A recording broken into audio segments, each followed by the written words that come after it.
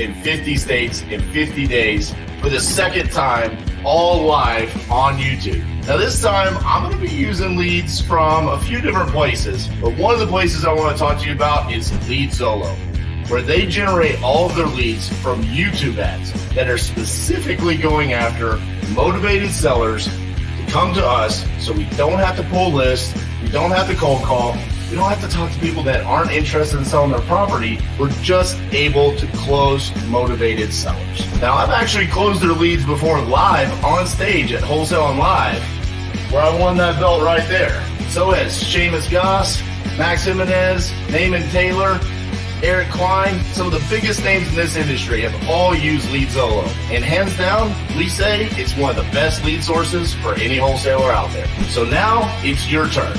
The LeadZolo guys have reached out to me and said, hey, we want to give your audience a chance to try out a lead on us.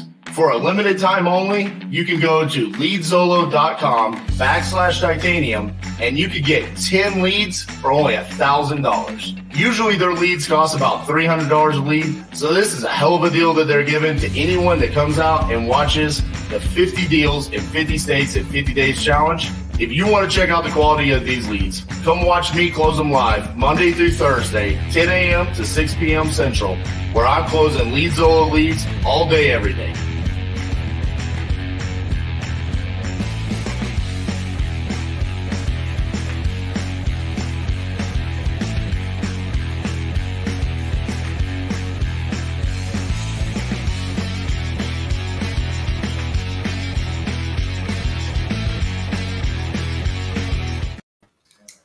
What's up, everybody? Welcome to day 36. How you feeling today, Miss Cassandra? Oh, excellent. It's been a damn good week. It's been a damn good week, partner. It's been a damn good week.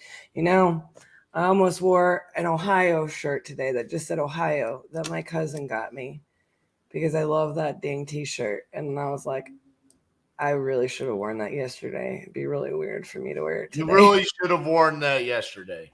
That's what you should have worn. I am really off on my wardrobe. I'm going to need to start this all over again. I put on my Oklahoma shirt this morning, and apparently at some point in time, yeah, we have Oklahoma shirts. Oh, yeah, we do have our logo. I was Oklahoma, like, whoa. Yeah, with our Oklahoma logo, not OU. No.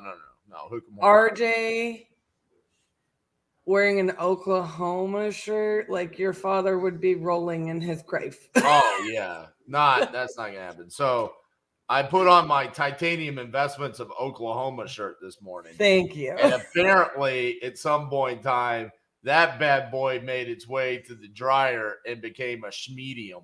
Okay. Ooh, schmedium. Pass it over. I looked like I was 21 years old, trying to look like Justin Helms, just ripping out of something. I just all day today, I would be like going like, I mean, I swear it would be ripping right here. So yeah, I went with the Lions Not Sheep shirt. That's what I went with. Thank you, Jamie. That's a nice shirt you have on in your profile picture. So this week has been a glorious week. We've had signed contracts that have been sent out that are going to get signed. We've assigned deals. We're closing deals. Action across the board on all of the metrics. It's really been probably the best week across the board that we've had in the 50-50-50 so far. So let's go ahead and bring up those KPIs. We're at 125 contracts sent. 85 have been signed. We only got 86 signed contracts in the original 50-50-50. And I just want to say right now, we have one of two signatures in Marshall, Texas, and we have one of two signatures in Clarksburg, West Virginia. All I need is the second signature on those two. And boom, baby. We got more contracts in 50-50-50 2.0 than the original. That's exciting. 9 terminations, 43 in dispositions. Listen, we've got a couple just right there on the cusp of being assigned. And then 23 are currently sold. That means they've been assigned. They just haven't closed yet. Those numbers are definitely going to be changing over the next couple of days. And then we've officially closed on 10 deals for where are we at right there? Right around $450,000 in assigned deals. So really excited for where we are. I fully expect to exceed $1 million on this at minimum. My goal, if you remember correctly, when I said this early on, was $2 million. So I got some work to do. But I will say 43 in dispositions. Well, actually, let's do the math here. We've got 362,000 in assigned. And then we've got 86,500 in close. That's 448,500 divided by 33 deals. Average assignment fee right now is $13,590. Multiply that by 43. There's an additional 584,000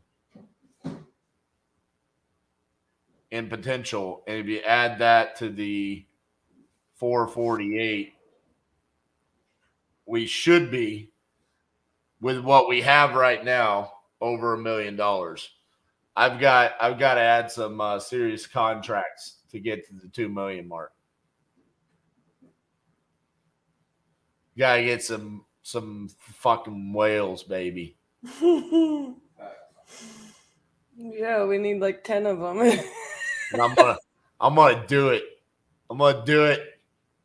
10 or 20 whales would do it. I'm gonna do it, and I'm gonna go into the Closures Olympics feeling like a fucking monster.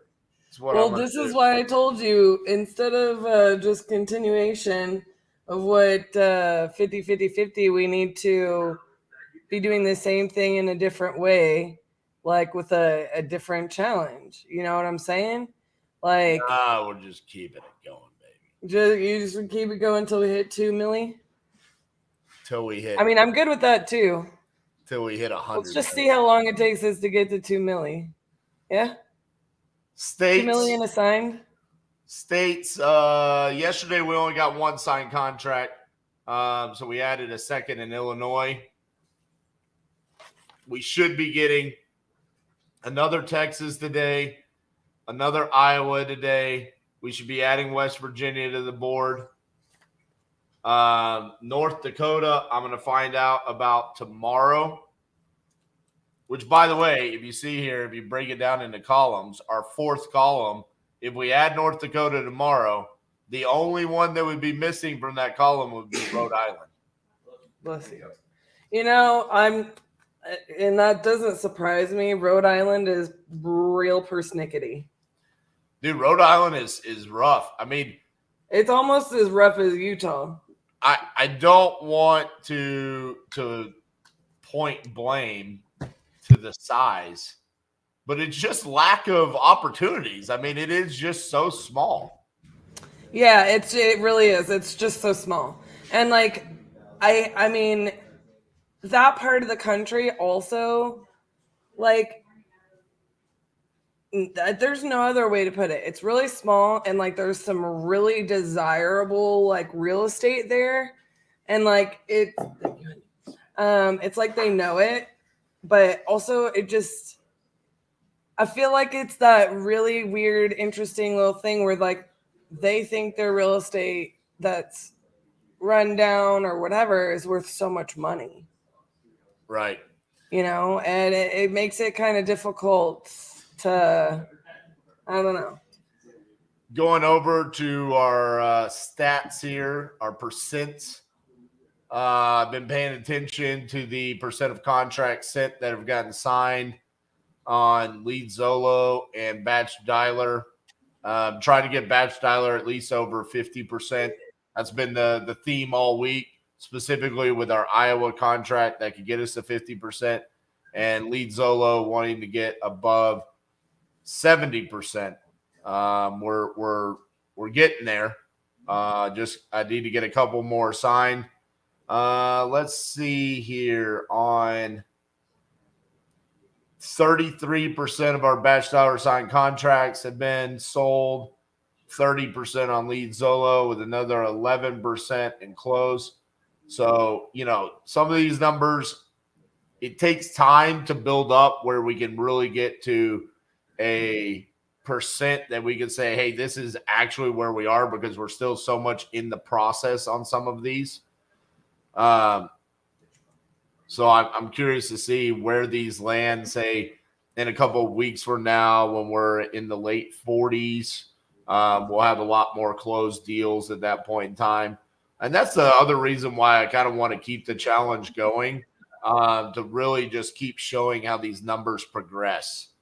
Yeah, it's not just that, though, but for me, I think it is like, I want people to see kind of where we land in the Dispo. So, like, that's why I was kind of like, I understand, well, like you and Jamie were kind of saying, like, on the acquisitions thing, like, you're sitting in your seat that's, your favorite in our process, and like the one that you really enjoy, and being, on the lives does like fuel, you. Right. It keeps you from, I was thinking about this a lot yesterday. So, I've got a really good friend with a good home team, Elizabeth, right? I've known her for years. And a couple of years ago, she started doing this thing she called Think Week. And she went to this place in Hot Springs, and she posted about it on her Instagram. And I was like, whoa, that place looks amazing. And basically, Think Week, I think, is something that Bill Gates started, where he just goes into a cabin for a week and like unplugs from everything. And, he has like these different things that he likes to do. No phones, no internet, and, he sets intentions and so on and so forth. So she started, doing this in January a couple of years ago. And I was like, where are you? This is something I absolutely need to do, because it'll get all of my, goals, and like, I can do all kinds of things with a Think Week, right? You are frozen. Okay, you're unfrozen. Anyways, for me, like, that's kind of what you're doing, with acquisitions, right? You're so hyper focused, and like, that's what I love about this challenge for you, for acquisitions, for our team, right?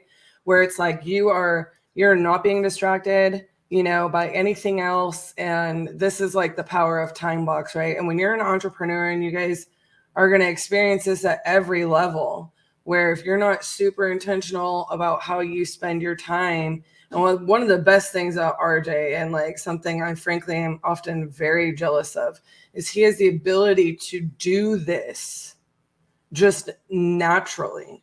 Whereas I am the exact opposite of him in this regard. And if I didn't have him like to like witness this and literally like learn how he does this, I would probably not be able to be as successful as I am, because like I would get pulled in 100 directions, and like, I'd be like, whatever. So like for him, that's what this is for me. No constant, hey, I'm going to stop and start and stop and start and stop and start and stop and start doing other things. And the next thing you know, it's the end of the day, and he has spent half of the time on acquisition, had half of the results or whatever, And so I talk to our team about this all of the time. I'm like, pay attention to what RJ's doing. Like when, we have some of the people on the floor back on acquisitions, or, even just on dispositions, because like I always talk about, it's not that different. And you guys pay attention to what he's doing. He's not having the constant distractions. He's setting up his intentions for the day. This is why we have this part of our system. This is why we have this part of our system. This is why we have this part of our system. And this is why we operate in this order, right? And if you adhere to that, you know, real estate can be crazy and chaotic anyways. So you have to counteract that with setting up your day just like he's doing to be successful. There's different books written about it. I probably should have read by now, but I start reading them and then I don't finish. Shocking. Well, it's like the one thing. I'll say on that is part of it is being laser focused, and then the other part of it is it all starts with no. This is kind of my new thing is like everything should start with no. And so I'm ignoring things that are not a priority to me. And then anything outside of this challenge that what I'm doing on a daily basis, I'm prioritizing in hey, that needs to be done before 10 a.m. Central, or it needs to be done after 6 p.m. Central, or is it something that I can just quickly fit in during one of my breaks or even just during leaving voicemails? Outside of that, if that's not the case, then it's just not a priority, and it can't be because the intention and the goal of doing this challenge is priority over everything else. And it's not just for me. It's not just for the people watching here. It's for our team. It's for our families. It's for our partners across many different ventures. They might not like it at times, and that's okay. But at the end of the day, they will like. They're gonna like the results. Here's the thing. I go back to it. I think I probably resonate more with Kobe Bryant than any other athlete that I've ever known, because I'm getting to the point now where I realize that I really don't care if people like me. What I care is I want people to respect what I was able to do to get the results that everyone needed. And at the end of the day, if that's what the takeaway is, hey, RJ did whatever was necessary to get the results, then I'm better for that because I've been liked in the past. And at the end of the day, being liked did not fuel my energy. It did not fuel my family's desires. It did not fuel the team's desires. So I'm at the point right now where it's like, hey, if I don't call you back when you want me to call you back, if I don't respond to a text message or an email, there's a reason behind it. And it's not because I'm just purposely ignoring you or not doing what you want me to do. I'm saying I think I know what I need to do to get you the result that you want. Absolutely. And I'm gonna go do that. And honestly, I think like that is, I have to say this because it's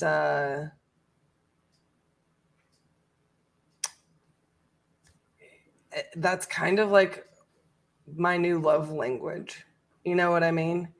And what's interesting about that is that, you know, for a good part of my life, like I'm a really like nurturing person by nature, right? And so it's not that I could never set boundaries, but like I would always be flexible, you know, on certain things. And, you know, I think at this point with this level, like where we're at in business, where we're at on our journeys, it's like you can identify with it or not. You can call it what you want. You can call it what you want. If it's selfish, hyper focus, some people find it to be like, you know, abrasive, where it's like, hey, you know, I set the expectation up, right, of what, and I will adhere to what I set up, right? but that doesn't mean that you're going to be able, you can get upset all day, like for me having to say like it is or do things a certain way in order to make sure that it fits. But, I was just having this conversation the other day, it's like somebody, is trying to bring an opportunity to us and not necessarily on a real estate deal. And I'm like, I will consider it, but I will let you know right now before we continue this conversation that it will be 6 weeks before I can dedicate more than 20 minutes of time a week to this. Yeah. And honestly, so if you're okay with that, we can continue this conversation, but you will have to understand, I will only be able to give it, like you need to decide what my effort is best used on for 20 minutes a week for 6 weeks before I can promise you anything else, right? And they wanted to continue the conversation, but I'm setting that up out of the gates, and you can take that as abrasive or not. Like, people do get their feelings hurt about that, right? Like, and it's like, I apologize, but right now, if that's the case, this won't work. And that's just the truth. Yep. All right. So on moving on topics. Let me look here. We've got some things happening today that I'm going to personally enjoy. I'm going to find a way to make sure I enjoy these moments. My son is in Tampa for a roller hockey tournament. He's at the Tours National Championship, essentially. So it's the Roller Hockey National Championship. And he's playing for the Roadrunners. They've got multiple teams down there. He's on a tan team. He's on for the 10U division. He's on the black team in the 12U division, as well as that team is also playing in the 10U division. His first game is at 11:40 my time, so in an hour. I think I'm going to try to stream it on the live. So I'll be calling while I can have it. I think I could do like a little screen share thing here, so I can be watching it while I'm calling. Then he gets to do a skills competition at 3:40, where they're going to compete on fastest skater and sniper. So it's like a shootout competition. And then at 4:40, he's doing a 2 versus 2 competition. So yeah, you might get to see some youth roller hockey on the live today. That's a lot of fun. Yeah, I'm gonna see how it translates on streaming it on here on the live as well. We'll see if it works. That being said, I've also got Pardon the Disruption today.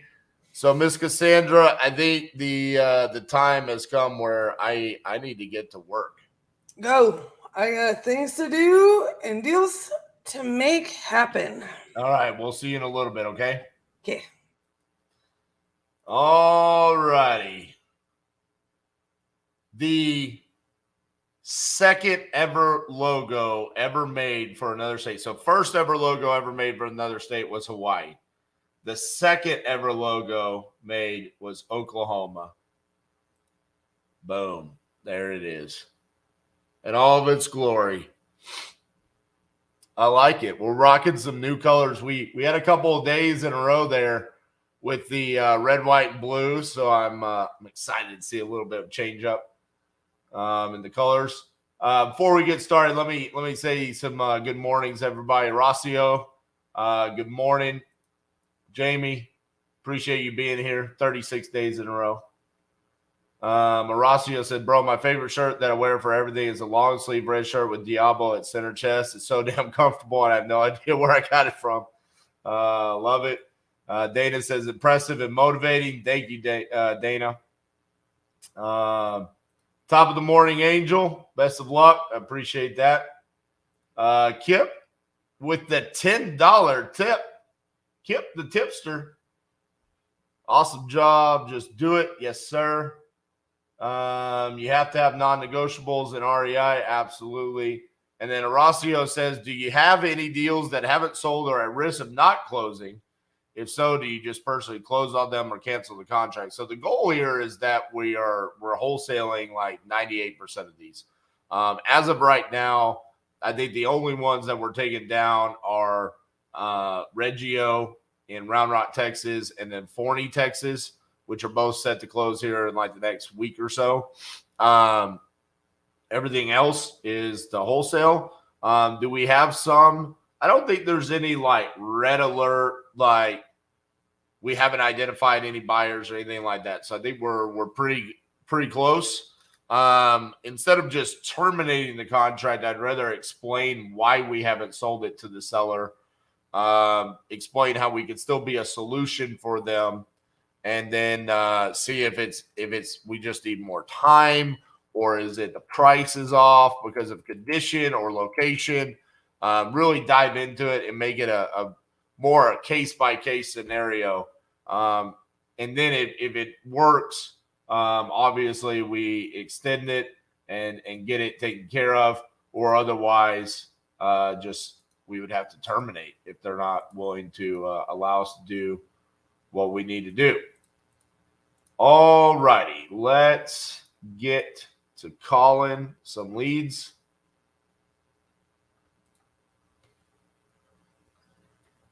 See what we can make happen this morning.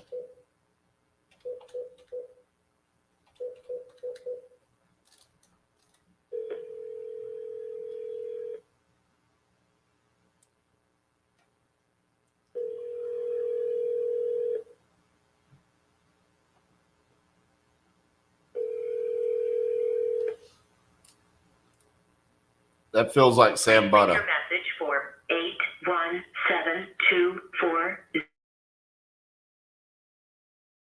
Sorry, mailbox is full. To send an SMS notification, press 5. Your SMS notification will include your number 1-817-710-8689. You may enter a different number now, or press the pound sign to your SMS has been sent. Thank you for calling.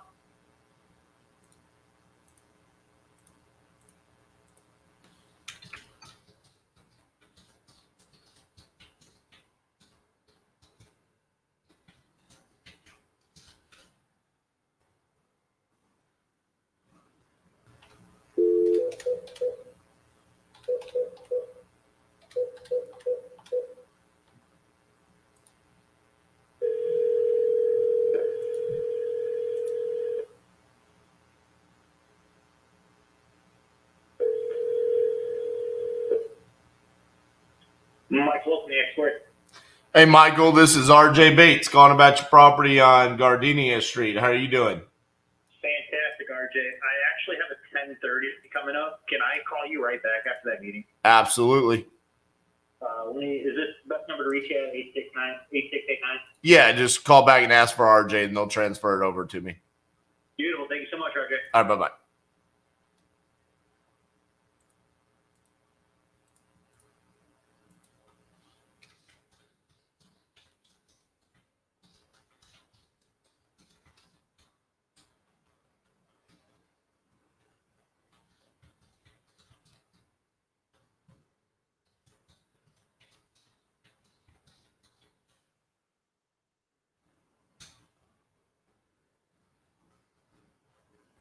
Oh, man.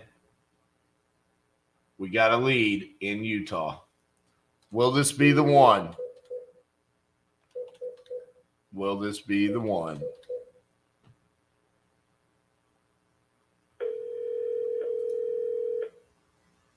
His name is Stan.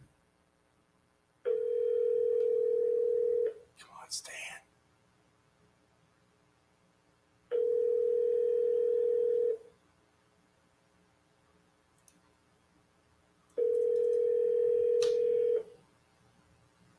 Call has been forwarded to an automatic voice message system. 559740 is not available. At the tone, please record your message. When you have finished recording, you may hang up or press 1 for more options.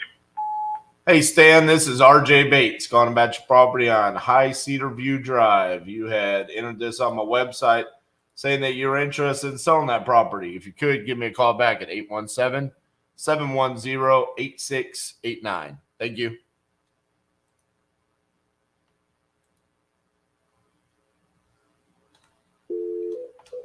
The moment's not here yet. Man, I'm telling you, one of these days, I'm going to call one of those Utah leads. Boom.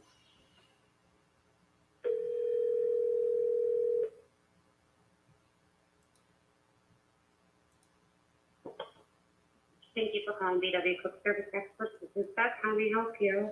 Hi, is Liz there? This is she. Hey, Liz, this is RJ Bates calling about your property on Green Valley Parkway. I'm in the middle of a teleconference and this is my work phone. So can I call this number back in a little bit? Yeah, absolutely. Just ask for RJ. RJ, thank you. All right, bye-bye. Bye. This is my work number. It's the number you gave me. I'm sorry.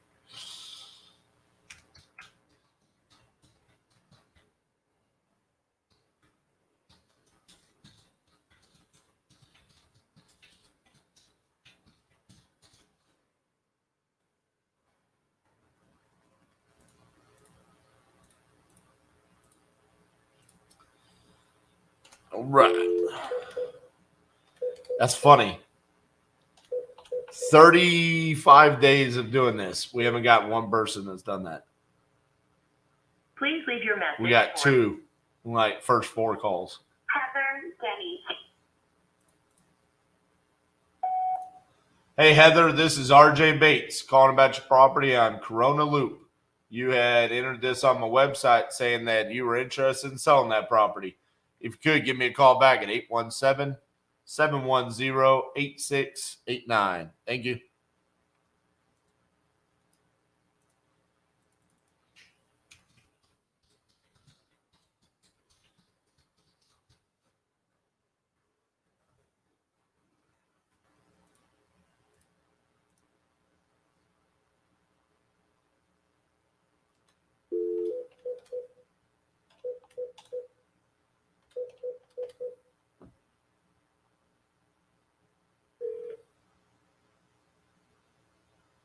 Please leave your message for 4694384.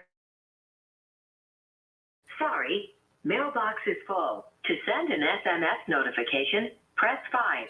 Your SMS notification will include your number 1-817-710-8689. You may enter a different number now, or press the pound sign to send your SMS has been sent. Thank you for calling.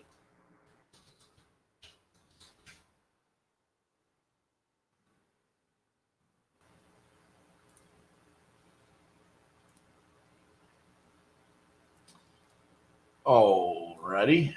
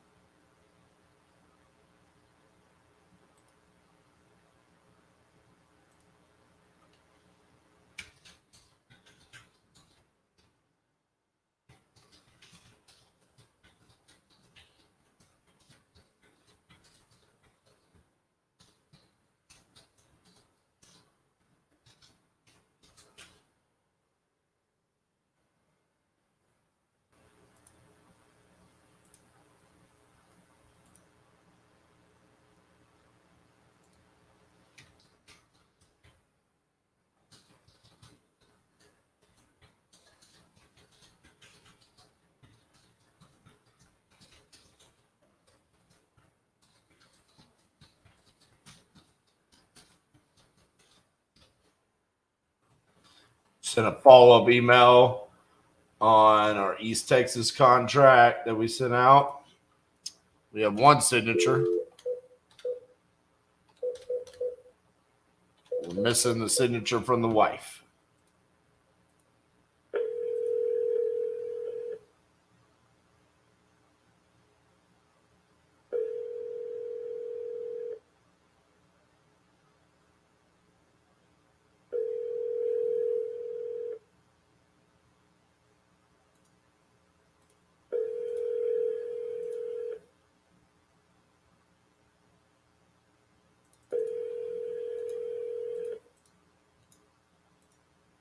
Your call has been forwarded to an automated voice messaging system.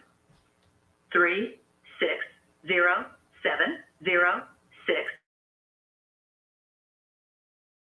is not available. At the tone, please record your message. When you've finished recording, you may hang up or press 1 for more options. Hey, James, this is RJ Bates, calling about your property there in Shelton. Give me a call back, 817-710-8689. Thank you.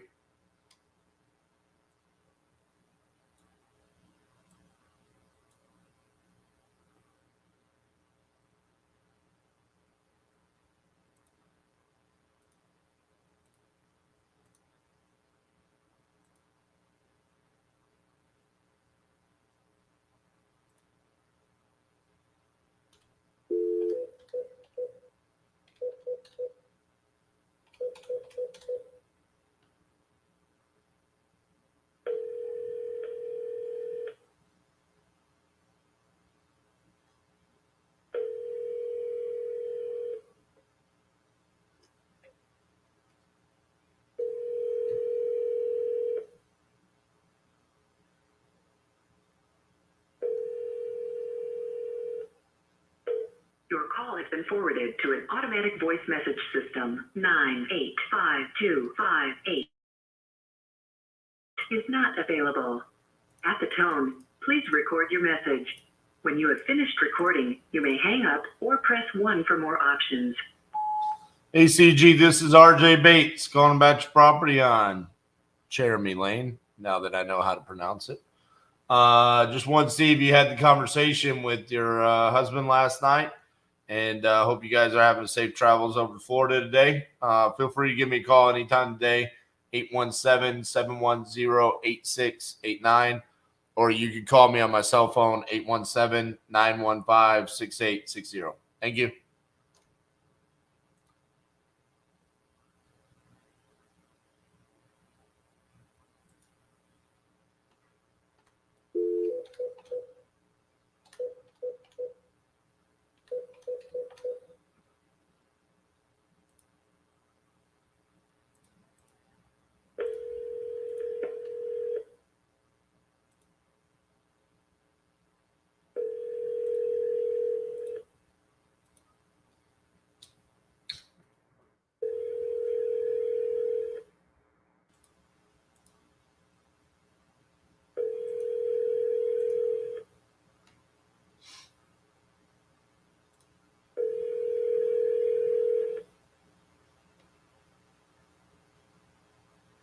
Your call has been forwarded to an automated voice messaging system.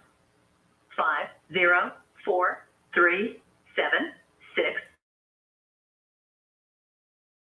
is not available. At the tone, please record your message. When you've finished recording, you may hang up or press 1 for more options. Hey, Linda, this is RJ Bates. I sent over the contract to you yesterday about your property on Broadway Street. I don't think I saw you view the contract, though. So just wanted to see if you received it. It could potentially be, I see you've got a Gmail email, so it could be in your promotions tab, or it could be in your spam folder. So give me a call back, 817-710-8689. Thank you.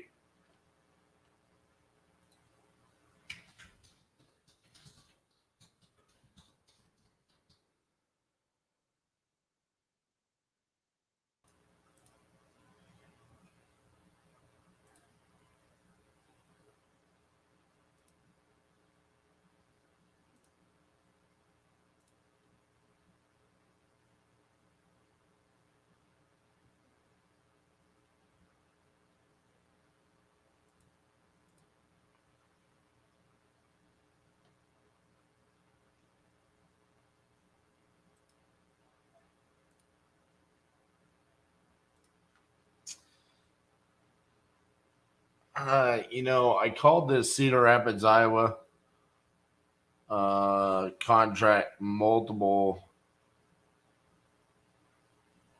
times yesterday, and just based off of his personality, I don't want to push it, so I'm going to text him.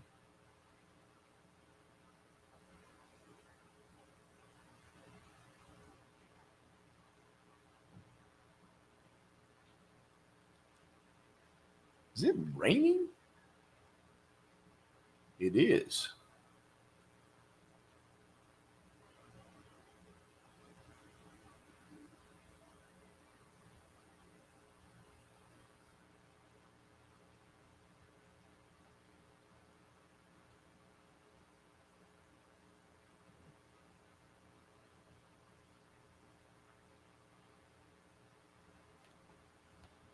All right.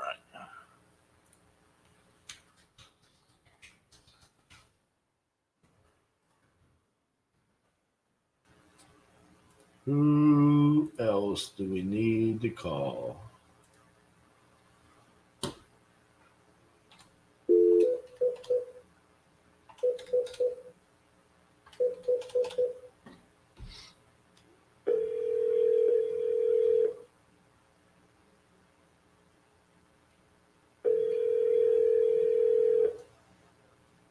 Hello?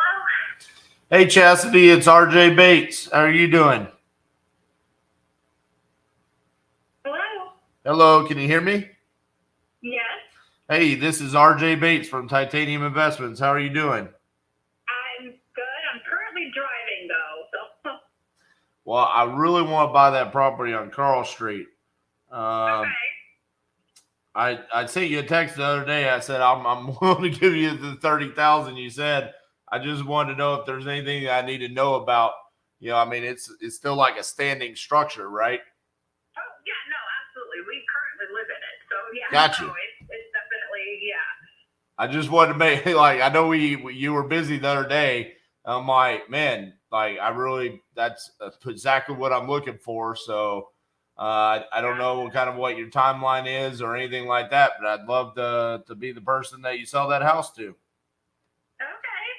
Yeah, we're not in any kind of a crunch. We're not in any, like, we have another house that we bought in Muncie. Okay. And we're actually thinking about selling that one too because we're thinking about moving like 2 hours away. So, Hey, Lord. I kind of like Ball State's football uniform, so I'm not opposed to buying a deal in Muncie. Well, that one we're asking, if we do decide to sell it, that one is an 80,000 firm. Okay. That Well, one, I wouldn't have a problem with taking a look at that one and seeing what's going on there. What's the timeline of when you would want to sell Carl Street? I don't really have like a time frame, honestly. That's something I probably have to go over with my husband to try to figure out like what he wants to, like how he wants to go about it and everything else. Oh my gosh, come on. There we go. Oh, sorry, I'm trying to pull into a parking spot. Yeah, that would have to be, and I'm obviously currently not at home. So Yeah, I would got have you. to ask him when I got back home. To see like what his time frame is. Because I mean, if you say it's like 30 days, that's perfect. That's minimum what it takes anyways. If you say it's 90 days, that's okay. We can work around that. So realistically, it's just whenever you guys say like, hey, this is when we really want to sell the house, that's what I can put down as the closing date. I gotcha. So yeah, realistically, our process is pretty simple. We send you over a contract, you sign it, we come out, we walk the property, just verify some, what it looks like on the inside. We make our plans for what we're going to do to the property. And then, whenever you're set to close, that's when we close. So realistically, the only couple of things I need from you is when you want to close on Carl Street. So then I can send you a contract on that. And then I just need the address for the Muncie house so I can take a look at that. That one, the one in Muncie is 713 South Catalpa Drive. How do you spell that? Catalpa. Gotcha. And is that vacant or is it occupied? No, it is vacant currently. And does it need any work to it? It does. The owners that we bought it from went through, like, the house is set up kind of funny. I think originally, or well, not originally, at some point in time, it was set up as two separate properties, like two separate houses. The original owners didn't have it set up that way, but at some point after the original owners sold it, it was turned into two separate properties. There's two separate meters, there's two everything. And so although the whole house runs off of one meter, there are two meters there.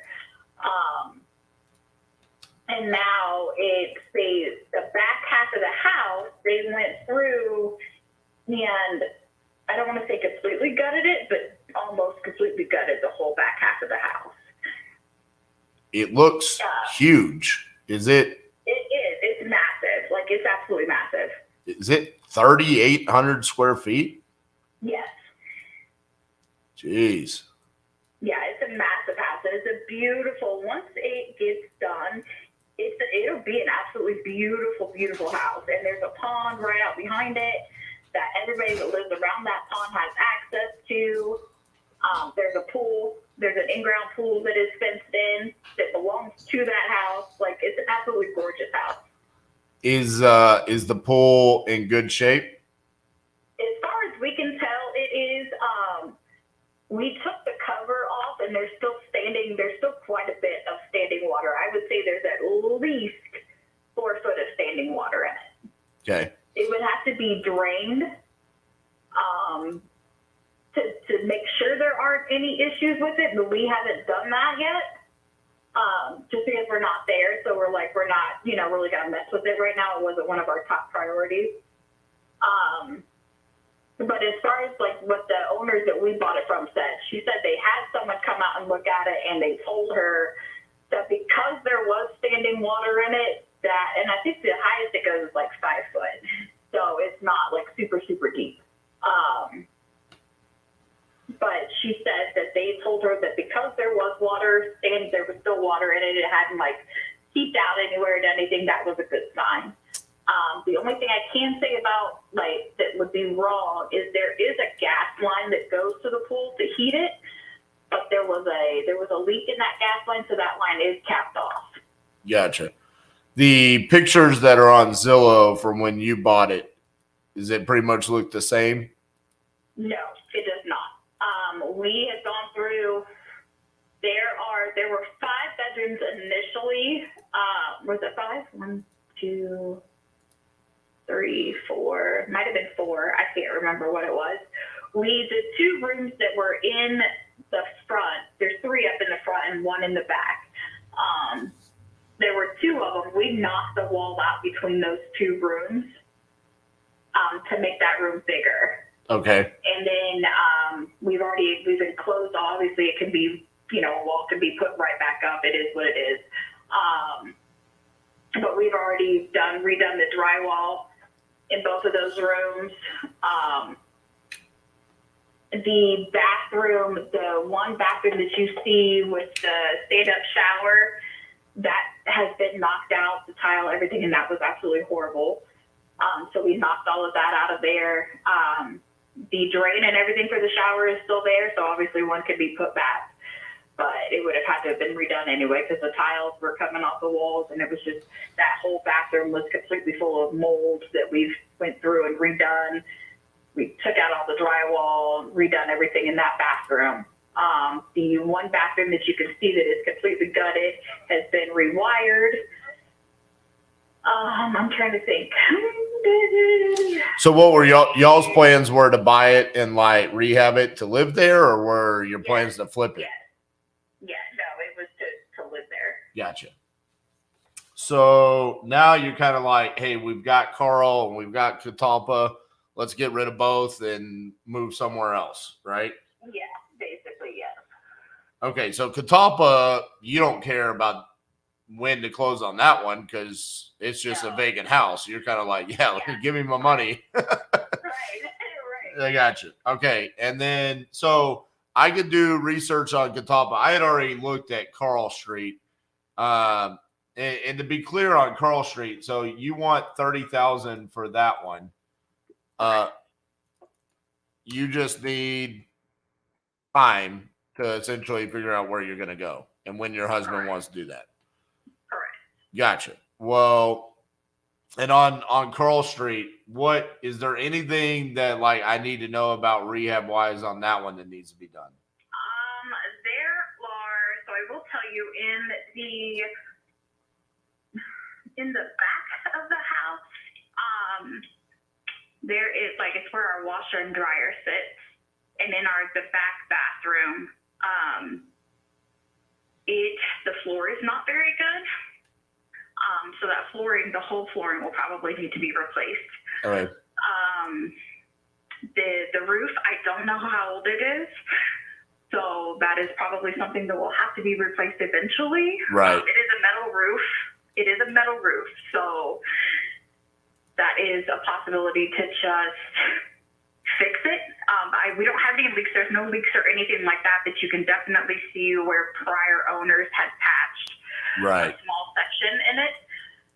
You may be able to just seal it and be done with it. It may be something as simple as that. As far as, like I said, there's no leaks, there's nothing like that. The problem is it's one of those metal roofs that it's very easy to see that if there is damage, the damage stands out, I mean, it's just that flat standing seam and it's red, so it kind of, really stands out like, hey, look at this huge dent right here, Right, yeah. Again, we've owned that house for 5 years, and again, we've never had any leaks or anything like that. Gotcha. There was a fire. I will tell you, there was a fire about 3 years ago in the kitchen, but that's all been redone. Everything's been rewired. Everything's been redone completely. It says there's I believe it says there's 2.5 baths. Like when you look it up, there are 2.5 baths. The one bathroom was this little bitty bathroom off of the kitchen, and we've actually moved that. So now it's 3. No, it still is actually 5 bedrooms. There were 6 bedrooms total, but now there's 5. Because we took the bathroom and moved it into one of the downstairs bedrooms to make it a bigger bathroom. Gotcha. Reran all the plumbing for it, all of that. Reran new wiring, everything. So all of that's been done. It needs work. It's an old house. I mean, that's just, it's an old house. So I assumed there's nothing that's major. Right. I assumed as much. I mean, I know me and you had a brief conversation the other day, and I was like, how much do you want for it? And you're like, 30. And I was like, sounds exactly like what I want. I mean, Right. I mean, it's like, I assume when you said 30,000, it needs work, I mean. Right. From my estimate, from what I've been told, it roughly needs about $20,000 worth of work. Okay. I'm going to assume it probably needs a little bit more than that. Just, I mean, normally when somebody says 20, I'm like, all right, let's say 30, Right. just that's kind of the norm there. Brandon is your husband, correct? Correct. Okay. So what I can do is I have your email, I think. What I have is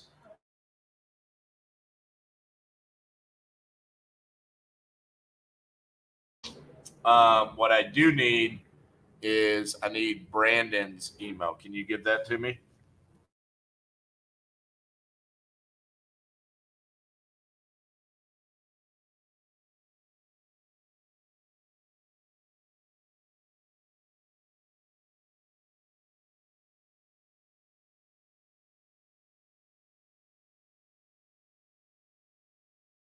Yes. Do you know how often it is when I ask a significant other what their spouse's email is and they don't know it? Because you never end up emailing your significant other. It's like people are always like, Hey, that's a good question. I had someone the other day. They literally had to call their spouse to ask like what their email was. Oh yeah, no. The only reason I know is because he has two, and Right. I have to know which one he actually goes through to you. So what I'm going to do is, I'm going to analyze Catalpa a little bit more. Okay. Probably send you a contract on that one. And then on Carl Street, let me ask you, what would you think about if I sent you the contract for the 30 and I put on the closing date to be determined when the sellers find their new property to move into? So that way we're not putting like a firm date where it's like, hey, you've got it. Because honestly, it's going to be we're going to work with you regardless. So it's like, I don't even care if it's like 6 months from now, to be honest with you. Right.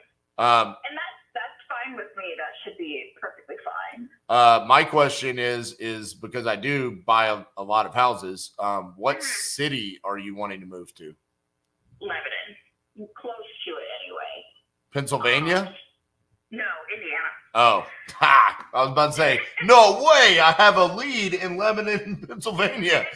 Yeah, no, this is in Indiana. This is so like Lebanon, Noblesville, right in that, which I know Noblesville is like 35, 40 minutes away from Lebanon, but like in that general area, Brownsburg. All right, let me see my system here, because that would be cool if I bought 2 houses and sold you one. I got Lebanon, New Jersey, and Pennsylvania, but not Indiana. You said Noblesville?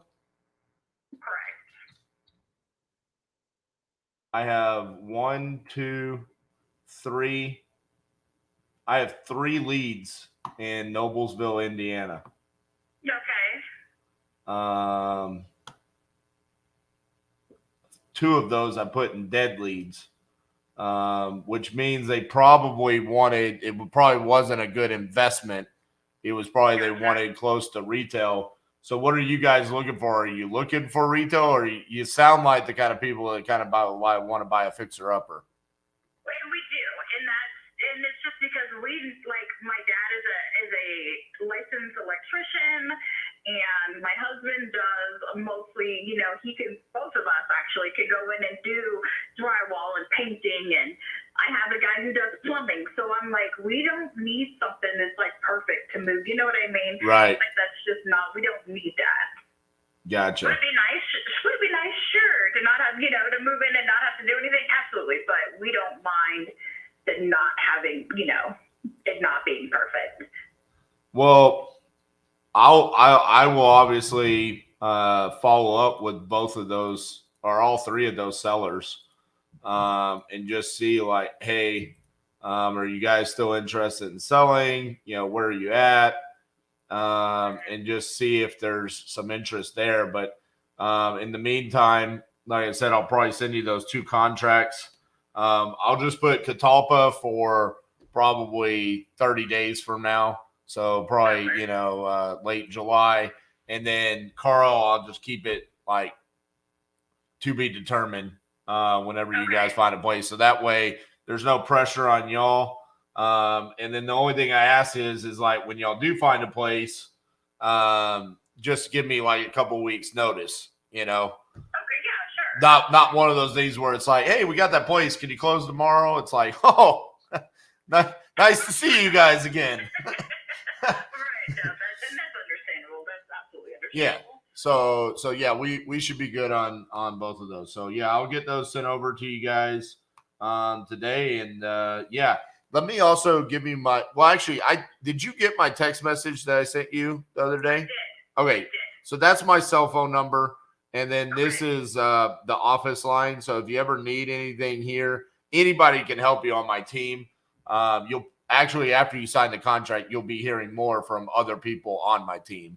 Because they'll be the ones that are like we have a transaction coordinator. He's the one that makes sure that he coordinates all of the closing and the title work and all of that. And then we've got other people that schedule the appointments for the walkthroughs and stuff like that. So, I gotcha. Okay. so yeah, you'll hear from them. But if you ever need me, just whenever you call the office line, just ask for RJ. Okay. Okay, perfect. All right. Well, I'll get that stuff sent over to you today, and look forward to doing some business with you guys. All right, awesome. Thank you. All right. Bye bye. All right, bye-bye. Yeah, go ahead.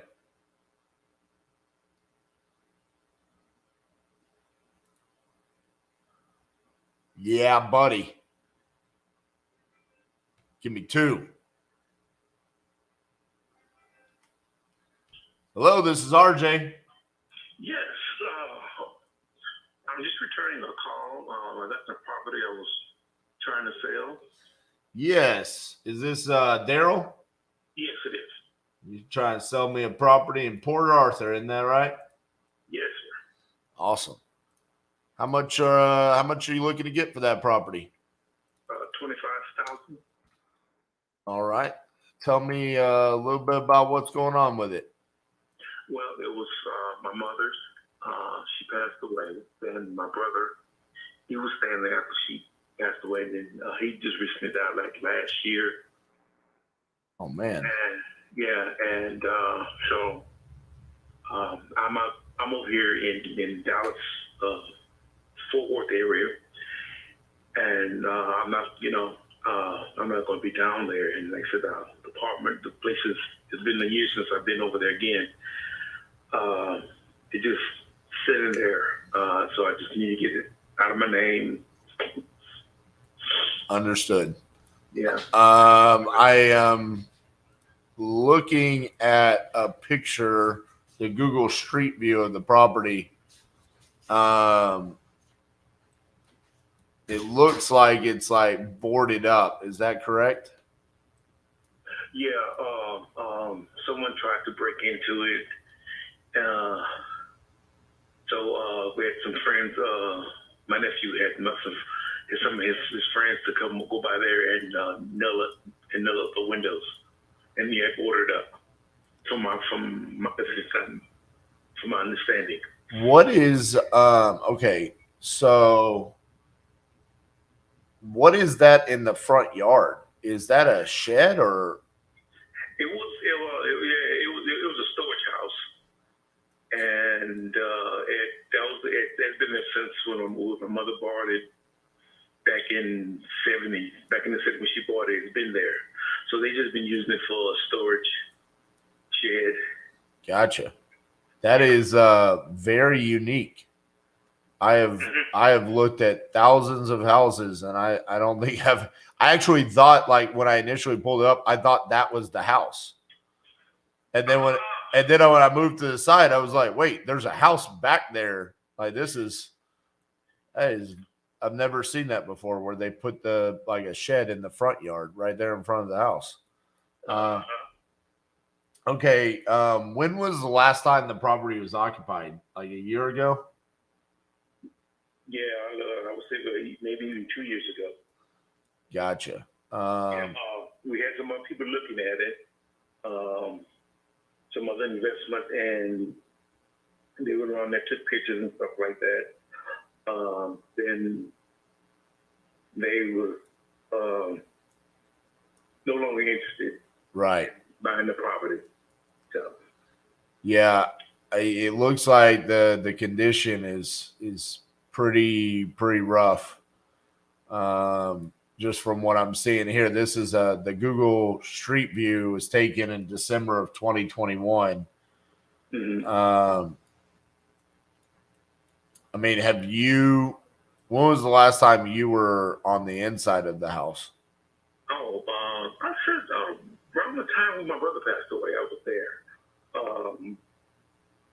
It was, I know the outside looks really bad, but right. The inside is much stabler. It just like needed, repainting. The floors are kind of weak. I noticed that when I was walking through it, the floors were real weak. So like subfloor issues? Yeah. Gotcha. Yeah. It's a new roof on there. Okay. And like I said, one guy talked to me and said, well, he was talking about just refurbishing it. and sell it like that right there. So I said, okay, well.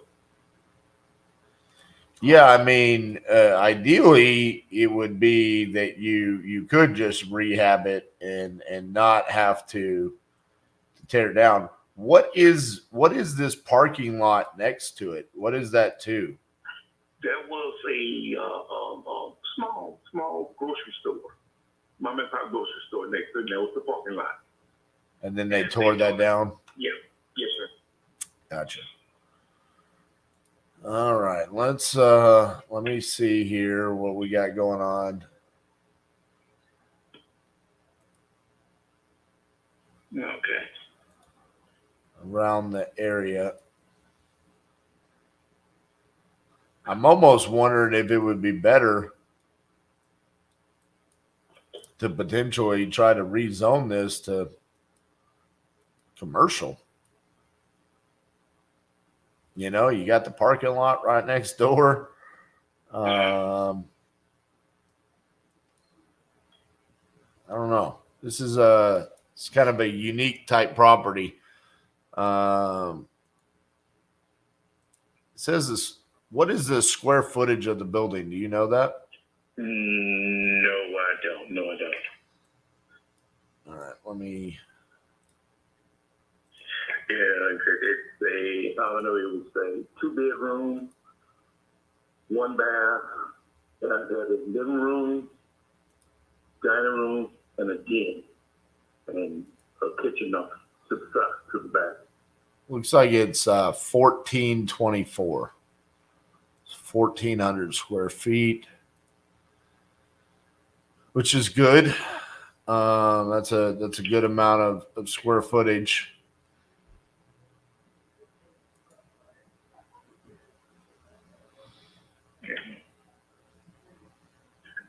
And the backyard, a small front yard, and a decent sized backyard, which there was a garage on the side of the house. I think they tore that down, if I'm not mistaken.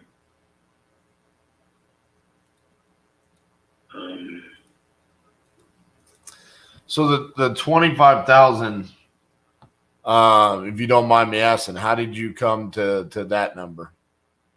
Well, like I said, we've been once before we tried to sell it, and that right there was like maybe the guesstimate of we called and the value of the house, and it came around to that 25. Yeah, give or take a little. But like I said, we've been trying to get rid of the house before, and they just backed out of the deal. right. And I'm like, wow. And they say it was within their inspection period. I said, okay. Yeah, and I understand that, and I don't want to do that to you again. The reality of it is I think probably what happened, if I had to estimate what I think was happening there, is they were probably trying to wholesale it.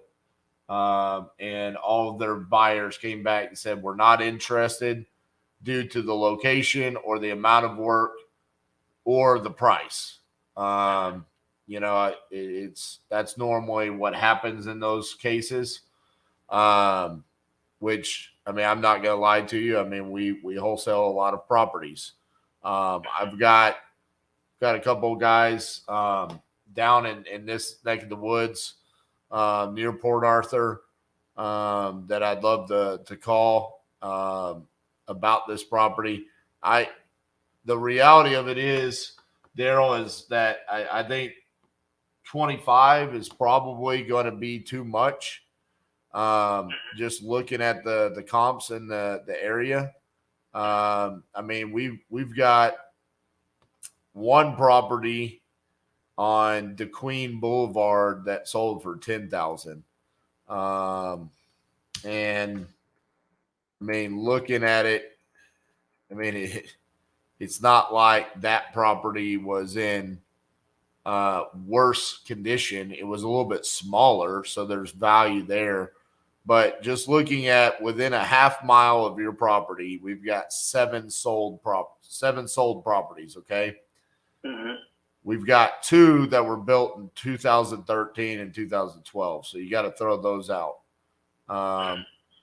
So you've got everything else is built in 1962. The prices of those properties were $40,000, $64,000, $80,000, $1,000, and $10,000. To give you an idea, I mean, if I just picked the highest price one, $80,000, and then it's 1400 8th Street. So you can look that one up and see.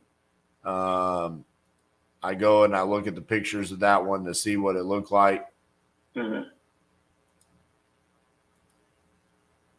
If we have pictures, it is not showing any pictures. It just sold. Come on.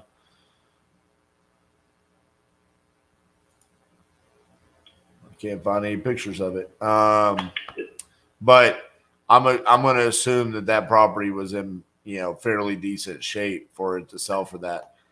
I think honestly, Daryl, it just depends on your motivation and want to sell this. I mean, I'm pretty successful at what I do as far as being able to either buy the property myself or find another investor that would be more interested in this and wholesale it. My question to you would be, if I go out and I find out that the most an investor is willing to pay for this is $15,000, is that something that you would even want to entertain? Yeah, no problem.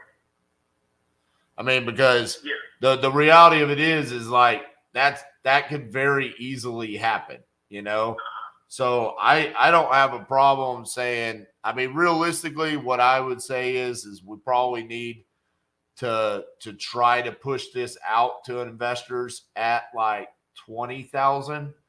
Because most investors, what they like to do is feel like they're getting a deal.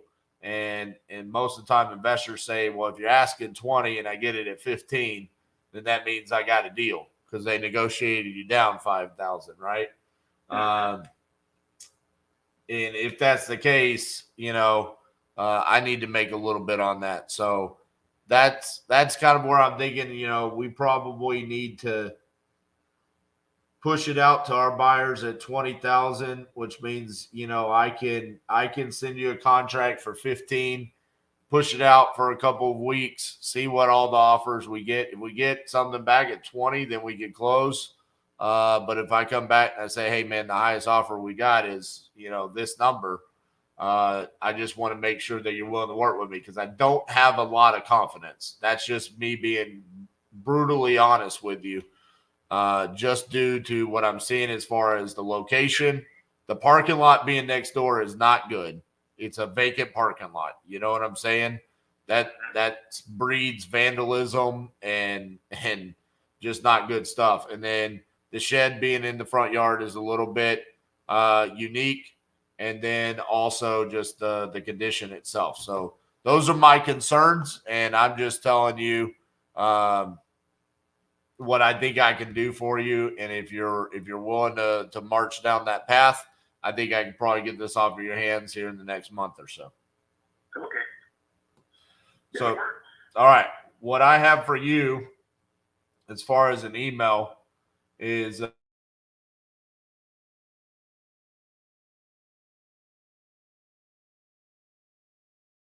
correct. Okay. And let me verify something real quick before I let you go.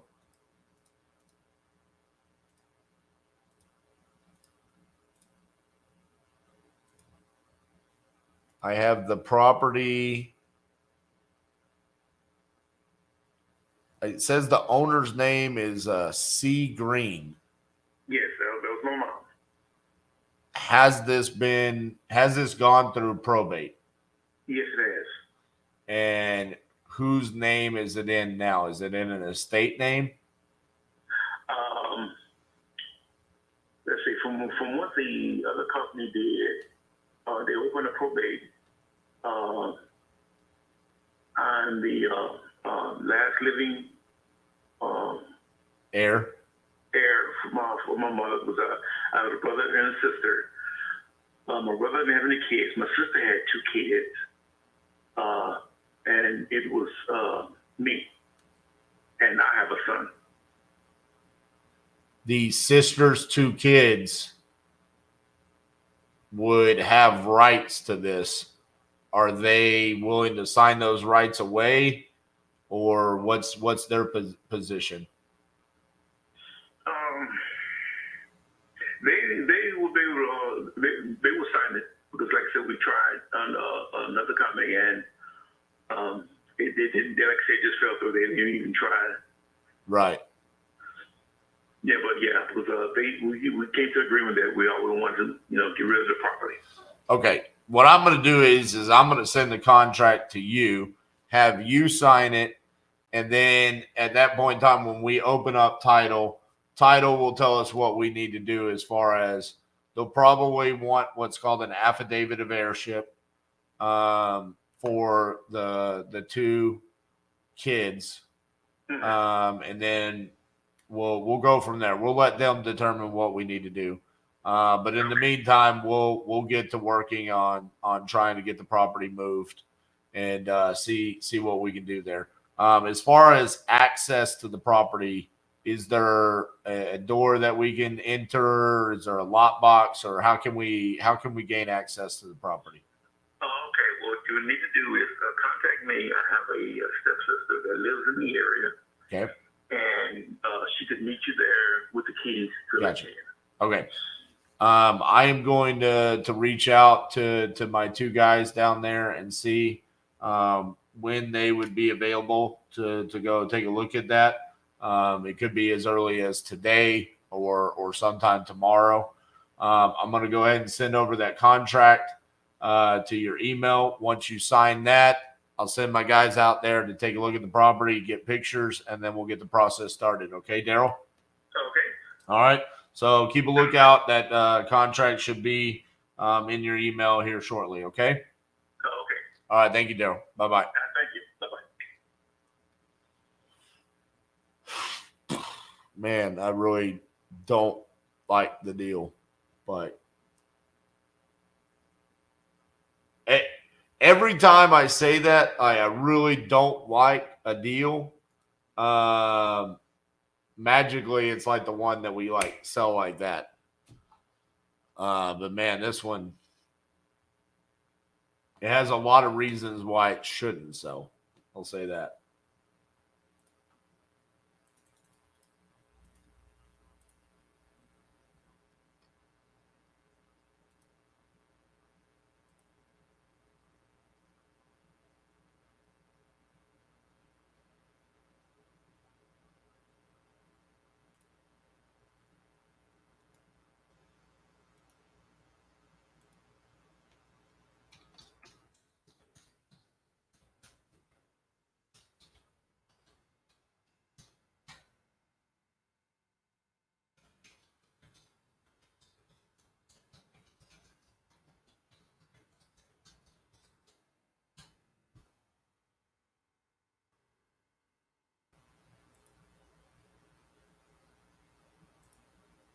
All righty. Well, we've been live for an hour and 18 minutes, and we're already sending 3 contracts. I think we're off to a good start.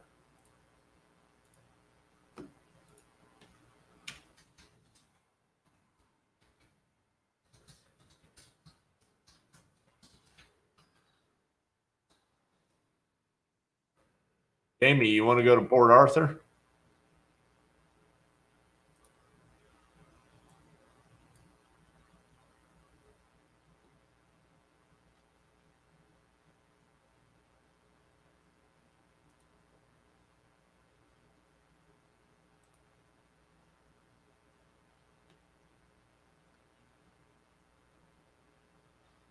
Jamie's like, no, bro, you sounded like you hated that deal.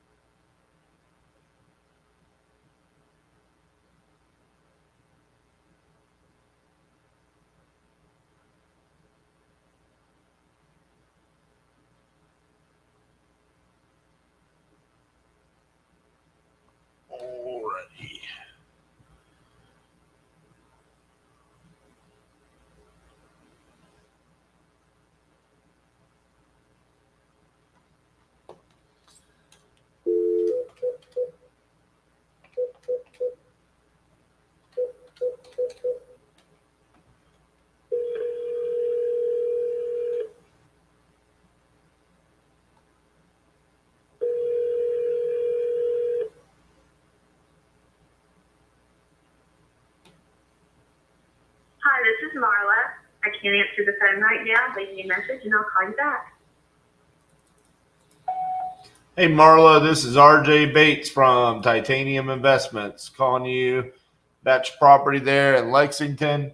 I know that you were going out to Lexington to, move the belongings and stuff like that, but I just wanted to give you a shout, see how things were going, touch base with you again, and see if you had a chance to run my offer by the other heirs. So give me a call back, 817-710-8689, or just shoot me a text, 817-915-6860. Thank you.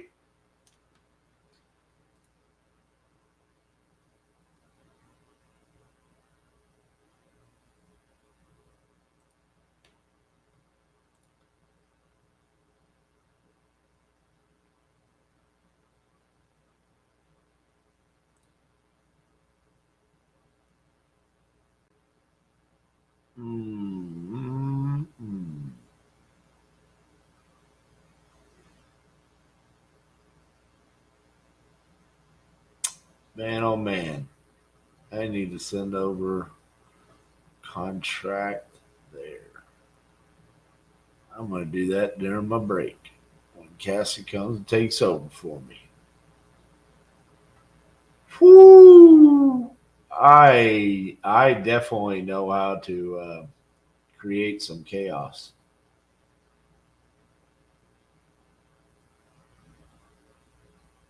I'm just looking at my queue over here, and it's like there's almost a certain level where you got to like throttle it down so the team can kind of maintain what's going on.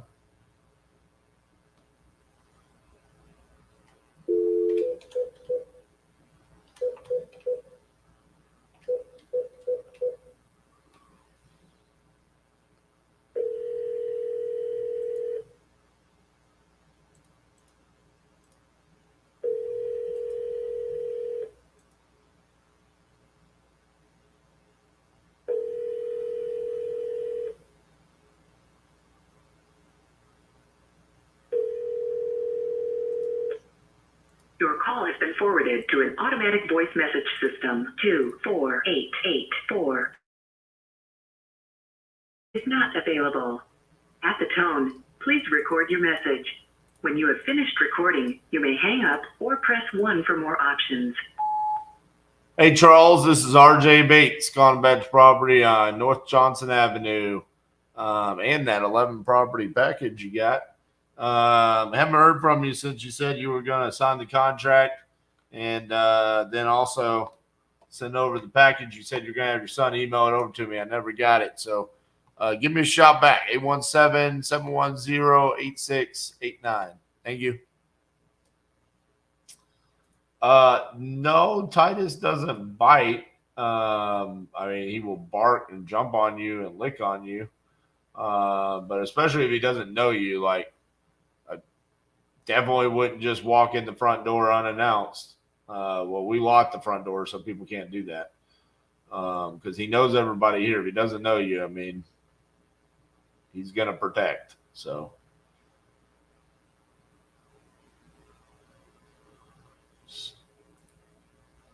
warning you. If you're not a dog person, Titus is not the dog to be around.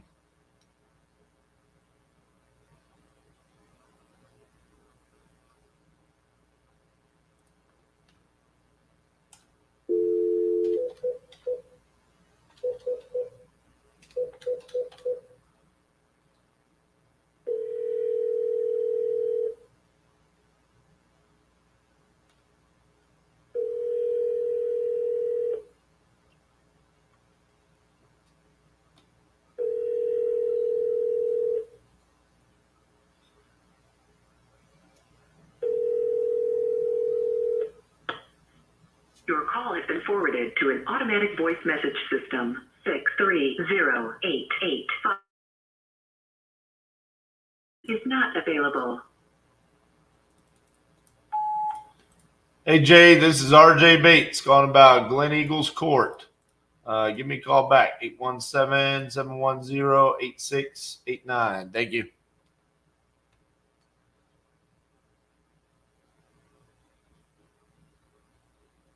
I think that should be good on my follow-ups.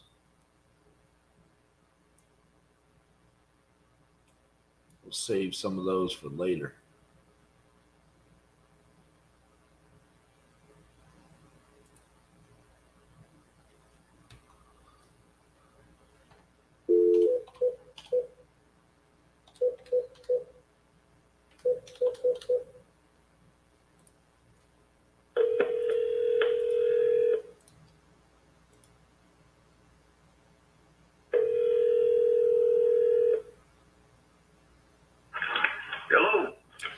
Hello, is this the owner of 15326 Rockfish River Road? That is correct. Hey, this is RJ Bates. You had entered this on my website saying that you were interested in selling that property. That is correct. Awesome. How much are you looking to get for it? You're an investor, am I correct? What's that? Oh, you're an investor? I am. Okay.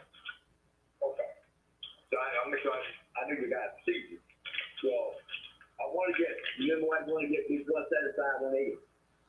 175, 180. Right. So I take my pay cut. Sorry, your phone's kind of breaking up there a little bit. I'm the better. Okay. We're looking for 175 to 180. Gotcha. Between them. Okay. And the house is 1,000 square feet. Is that correct? 1,008 square feet. And it's a basement on there, which we call a small space, but it's actually a half in the space. It's really more square feet than you think. Gotcha. And one more thing. There's also a property, it's semi-waterfront, because we got Rockfish River that people get to do on that. So it's semi-waterfront property, and it also has it's called one home on two sites. There's no place up there you can build another home. I see.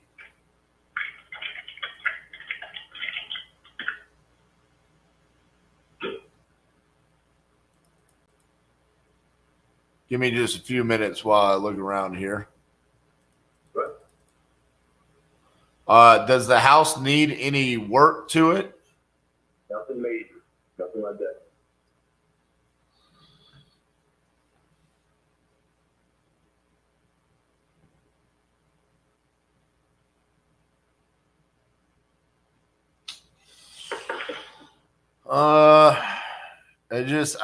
The only similar type property that I got is one on River Trail. It's got similar lot size to you, and a little bit bigger of a house. But if I use that as my comp, it doesn't really give me a whole lot of room to be able to do anything with the property. So, as an investor, I mean, I get the point where you're saying I could potentially build on the additional lot there, but I know you guys see you guys looking in the wrong place, because there's a house there. My neighbor is only 1 mile from me. He has 2 bedrooms, 1 bath home he sold with 842 square feet. We sold it for $506,000. Make sure you look at everything you need to look at. well, I'm going. I got 2 miles out, and I didn't see that. So, I mean, I don't know if that was a private sale or what he did there, but I don't. I mean, how long ago was that? That was only 5 months ago. And not only that, this is going to cut the conversation to a string of hope right here. We'll me and my wife will take a cut, a little pay cut from it. I know you invest good. I know you invest work. We'll take a pay cut. We're not going to let you make all 100% profit on our home. That's why we took a pay cut. We got a lot of people call us every day for some kind of deal or something. I don't know. But we know what you do. I know you make your money. I'm sure you're investing. But I'm just saying, here's the time, and maybe it's wasting that conversation here. Saying you're going to make a little money, we get come to some degree. That's fine. But it's not going to make 100% on profit over our house. Never going to happen. We're not desperate to stay. We're just looking to do the office. That's all. Yeah, I mean, what I'm saying is the only property that I see that is similar in nature to yours at a high price point that can be beneficial to your price is 92 River Trail, which sold for $399,000, but the house is 1850 square feet. So if I take that price per square foot, which is $215, multiply it by 1,008, that gives me $216. That's what I think the house could be worth. That because I'm just basing it off of facts. And Well, I can give you also facts also too. There was not too maybe a year ago, a house was actually sold, and it was actually sold for $259,000, and that's only a year ago. Something happened with their financing. I don't know what really happened, but something happened, and we just took it off the market. We actually had it sold for $259, and maybe I gave you some facts right there, a little bit high goes to. yeah, well, I mean, I can't see it, so I mean, it's probably just not a good fit for me. Okay, I understand that probably wouldn't because I'm sure we're trying to football someone, so it looks like you care.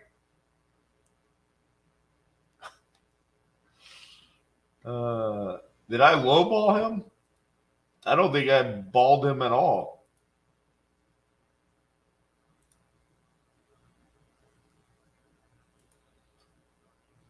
I get so confused as to why people act like that.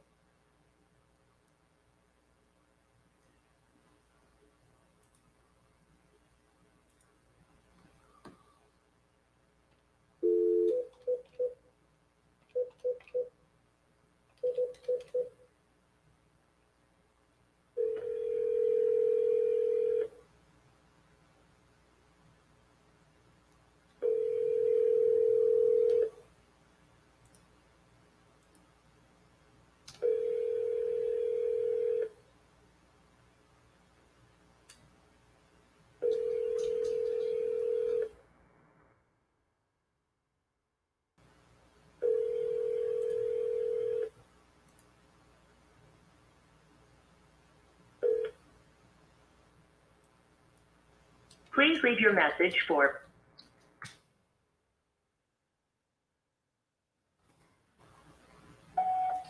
Hi, Carol. This is RJ Bates calling about your property there on East Hunter Drive. You had entered this on my website saying that you're interested in selling that property. If you could, give me a call back at 817-710-8689. Thank you.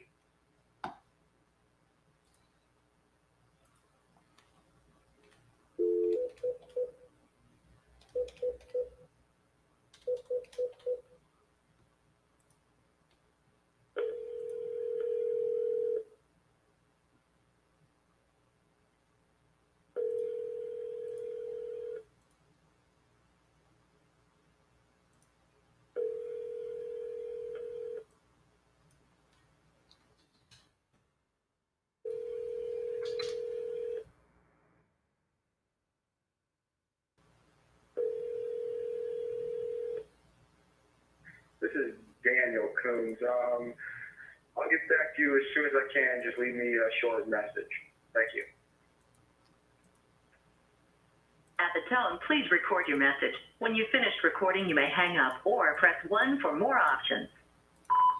Hey, Daniel, this is RJ Bates calling about your property in Donovan, Illinois. If you could, give me a call back at 817-710-8689. Thank you.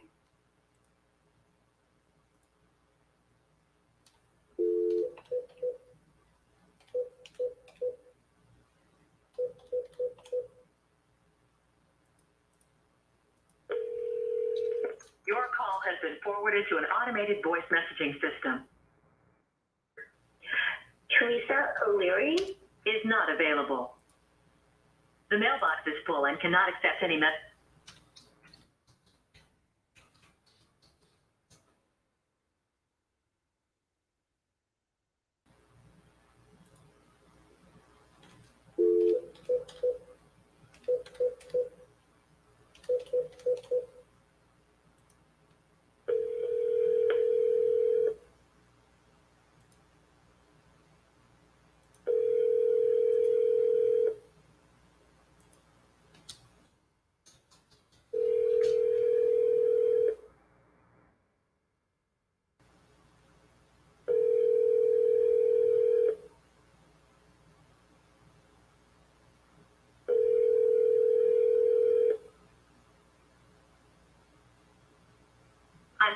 person you are trying to reach has a voicemail box that has not been set up yet. Please try your call again later. Goodbye.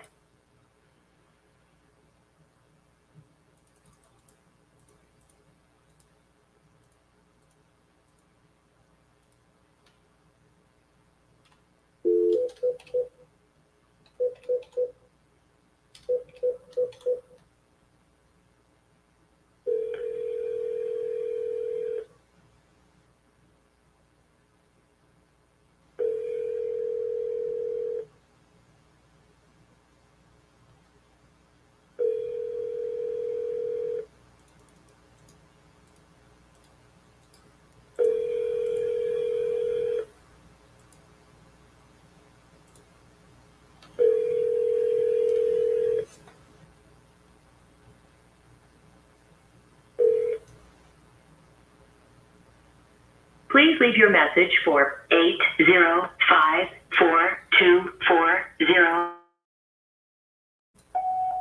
Hey, Mike, this is RJ Bates calling about your property on White Swan Court. You had entered this on my website saying that you're interested in selling that property. So if you could, give me a call back at 817-710-8689. Thank you.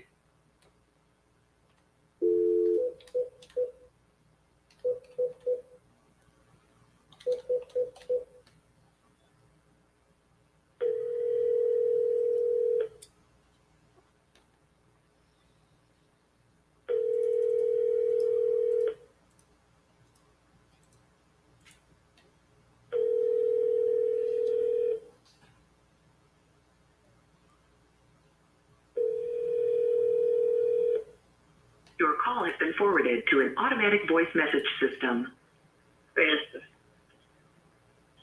Is not available. At the tone, please record your message. When you have finished recording, you may hang up or press 1 for more options. Hey, Francis, this is RJ Bates calling about your property there on Somerset Avenue. You had entered this, you spoke to Gene about selling this property. And, give me a call back. 817-710-8689. Thank you.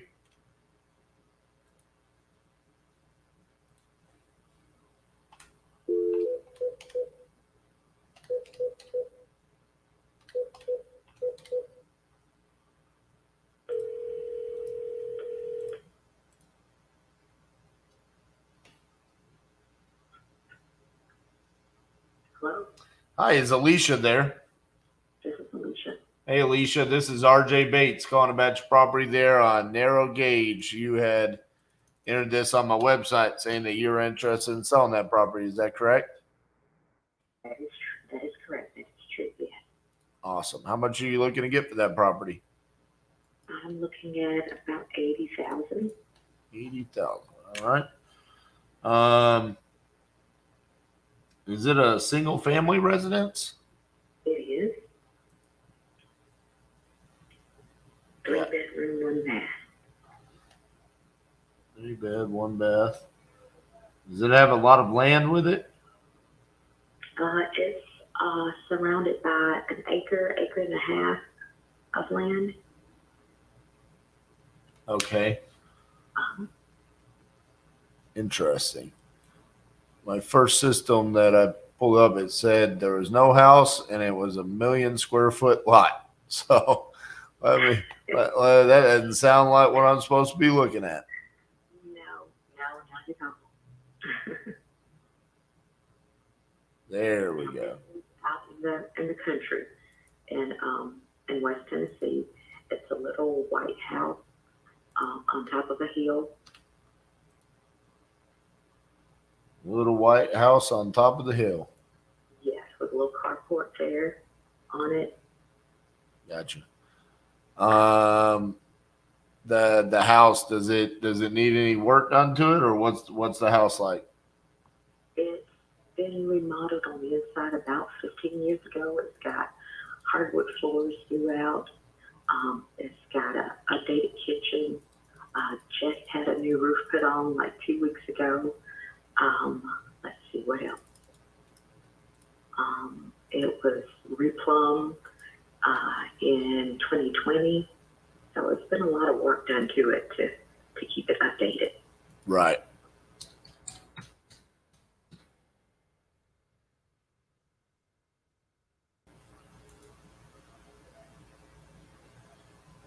Just bear with me. I'm looking at a couple different things here. All right.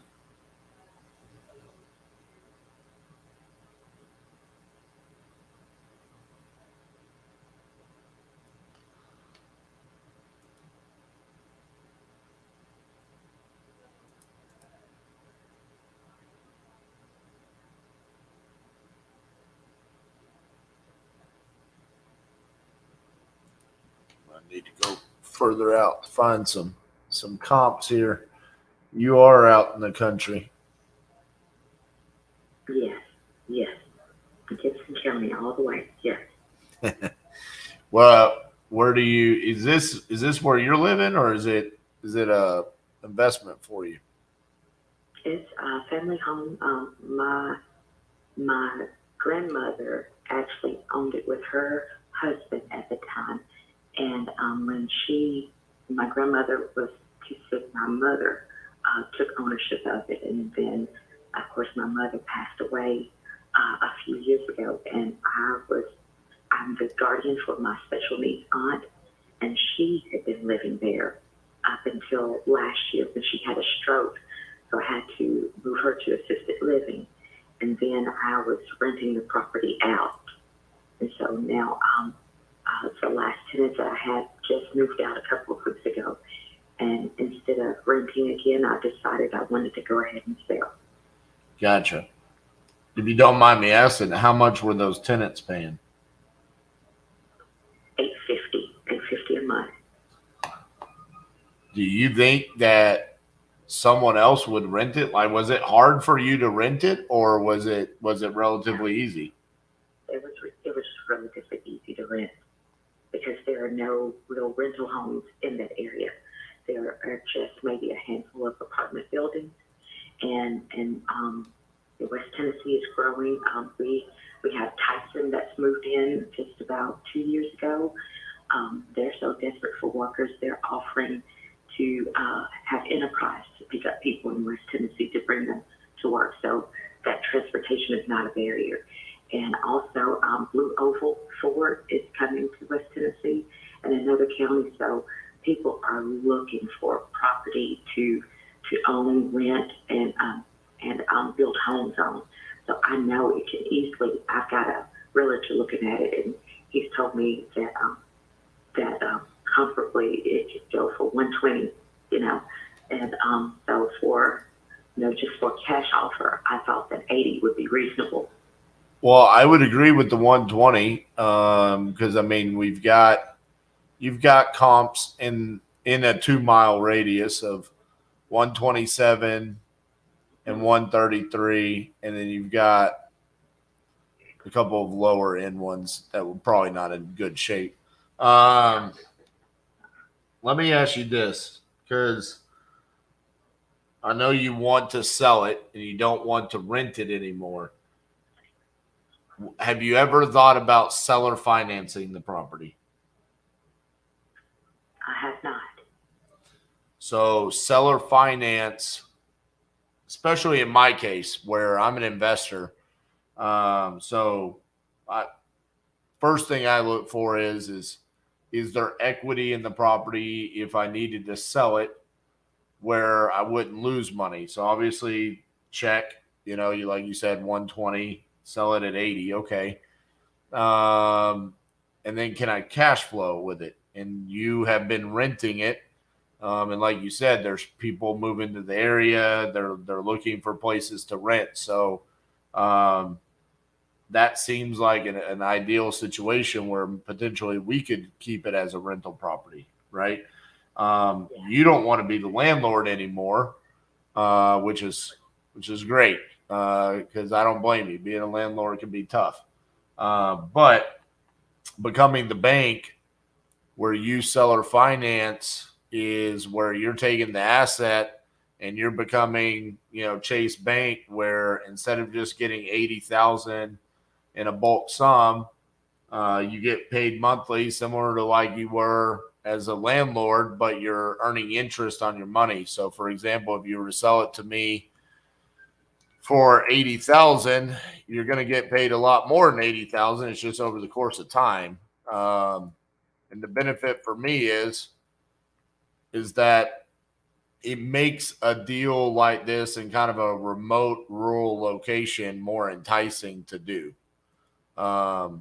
Whereas, looking at kind of real country,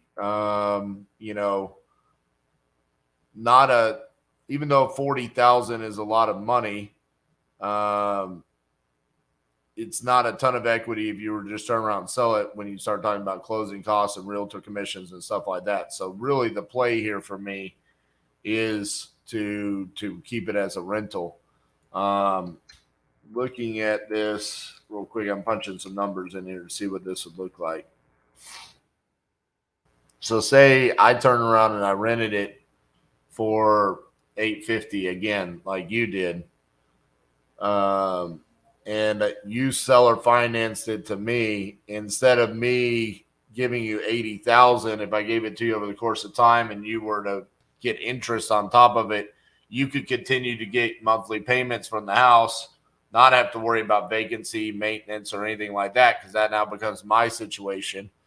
And you end up more getting closer to that 120,000. It's just over the course of time. So is that something that you would be interested in, or are you pretty much only interested in the cash offer? I'm open to different options. I'd like to know more detail about the overtime and what the actual numbers would look like. I'm at work. Actually, I have to come into the office 2 days a week, and this is one of my days. Okay. Yeah, so I can talk. We can talk tomorrow or Saturday. I don't know what your schedule is like, but I have more flexibility when I'm working from home to be able to talk and crunch numbers, or even in the evening time. Yeah. Why don't what time is evening for you? Evening is after 4:30. It's 4:30. Are you Eastern or are you Central? Central. Okay. Why don't I call you back later tonight at like 5:30? Does that work? 5:30? Yes, I work in Nashville. I live in Jackson, Tennessee. That's about a 2-hour drive. So I'll be on the road. Holy cow. Yes. You got to drive. Well, I can make it simple, and then if we like some of the numbers, then I can send some paper over to you so you can review it. Because realistically, it's just kind of a negotiation. What ends up happening is it just needs to be a win for you and a win for me, where it still cash flows is if I'm keeping it as a rental. So everything can be negotiable there as far as the monthly payment, how long it is, all of that. That's the beautiful thing about seller finance, because it's literally you're becoming the bank. So you set the terms as long as it works for me, and we go back and forth and we figure out if that's something that can win for both of us. So I can call you while you're on the road if you're okay talking while you're driving. Is that okay? Okay. Now tell me your name again. I wrote down RJ, but I don't know if that was correct. Yeah, it's correct. RJ Bates.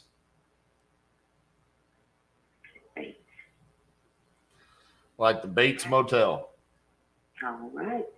All righty, Alicia. Well, I'll call you back here later this evening, okay? And we'll see if we can work something out. Thank you, RJ. All right, bye-bye. Holy shit, bro. Yes, on a roll. Someone give me a break so I stop buying houses. I own 1% of the United States by the day's over.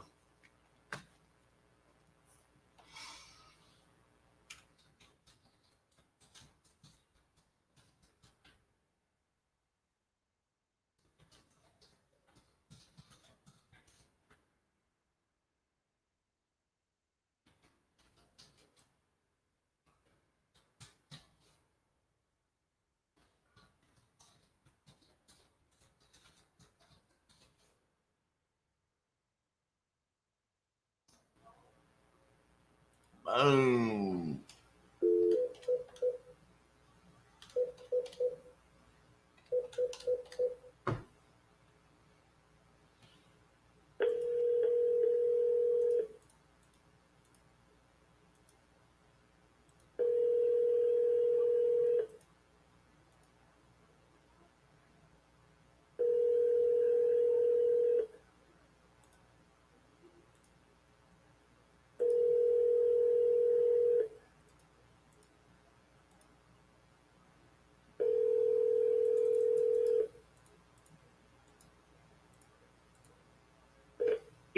has been forwarded to an automated voice messaging system.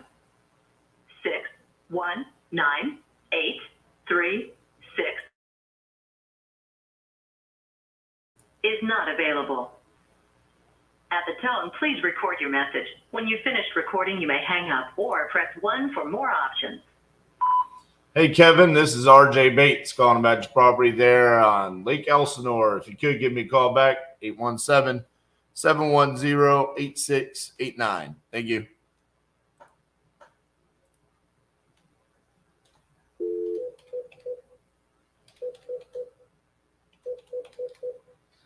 Looks like the start of Trinity's game got pushed back.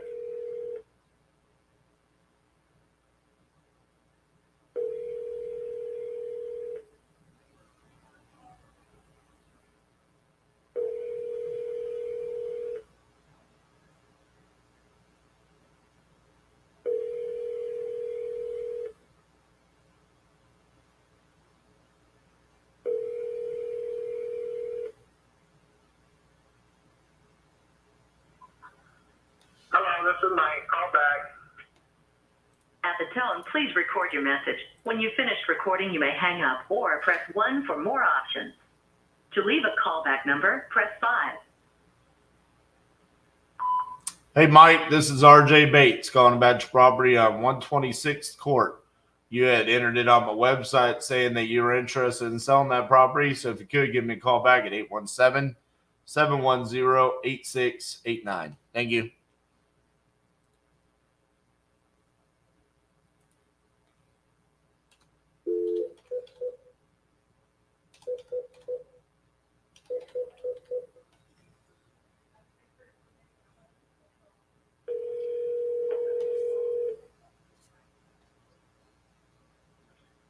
Hello? Hey, is Justin there? Hey, Justin, this is RJ Bates calling about your property there on 22nd Street. You had entered that on my website saying that you were interested in selling that property. Is that correct? Yes, sir. Awesome. How much you looking to get for it? I'm taking offers right now. I got bad tenants on the left. I'm still in the middle of evicting them, but I still have to go in there and fix everything. Just depends what you're offering. I mean, I would prefer to have the property be vacant, but I don't necessarily need you to do the work. So say you evict the tenants, but you sell it to me as is. I mean, what dollar amount would make you happy for that?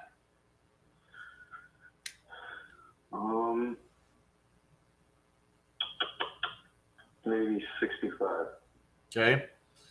How much were the tenants supposed to be paying you?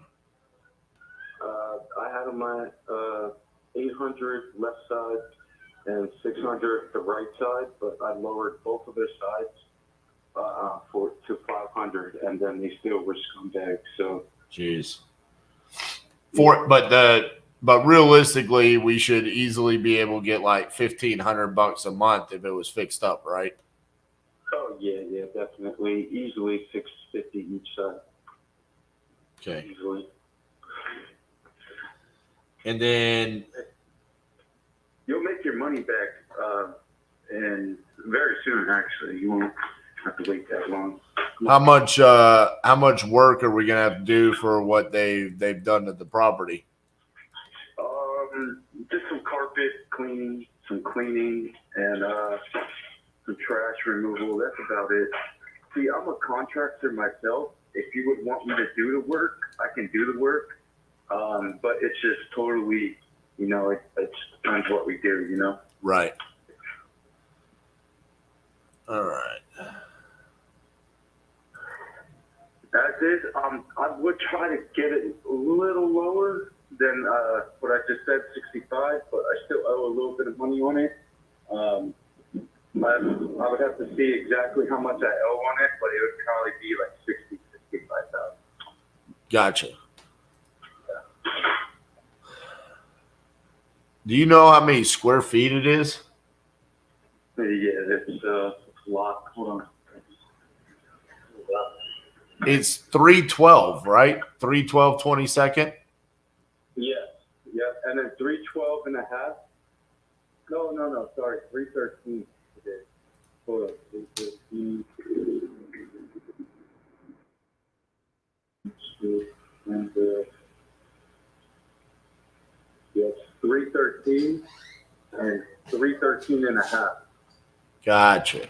There we go. It's about 1,232 square foot on the left side and about the same on the right side. So it's how many? Say that again. I'm sorry. It was how many square feet? It's about 1,200 on the left side. Yeah. And 1,200 on the right side. I got you.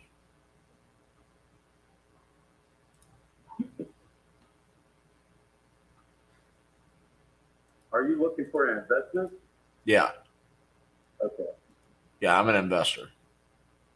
Perfect.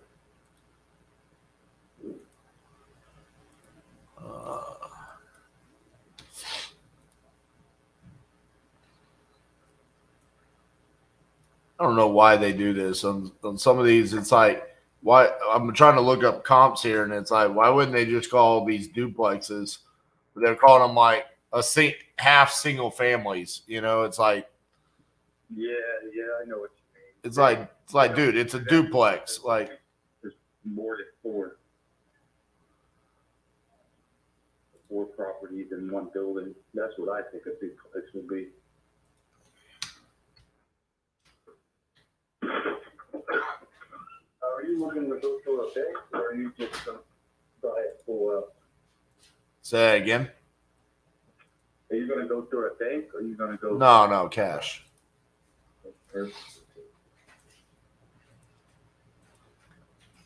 So you've got a note on it, right?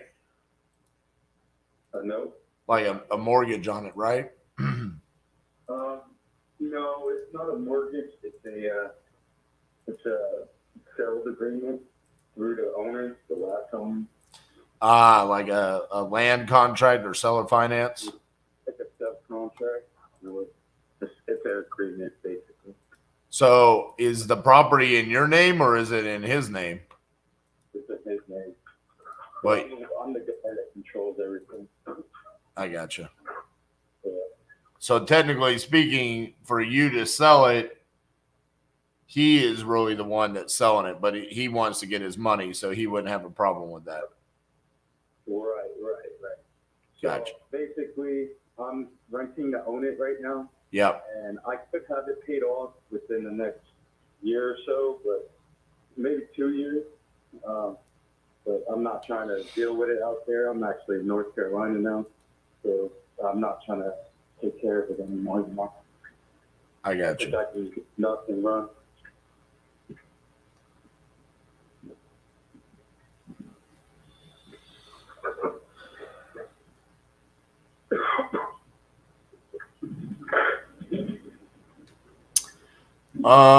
I mean,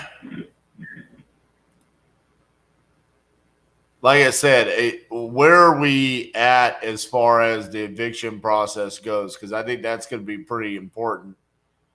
So I gave him a 30-day already, a little over a month ago, but I haven't been there to be able to go to the magistrate. They gave me some name to go online and fill it out, but I haven't got to it yet because I'm a really busy person. And these guys are basically they had about their 30 days were up probably almost a month ago, honest to God. So right now, they're just waiting for me to take them to court. They want to go to court because they're like 18-year-olds and they think that, that they know everything in the world. So it's just more or less that. They're 30, 18-year-olds that need to get out, and the judge will kick them out right away. But I have to be there at court because I was part of it. You understand? Yeah. Well, I mean, my thing is I'm willing to do the deal as long as I can get the property vacant. That's going to be like the biggest contingency right there. Both sides vacant? If they're both not paying. Well, the right side is paying. The left side isn't. Okay, so the right side is paying how much? The right side been paying for almost 4 years, about $600. Okay. So yeah, I mean they can stay. That's fine. But the people not paying, I mean, they gotta go, you know? Right, definitely. So all right. I've got your email as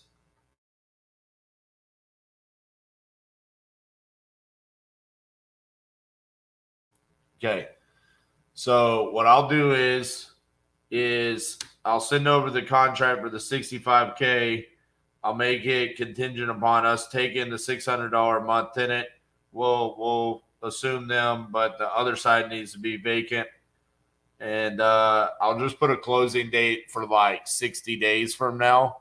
So that way it gives you enough time to work on that. And if we need to keep extending it, we can do that just as long as, you know, eventually when they get moved out of there. Okay. Yeah, no problem. All right. So now, do you want to walk through first, or you just want to go ahead and go with it? well, we always do our walkthroughs after the seller signs their contract because sellers are, you know, notorious for saying, "Oh yeah, come walk the property," and then afterwards they're like, "Oh yeah, I told you 65,000, but now I want 100,000." So we don't do walkthroughs and all that until we've got a signed contract. So after we get the contract, then we'll want to go out there and do a walkthrough. Perfect. And you said as is for 65, correct? Correct. All right. And then the right side stays. I'm just making my notes. Right side stays. Left side you want out before we agree on. Well, we close, correct? Correct. Okay. Is there anything else that you want me to do? Now the garage is a 2-car garage, but the left side of the garage is the roof is coming down. We can fix that for you, but you know, of course that comes with a charge. But, Right. Or you want that as is, because that left side, you're going to have to probably tear that down within the next 20 years or so. I'd say let us go out there, let us take a look at it, and then we'll let you know if there's anything that we feel like needs to be done or anything like that. But as of right now, no, I wouldn't want you to do anything. I just let us go out there, take a look at it, and then we'll make our assessment from there. Perfect. Now, are you the actual buyer, or is it someone you know? No, I'm the owner of the company. Oh, wow. Okay. Perfect. What was your company? Titanium Investments. Now, how many other properties do you have in this area? Right now, I'm under contract on 76 different properties. Oh, wow. So yeah, we pump them out over here. That's crazy. If you need like a contract of handyman, that's what we do. We do commercial handyman. Well, you said you're down in North Carolina now, right? Yeah, but I got my business in Pennsylvania. We do great in Pennsylvania. I got a good solid crew out there that does $1,000 a day each guy, you know, so we do good. I gotcha.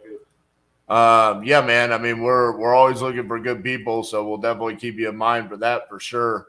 I'm actually looking at a 12-unit apartment complex not far from you, or at least not far from this property. Where the hell is that property at? It's just southeast of Pittsburgh. So Another house in Wimber, if you're interested. It's a single family home. We're asking about 75 for that. what's the address? It's 108 9th Street, Wimber. It's listed at 65 right now, but we got 100 bidders, so we boosted it up to 75. I get Posted a little too early too as well. I got you. So that one's like already rehabbed and stuff. Yeah, everything head to toe is done, reflipped. Just still working on it. Within the next 2 weeks, I should be back to finish it all up. Yeah, no, I like the duplex. Let's do that one. All right, man. But yeah, I'll send over that contract here shortly, and we'll get the process started. Okay. All right, buddy. Thank you so much. Thank you. Bye bye. Yes, sir. Bro, You got to come give me a break. So I stopped buying fucking property. Man, I swear. I was stuck on the phone with some guy that you had called. Who? Some guy who wanted to call back, and he was like, I want to know if you're legitimate or if you're just a scam, you know. And I'm like, oh, did you talk to RJ and he made an offer for you on your house? I'm like, no, we're legitimate. And he's like, started getting into like how we're making 90 to 100% profit. Oh, are you talking about the guy in Virginia? I don't. Oh, yeah, no. He hung up on me. He's an idiot. He is an idiot. I literally told him I never made him an offer. He's like, you just trying to fucking lowball me. I literally told him, I was like, I don't want to buy your house. Well, I told him, I was like, well, we're not going to offer you a lowball. It's what is your property worth? He told me he wanted a 175 to 180. And I said, as an investor, I just don't see that being a good fit for me. I don't think this is a good property. He's like, so you just want to lowball me? Click. I never offered. So then he called back, and I told him, I was like, so you have a property that you think is worth X amount, right? And he said it needs no repairs. I was like, why haven't you listed it on the market? And he was like, I couldn't understand him. And I was like, if, as an investor, what is your property worth as is? Or does it need repairs? Can we rent it out? Why do you need to sell it?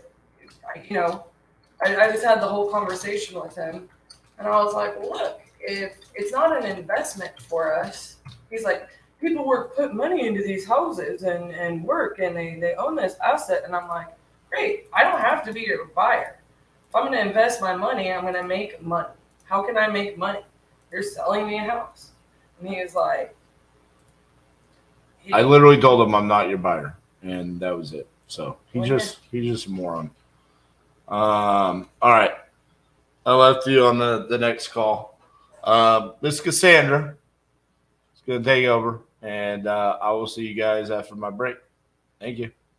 We are going to give you everything that we have to succeed. Use the tools that we've given you. Utilize the knowledge that we've instilled in you over these past couple days. Skip tracing, cold calling, and SMS, and how they create a process that's very simple but very, very, very effective. I feel like it's going to transition our business from here all the way up. As an example, these two gentlemen are really doing something special with Batch Driven on an average, getting how many deals a month? 5 deals a month from Batch Driven. That's our first year in business, and we just did 560,000 gross revenue. Woo!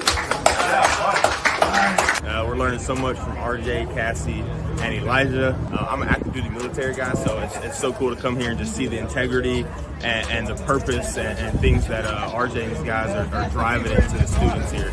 We don't want you to just go out there and be successful. We want you to do what you're going to do the right way, the most applicable way. Be that Army. That's what it means to be a Titan. You work with great people.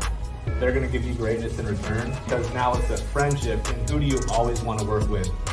Your friends. As a full-time house flipper, I wanted to do something a lot more virtual. I got introduced to RJ through my friend here, John, and didn't even know what I was coming to see, but after leaving, we've learned a ton we're going to implement into our business, and I think it's going to change the way we do business moving forward.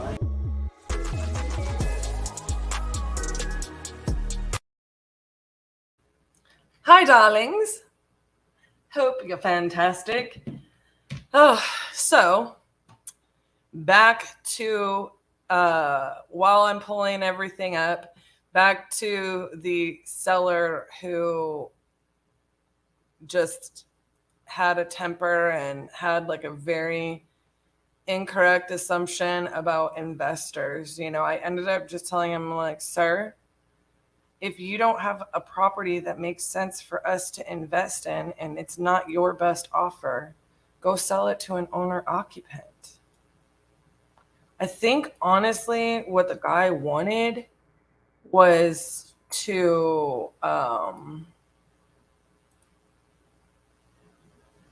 he wanted to learn how to do what we do. At the end of the conversation, he's like, you live a comfortable life.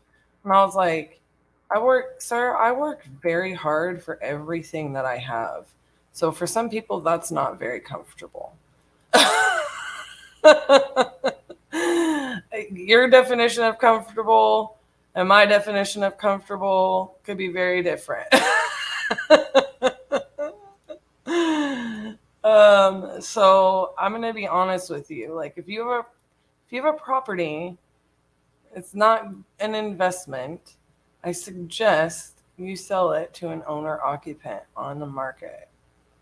Capiche?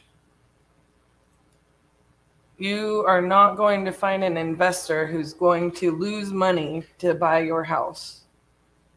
On purpose, anyways. Not that those don't exist. Oh, I just got my hat dirty. It's just, there's people out there and it's like, you literally just called and hung up on somebody for asking you, why they should buy your house as an investment.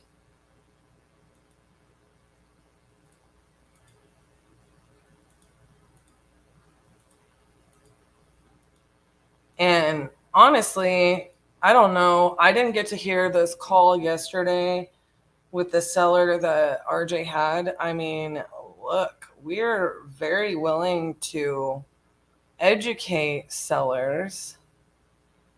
And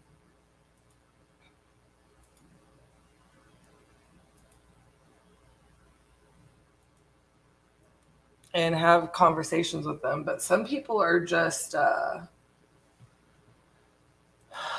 really abrasive and combative, and I feel like that goes across the board. And I try to be patient and have understanding with people to a certain degree because they just don't know what they don't know. But you have to be willing to listen and learn if you are actually wanting to learn.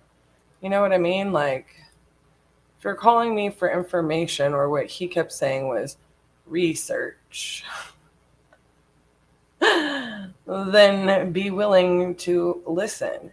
He wanted to make it out to be like investors are,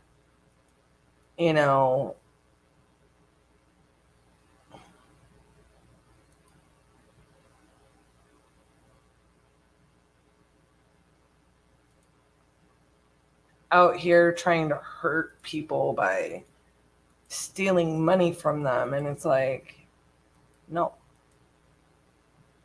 That's what I told him. I was like, if you can put the work in and you don't need to sell it, then by all means, put the work in.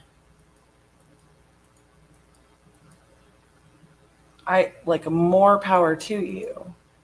Just like a bank, you're not going to get somebody to give you money or do work for you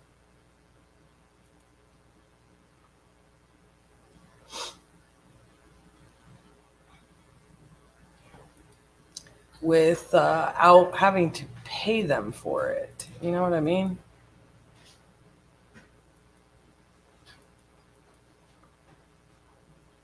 It has a cost associated with it. By the way, I've already sent out 4 contracts today. My goodness, it's a great week. Thank you, Jesus. Ooh, we need Dixie. We gonna need some help on recon. Good morning, Eric. Good to see your face. Only if you don't sell Cassi a house. I'm interested. Does Titus bite? What? One time Titus did bite down on an existing living creature. One time. I'll tell you a little story. It's a fast little story. But I used to have a neighbor who had a pet pig. And despite me continuing to tell said neighbor that their pig was being aggressive towards my dogs at the fence line, they would let the pig out and leave the pig unsupervised. So I was always very cognizant of like, my dogs don't go out by themselves. They are not unsupervised, right? So I have a dog, her name is Little Bit, and all my dogs are rescues. And I think she's like a mini pincher dachshund or a chiweenie. And she thinks she's twice the size of Titus, who's like 85 pounds. And Titus thinks he's a lap dog. Okay.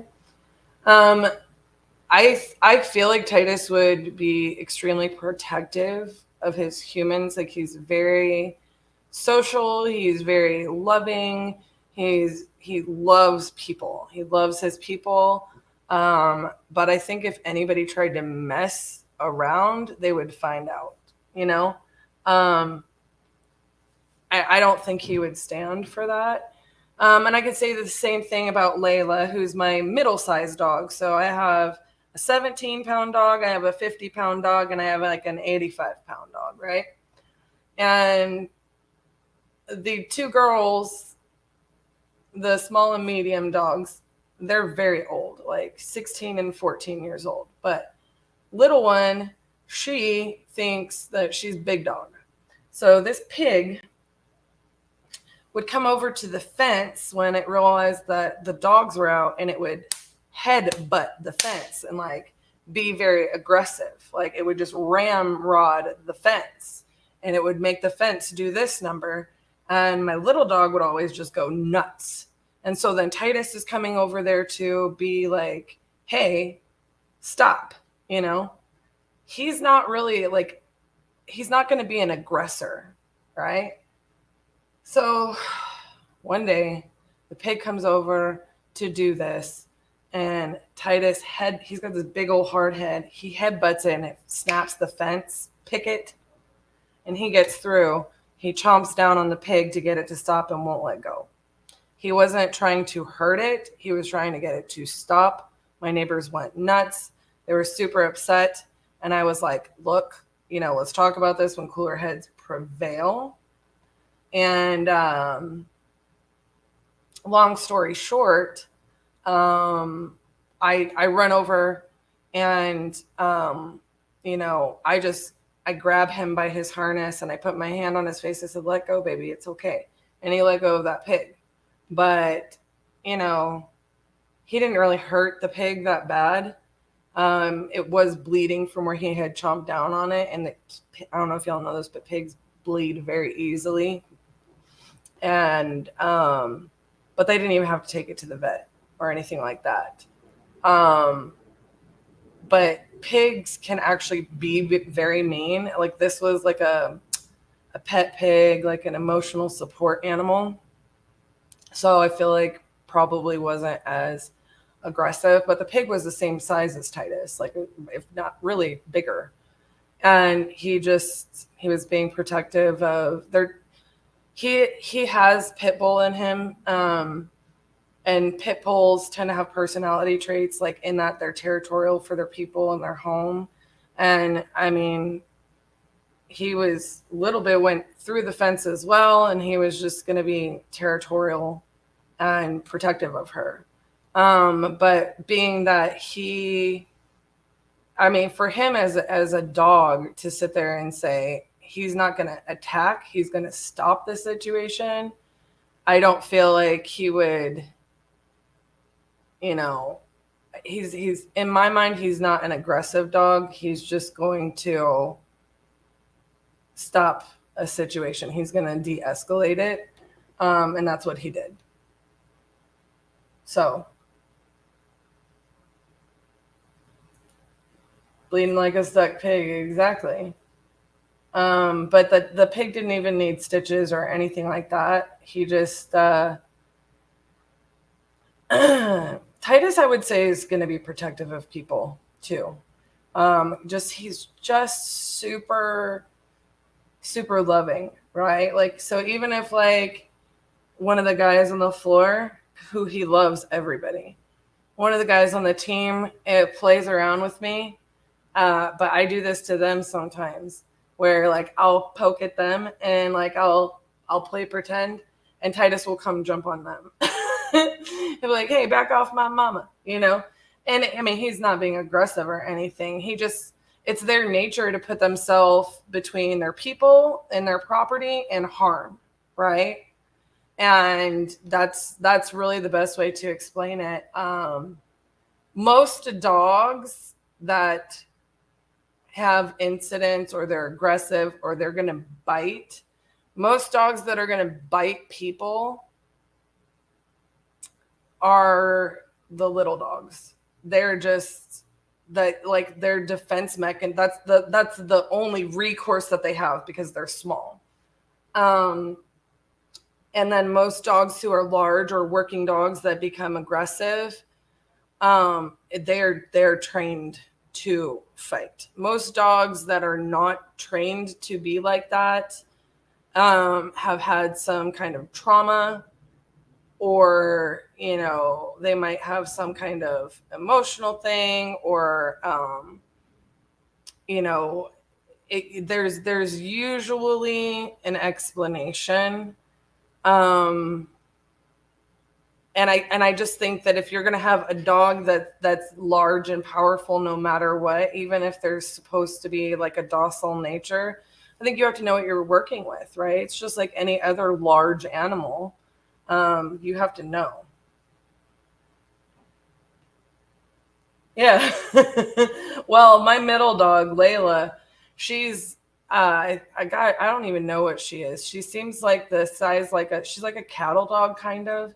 She's the exact same way, you know? So like if she's going to put herself between, you know, you as one of her people, or get in the middle if you're play fighting, you know, she's going to be like, no, you know?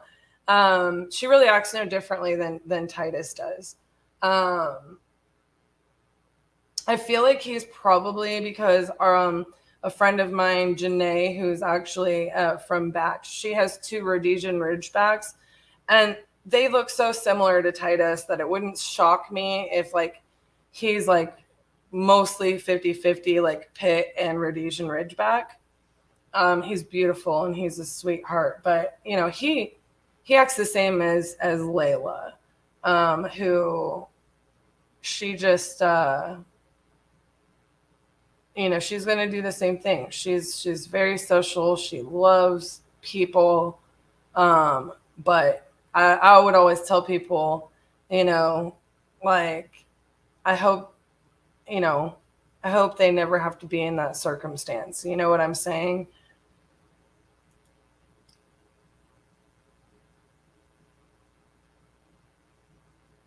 Oh my gosh. So Titus, for me, he's just he's never been aggressive towards a person, but he has been in situations where his mohawk will stand up until I tell him it's okay. So they say, like, when you have that kind of dog, you know, train them. And my biggest thing has always been with him because, you know, like I said, he was a rescue. And so like I did a lot of research. He's been professionally trained, you know, for his behavioral issues. He had extreme separation anxiety, and things like that. Right. So, yeah. So, you know, I did a lot of things to like train him professionally, like to let him know, like, yes, it's okay for you to alert. It's okay for you to be aware, but I go out the door first.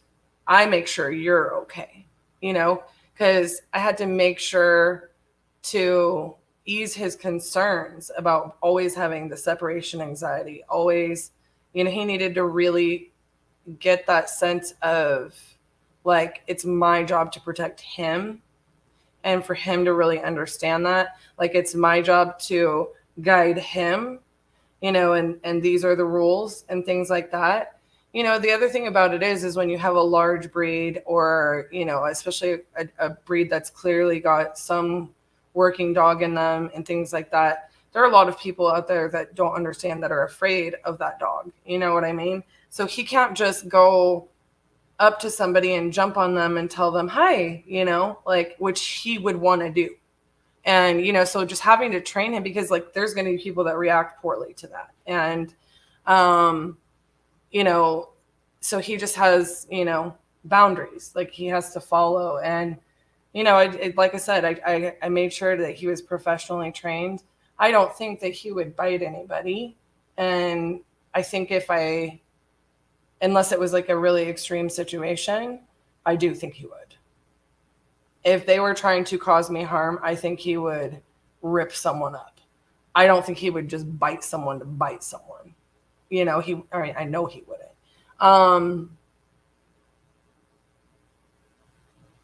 The other thing about it is that, if I trained him to, be that kind of protector, and like when he's supposed to attack, I don't want to do that,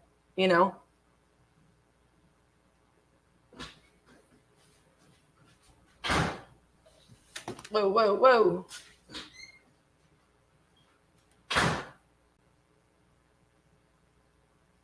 Oh, that is so sad.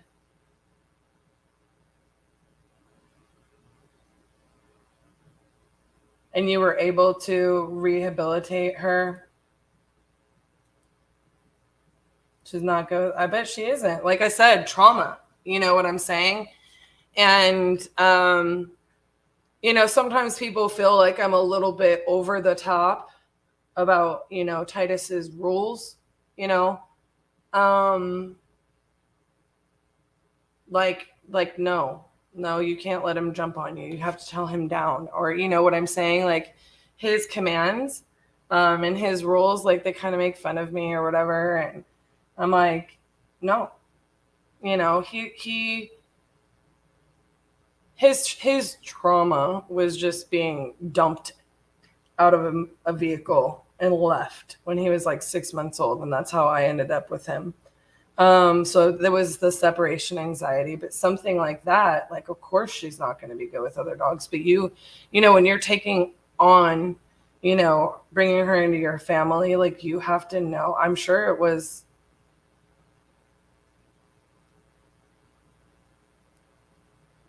years before she now gets on the first step of the pool. God bless her.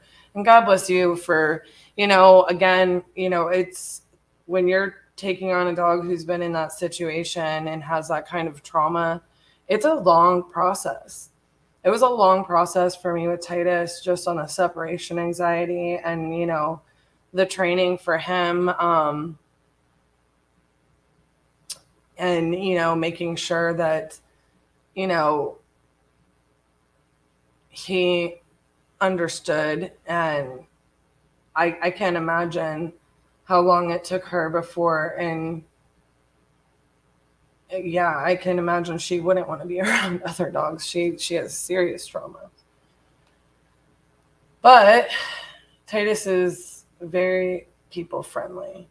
In fact, he just gets so stinking excited to be social. He might have had a bad experience with another investor or wholesaler. This particular guy, not so much. I think the problem with him is he is trying to sell to an investor, and he thinks investors are scum. He doesn't know, and he's not willing to listen and educate himself. So I was just trying to tell the guy, look,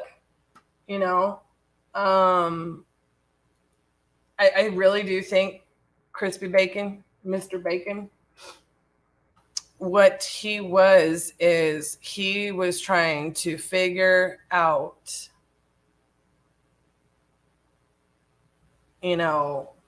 how to, one, get an investor to buy his property at retail, or he wasn't disclosing his need to sell fast or something like that. But he was also, in my mind, trying to figure out how he can become an investor more so. That's kind of hard to say.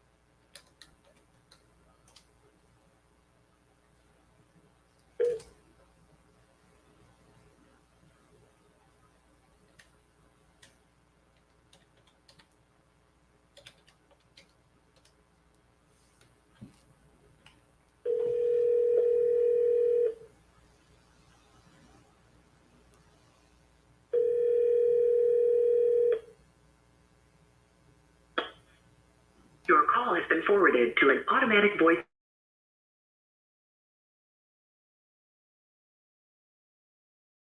Is not available. At the tone, please record your message. When you have finished recording, you may hang up or press 1 for more options. Hello, this is Cassie, and I'm calling about the property that you entered on our website. We've been trying to get a hold of you for a little over a week now to discuss the property.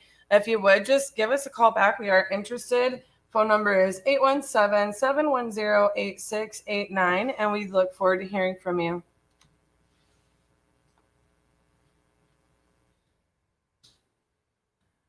Oh, my dears.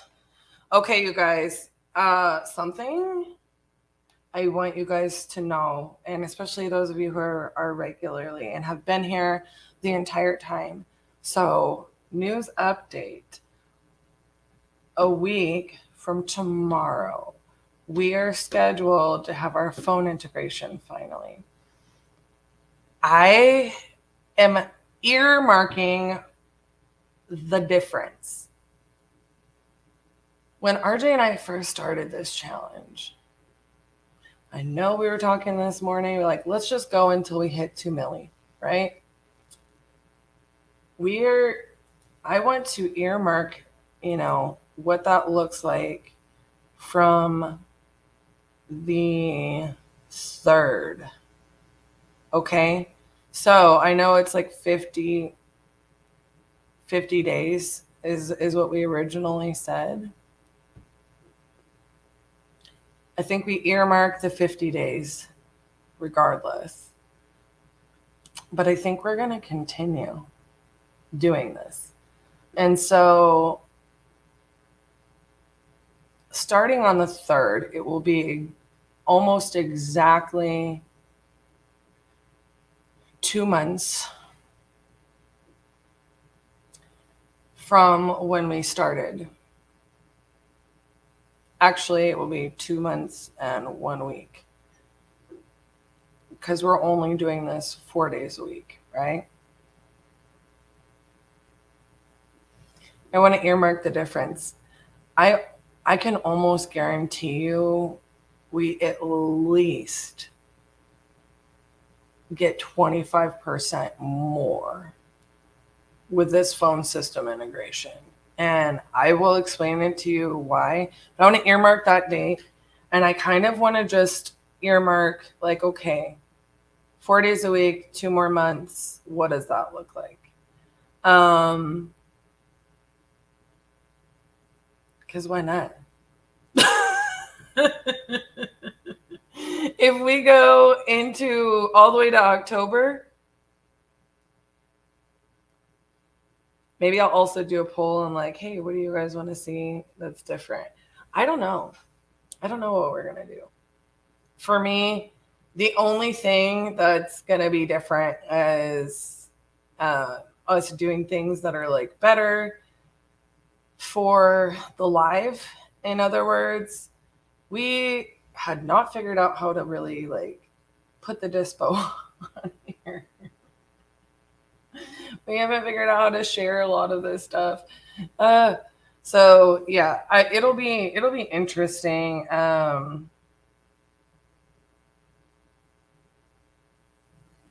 It'll be interesting if we change anything. RJ doesn't want to change anything because we're getting such fantastic results. But if we do make some tweaks, that is one edit that we're going to have. And like that alone makes me want to just go another 2 months. We thought that this was going to be done within, 2 weeks of us starting the challenge, and we just started it.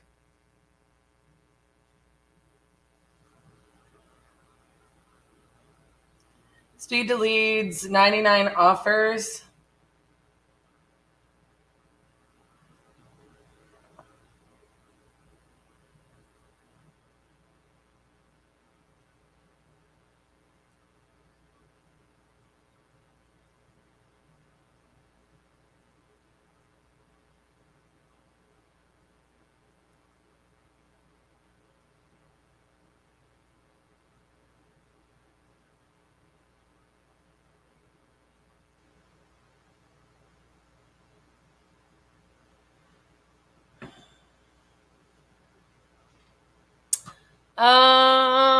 I have not looked at that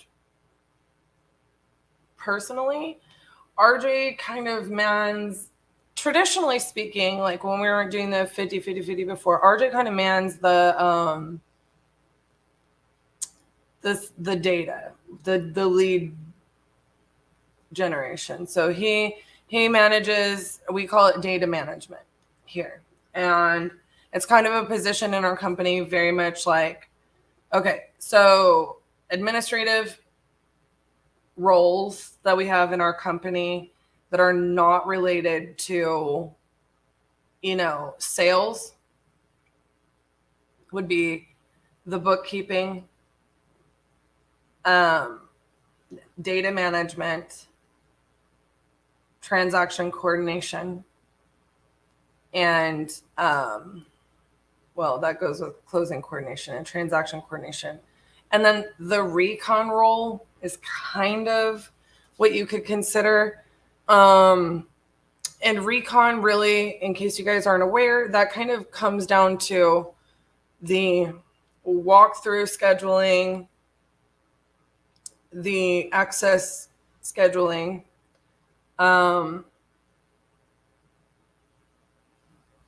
getting the information and putting together the marketing page, right? And so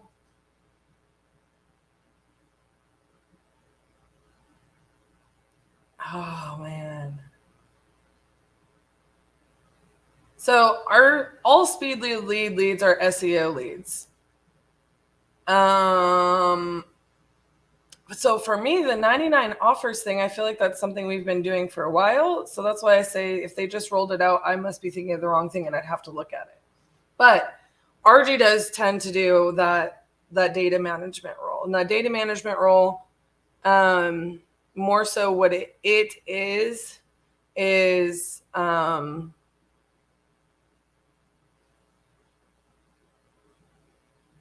he's just keeping the data traction is the best way to put it.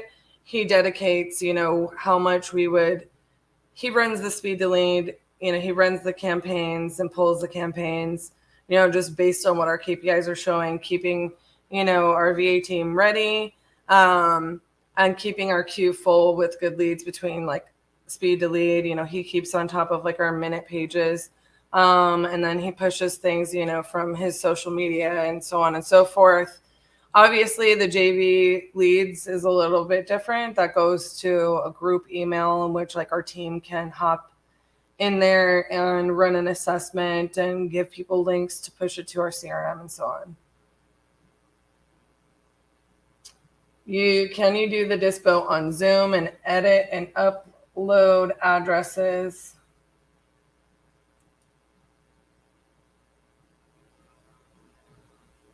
Out on YouTube later. So, I mean,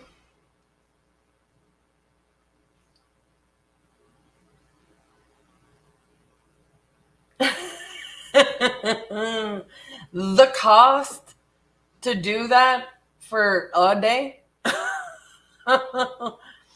I love your enthusiasm. I really do. I don't know. The reason that we don't, record this and then edit it and then post it later, like there's a lot of reasons for that. Number one, that would be very cost negative for us. I feel like people can learn better from the live action. And then, like I said, we did think about just setting up like a camera.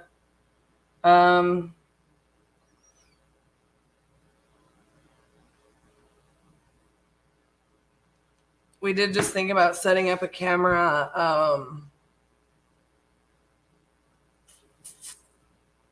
on the floor that we could throw it to. So how like RJ will throw it to me at my desk, throwing it to the floor so people could get an idea of like hearing some of the dispositions conversations. We thought about having me do dispositions, like when it's my turn, do dispositions only.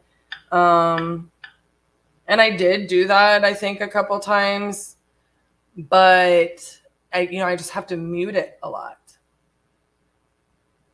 And a lot of times on those dispositions calls, you guys aren't really like learning a lot. So it seemed to me more beneficial to, not have it live during this challenge and more so just like take a little segment here and there to update, on, overcoming objections, how we are running the numbers, because dispositions is very similar to acquisitions for us in our business. So we've taken some time to do that, or I've taken some time to do that. And look, this may be something where maybe I do just, once we're past the 50 days, maybe I do take some time to place those phone calls. You know what I'm saying? Because traditionally speaking, it is hard for me to go back on the floor and then just deal with the acquisitions I just did, right? So I've got the Stephenville, 12 plus pack that I was dealing with yesterday, but then I go out on the floor and it's like, oy, I've got to deal with Dispo and the team,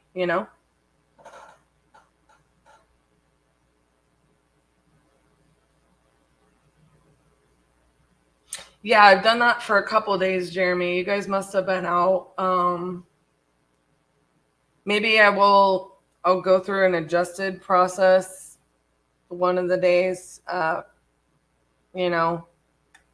again, and I will earmark it, right? So one of the big problems with things that I've gone through in this challenge, just as kind of like bonus features for everybody, and this is really my bad.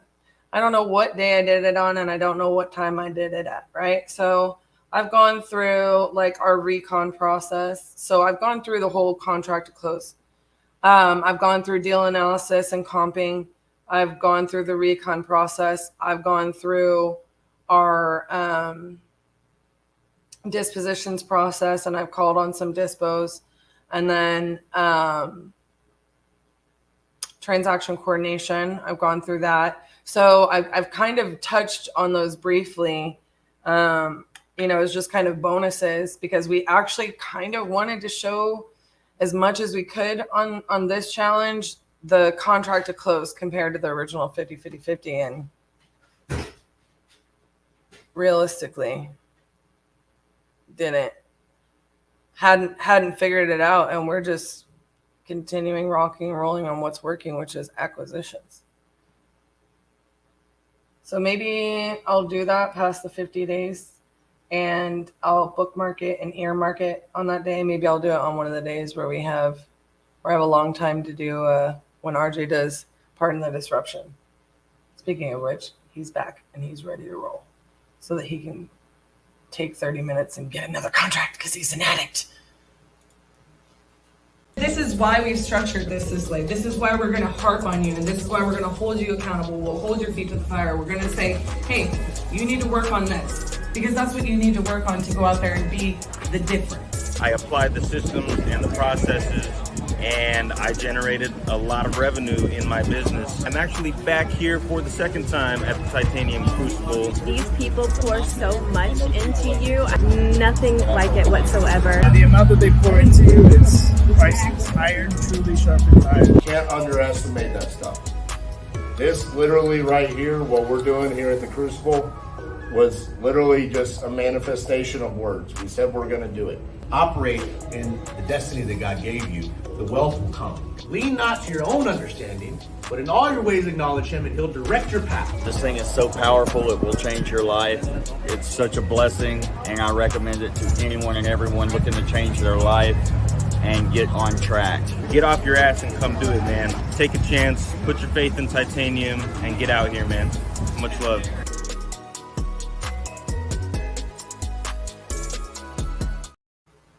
All right. Let's see how this works here. You guys got to let me know how this looks. But we got the hockey game. There's my little Bubba right there. Yeah, buddy.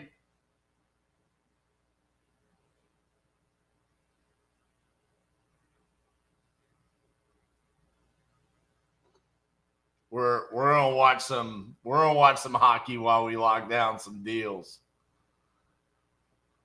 That's what's going down. All right.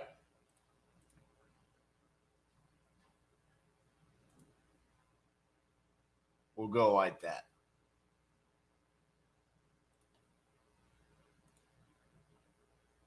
I like this little setup. I don't really know what they're doing right now. Looks like they're taking towels. I think this is a converted ice rink that they made a roller hockey. Because this is a roller hockey tournament.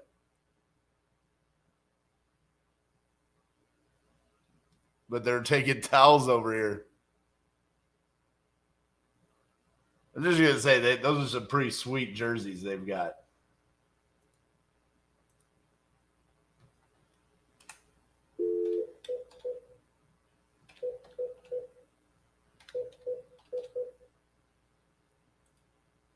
What's up, Tyson? Good luck today, bro.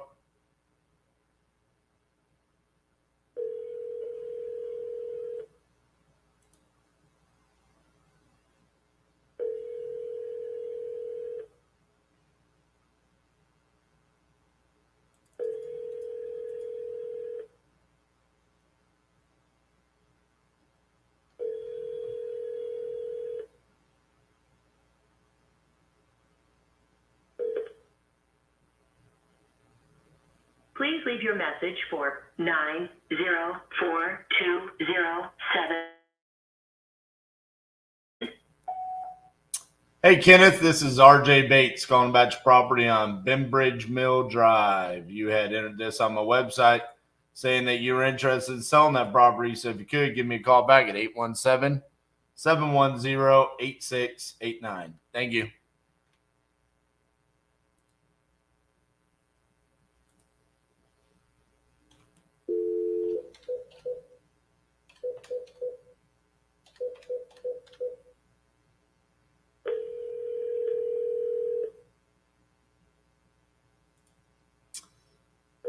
Well, bro, I've already sent out 4 contracts today. So you picked a good day to watch for your warm-up.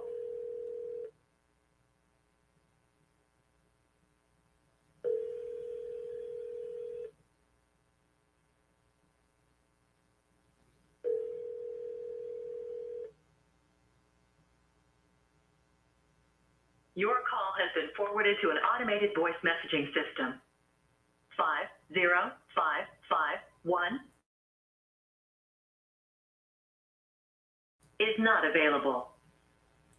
At the tone, please record your message. When you've finished recording, you may hang up or press 1 for more options. Hey, Bessie, this is RJ Bates calling about your property there in Rio Rancho. Give me a call back, 817-710-8689. Thank you. Oh, you almost got a goal. Oh! Oh! Oh, he almost got it. Oh, get it. See him. Oh, come on, Bubba. Oh, no. This might not be the best of plan for locking down deals. I might be full on distracted right now. He's almost scored 3 times.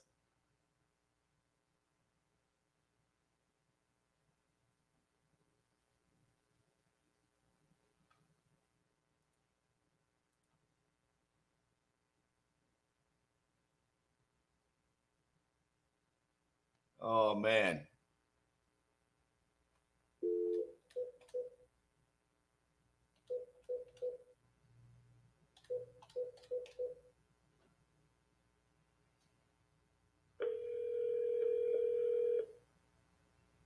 Go, baby, go. Yeah.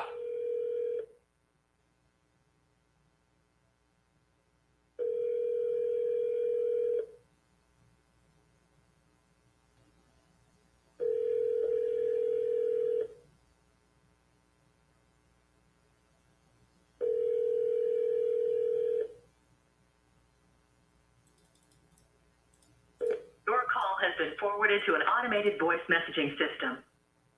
31587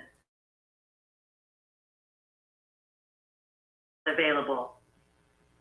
At the tone, please record your message. When you've finished recording, you may hang up or press 1 for more options.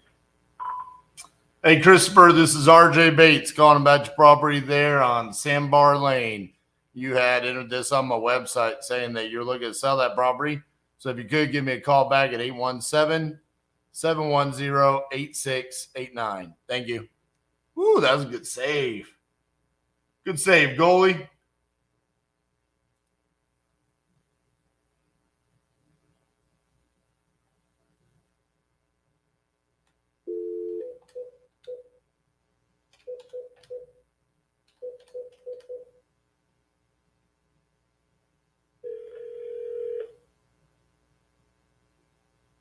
Please leave your message for Patty Stanley. sorry, mailbox is full. Attack, where are you going? What was the D doing? What?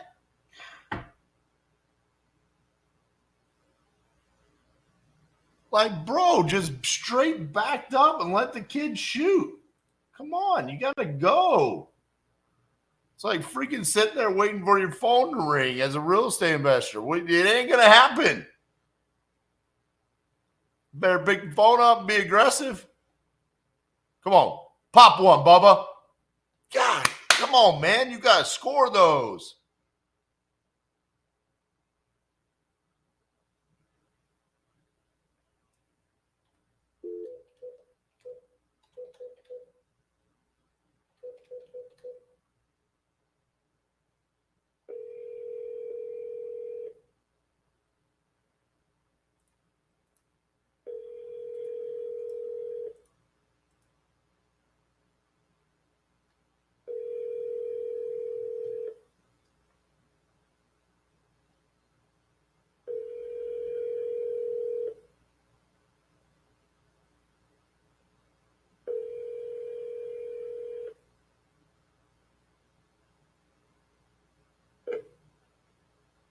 Hello, this is George.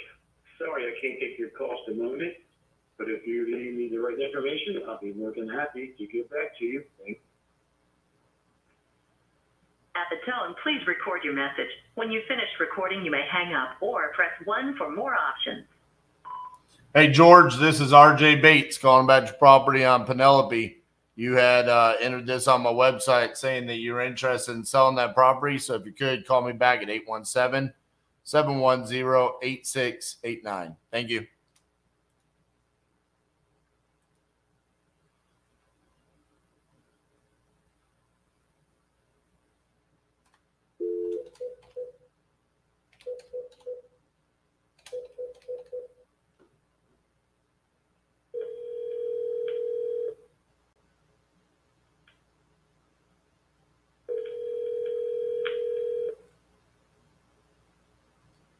Bro, y'all got to move your feet.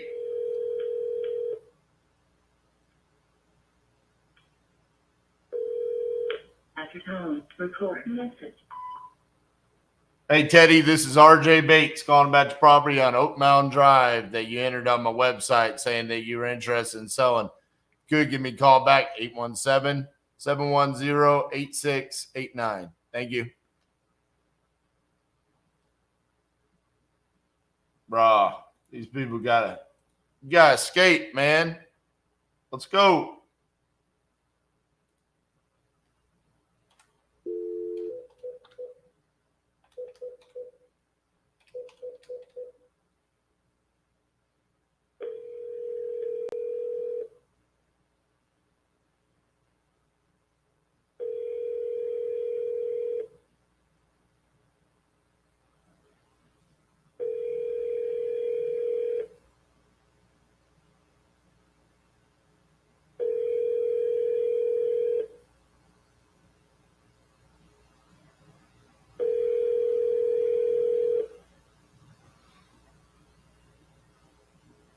Your call has been forwarded to an automated voice messaging system.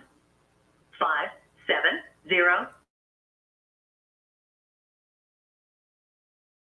is not available. At the tone, please record your message. When you've finished recording, you may hang up or press 1 for more options. Hey, Lizette, this is RJ Bates calling about your property there in Bushkill, Pennsylvania. Give me a call back, 817-710-8689. Thank you.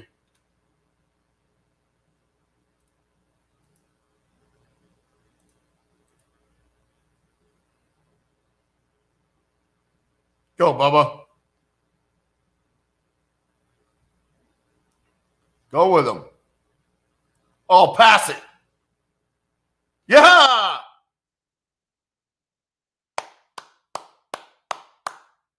Good play.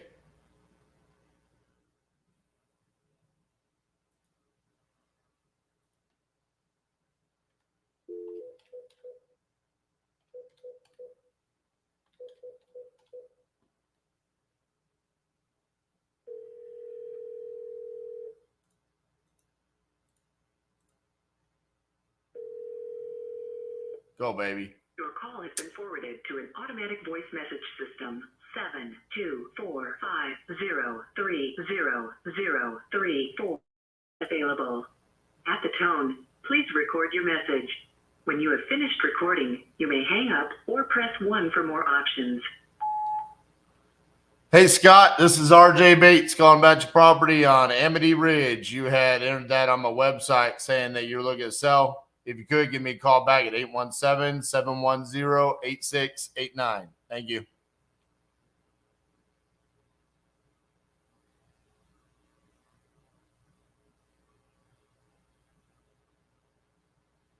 Oh, man, we got to make stronger passes. Come on, boys.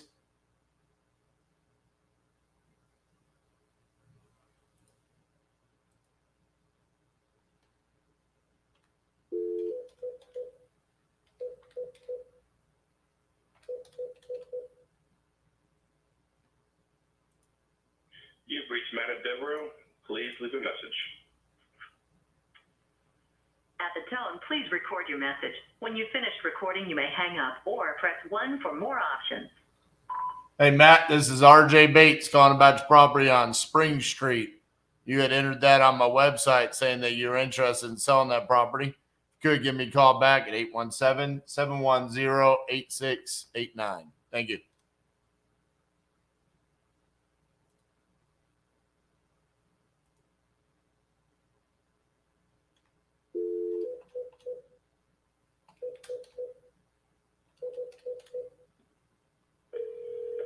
Your call has been forwarded to an automated voice messaging system. 717415 is not available. The mailbox is full and cannot accept.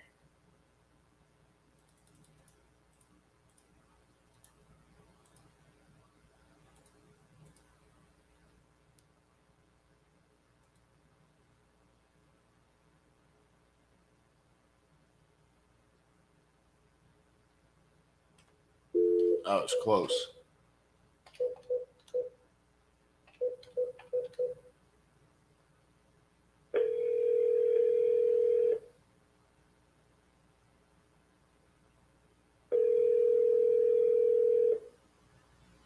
Go, boys. Yeah, good pass. Pass it back. Oh! Good job, boys.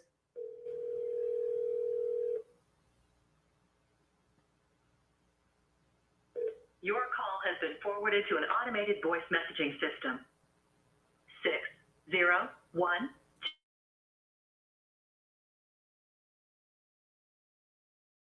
is not available.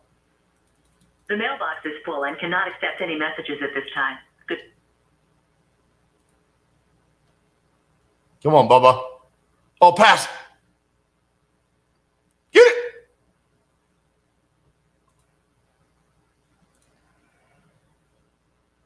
Good hustle.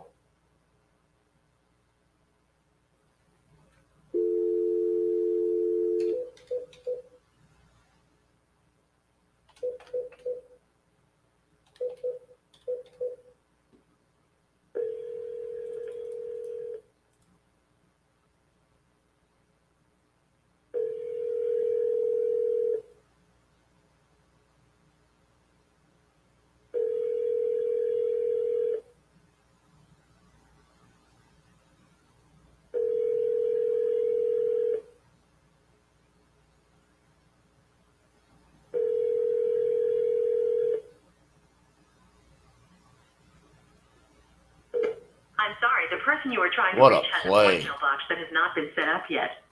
Jeez, that was a good pass and a good shot. 2-2. This looks like this is going to be a tight game.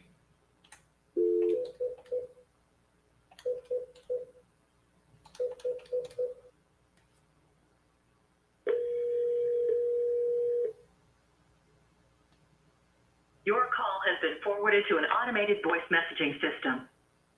25669 is not available. At the tone, please record your message. When you've finished recording, you may hang up or press 1 for more options. Hey, Erica, this is RJ Bates calling about your property there on Ferry Street. You had entered it on my website saying that you were interested in selling that property. Good, give me a call back at 817-710-8689. Thank you.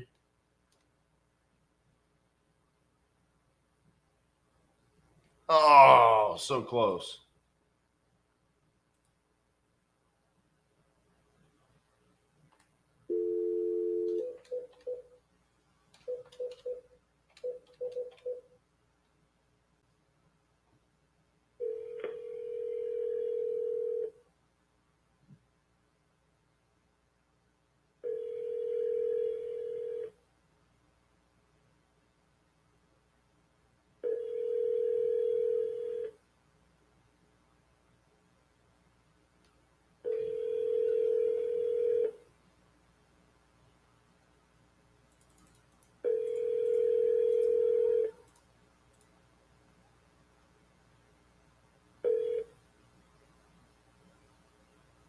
Please leave your message for...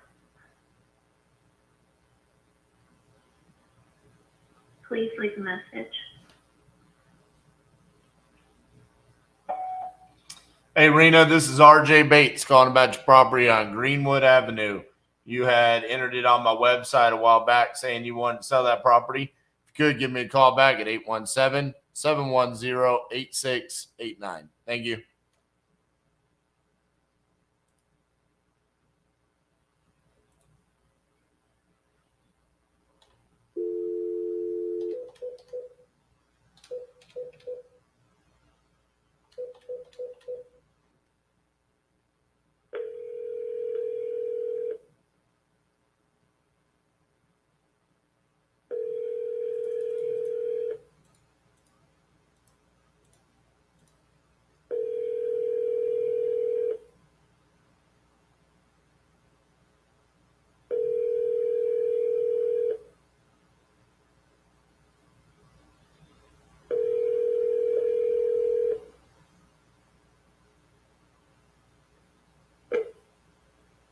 Hello, you have reached Christina. Please leave me your voicemail and I will call you back as soon as I can.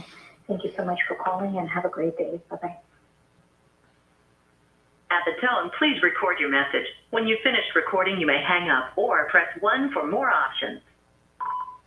Hey, Christina, this is RJ Bates calling about your property on Nightwing Circle. You had entered this on my website saying that you're interested in selling that property. If you could, give me a call back at 817-710-8689. Thank you. Fire it, baby. Fire it. With some muscle.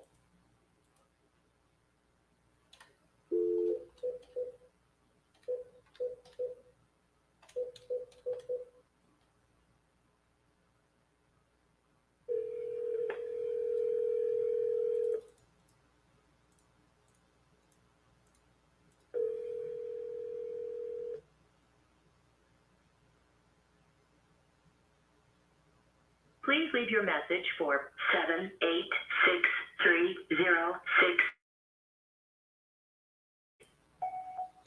Hey, Kelly, this is RJ Bates calling about your property there in Orange Park. You had entered that on my website saying that you're interested in selling that property. If you could, give me a call back at 817-710-8689. Thank you. Oh, what was that? Oh, man. Go, boys.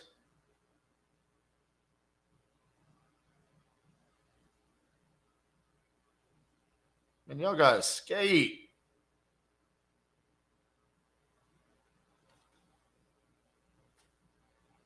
No, how did you not score? No, that was Trinity. Oh, man. Oh, you're right there.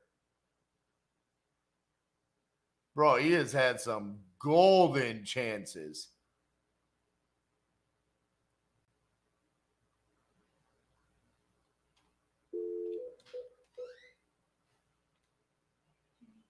No. I mean, yeah. I mean, might as well.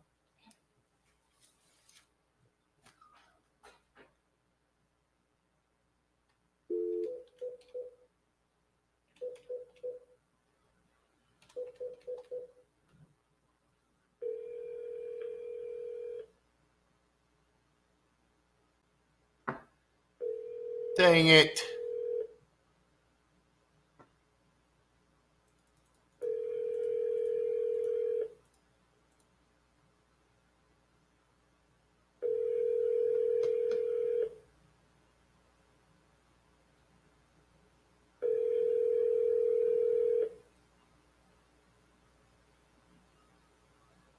Your call has been forwarded to an automated voice messaging system.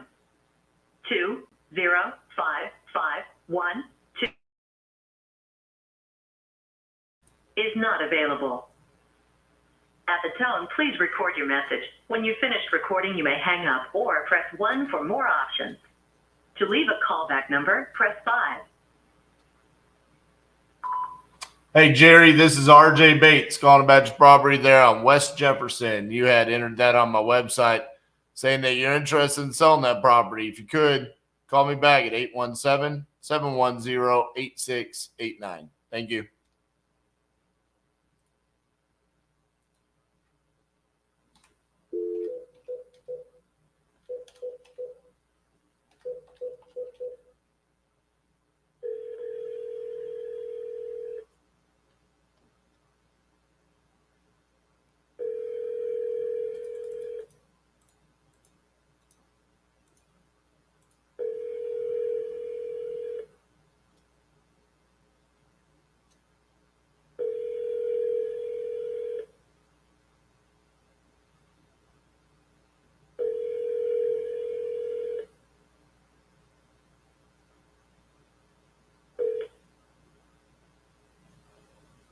Please leave your message for 6788919.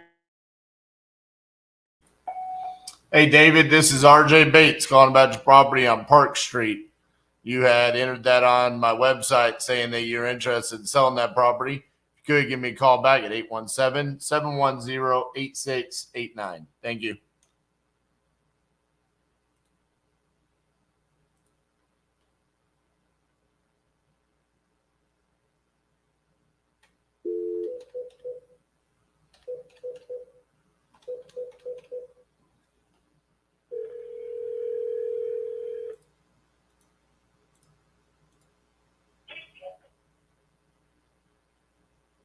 Come on.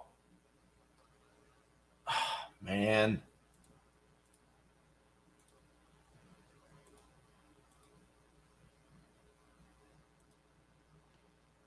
Got to make a play, boys.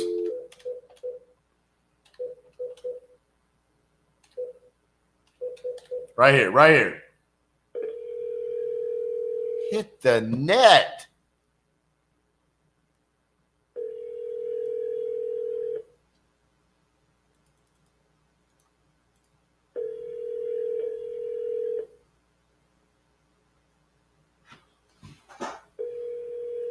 Oh my God, bro. Trinity has had 5 just grade A chances.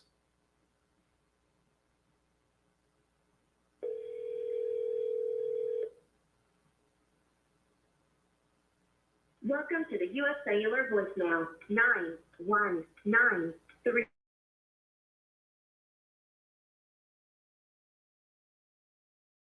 Please leave your message after the tone. After you have finished your message, just hang up. Or to hear more options, please press 1. Hey, Tammy, this is RJ Bates calling about your property there in Pikeville. Call me back, 817-710-8689. Thank you.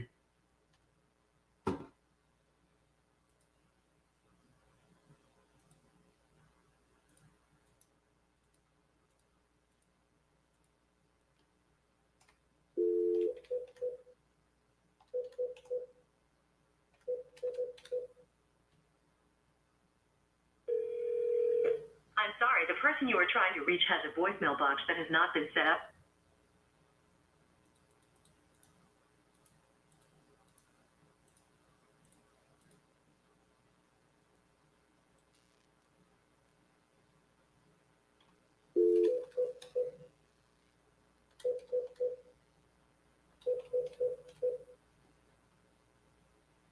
Reach Darren with me a message.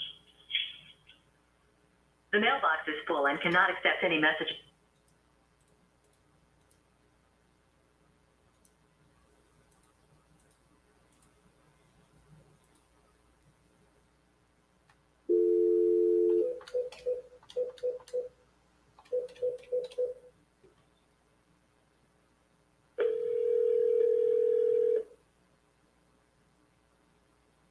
Getting a power play?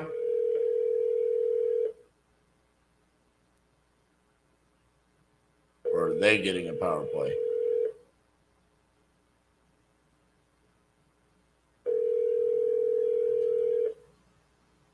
They are. No bueno.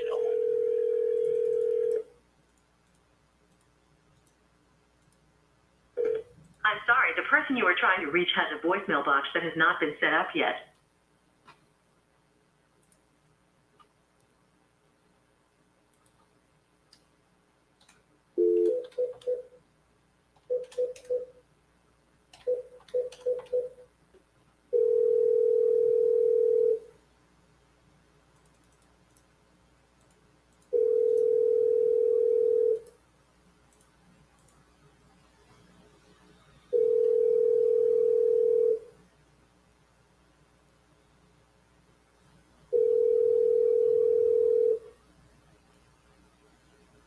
Hi, you've reached 908-351-60. Available right now. Please leave your name and number, and we'll get back to you as soon as possible. Thank you.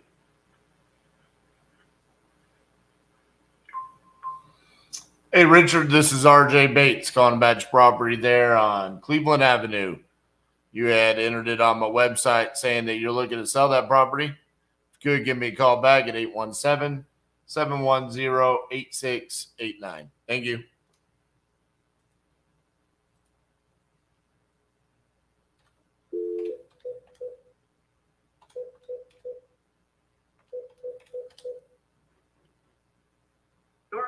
has been forwarded to an automated voice messaging system. 209401 is not available. At the tone, please record your message. When you've finished recording, you may hang up or press 1 for more options. Hey, Alfonso, this is RJ Bates calling about your property on Galveston Way. You had entered it on my website saying that you're looking to sell that property. Could give me a call back at 817-710-8689. Thank you. Dang it. They scored that power play. Oh, no bueno. Come on, guys.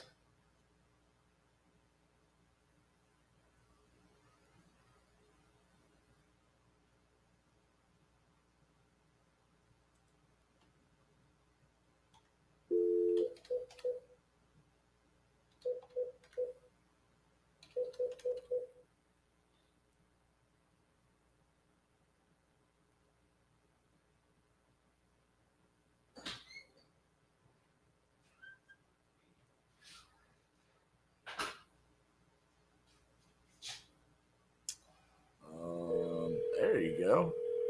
Jeez. Please leave your message for basketball. Well, things were going okay. Hello, this is RJ Bates calling about your property there on Burgundy Boulevard. You had entered this on my website saying that you were looking to sell that property. If you could, give me a call back at 817-710-8689. Thank you. Boy, the wheels have fallen off for the Roadrunners.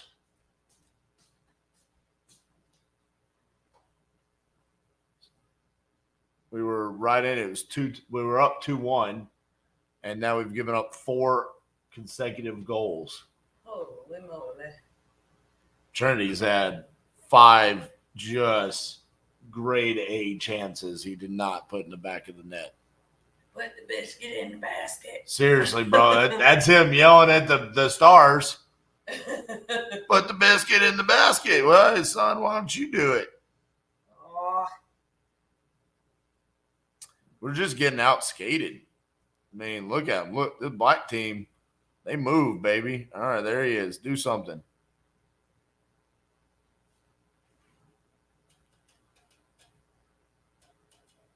So you got to skate.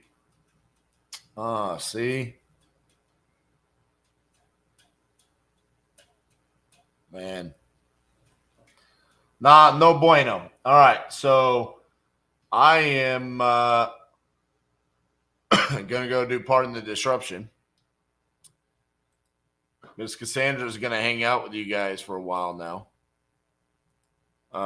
Hope you enjoyed getting to watch a little bit of Trinity's game there. And I'm going to go finish watching it while I do Pardon the Disruption. So see you guys later this afternoon. We're getting ourselves ready for what's coming. So we're going to prepare you guys with the tools to enable you to make life-altering income. The most important thing that I've learned is to take action, to do exactly what they're telling us to do. It's going to be some goddamn hard work, okay? It's going to take effort. What we say works. It's going to change your life. Not only am I creating wealth for myself, I'm also creating generational wealth for my children and my children's children. So Miss Cassi is the calm queen. She broke down comps for us, how to analyze it, how to look for it, what not to look for. This is exactly where I want to be in my business. Just sitting there, click, click, click, click, click, or just sitting back like Mr. Burns.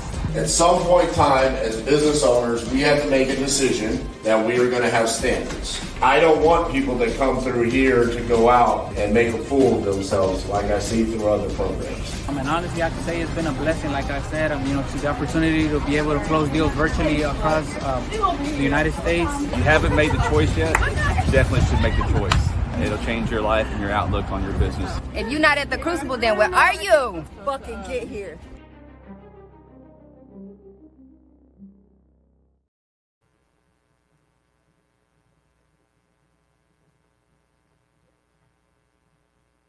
Tyson. Hey, buddy.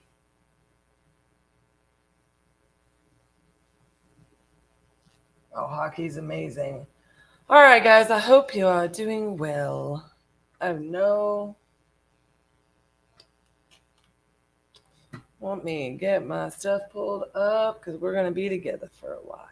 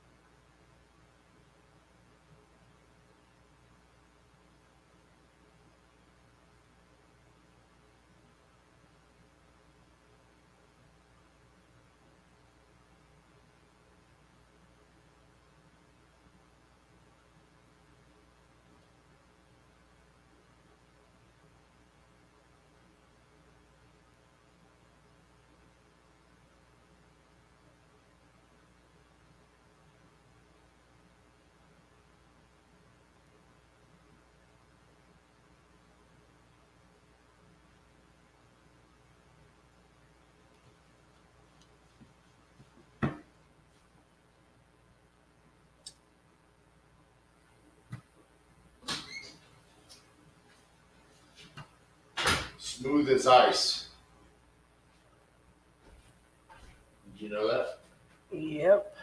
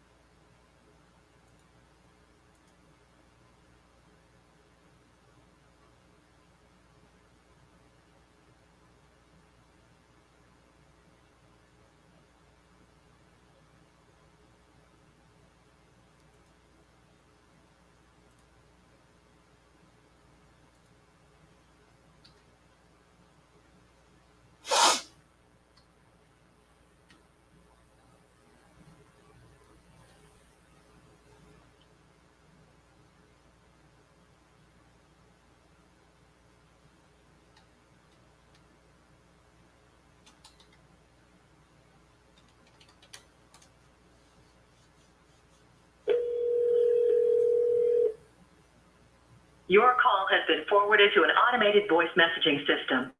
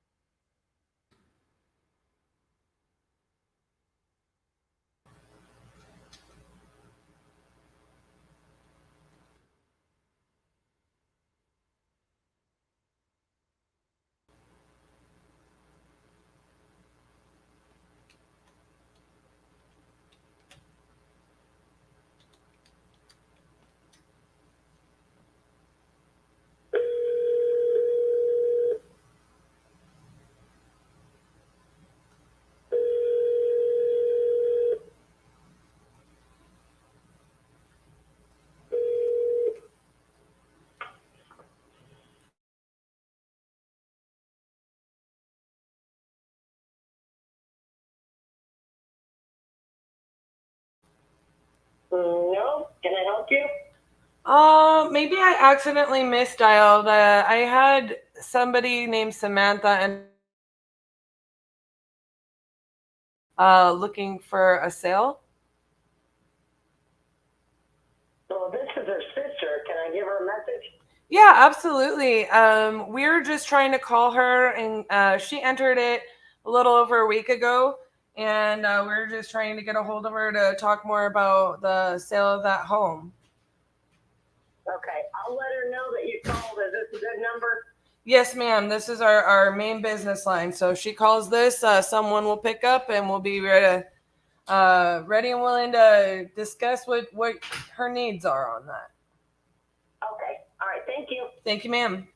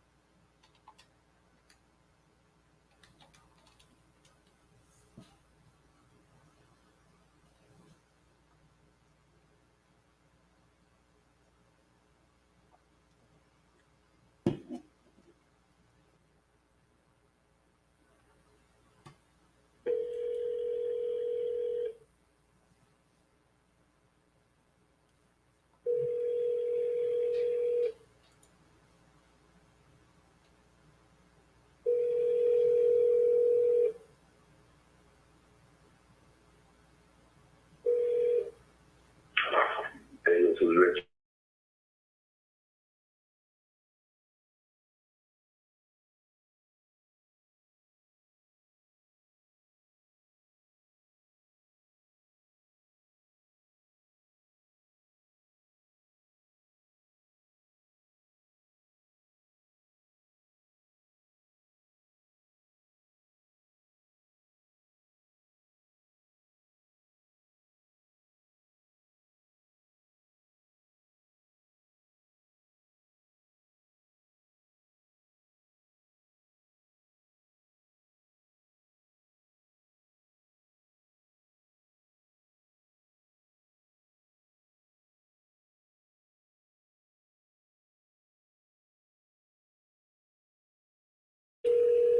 Your call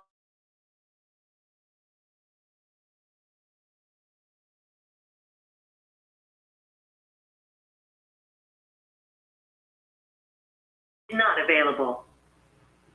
At the tone, please record your message. When you've finished recording, you may hang up or press 1 for more options. To leave a callback number, press 5. Hello. Looks like you entered your information on a property on Circle Drive. Looking for a buyer to purchase that property onto an ad of ours. We are interested certainly in the property. If you would just give us a call back whenever you get a chance. Our number is 817-710-8689, and we look forward to discussing it with you. Thank you and have a great afternoon. I sometimes get a tongue tied.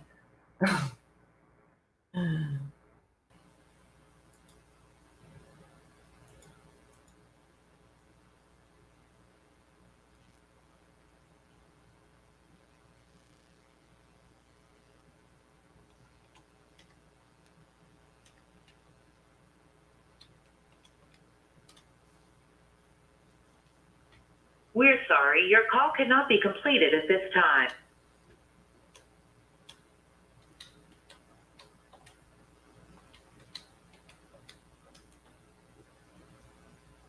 We're sorry, your call...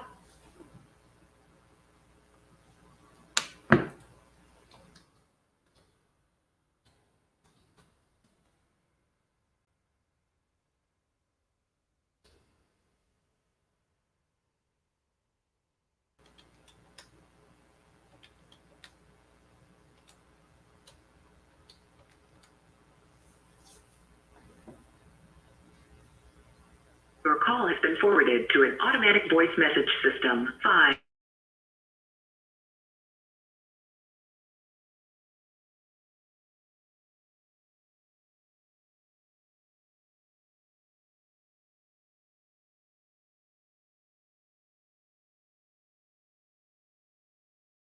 About the property there on Airline Parkway. It looks like this was entered onto an ad looking to sell the property. If you would just give us a call back at your earliest convenience. Our number is 817-710-8689, and we look forward to speaking with you.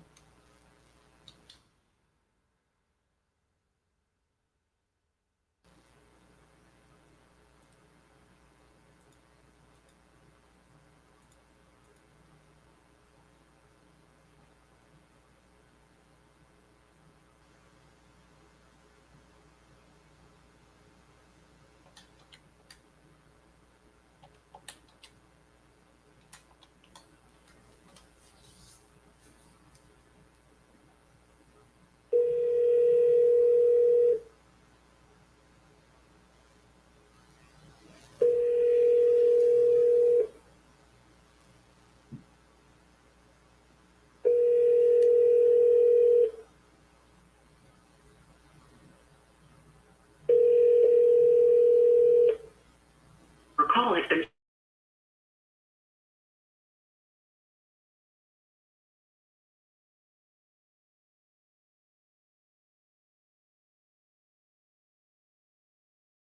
When you have finished recording, you may hang up or press 1 for more options. Hello, I'm calling about the property. Looks like you entered your information on an ad we're running for sale of the property. We are very interested, and if you would just give us a call back as soon as you can. Our number is 817-710-8689, and we look forward to speaking with you.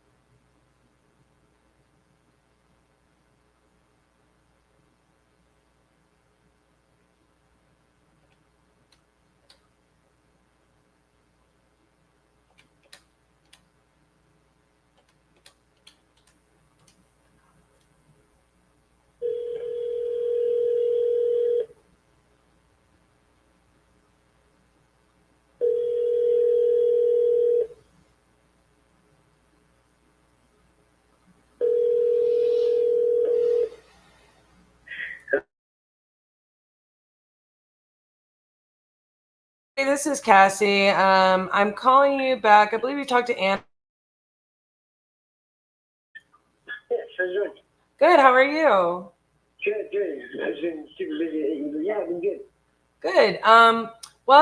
If you have a few minutes to just talk about the property so we can kind of do an assessment and see if we're a good fit for you, I'd love to take a few to go over a few things. Okay, yeah, no problem. Can I call, I'm like really about to finish up my lunch. Is there any way I can, could you call me back in, or can you call me back at 1? Yes, as long as I'm not stuck on another call, cool. I absolutely will. Cool, I got you. All right, sounds great. All right, awesome. Bye.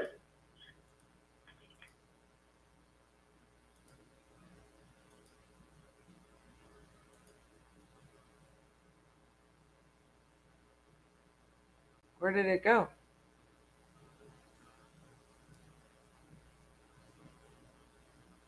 What, the French toast?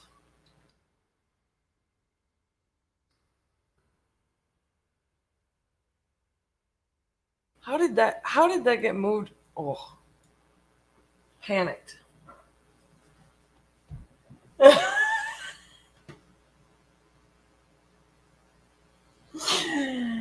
Jeremy, I'm not putting your comment up, but that's exactly what I thought. Sounds bad, but some people just sound like that. Maybe not for that reason. Quick update number 2. The seller just said he will only move forward with a 4 to 5 day close. I have no idea what you're talking about, but I'm going to scroll. You have an MLS listing is officially off market.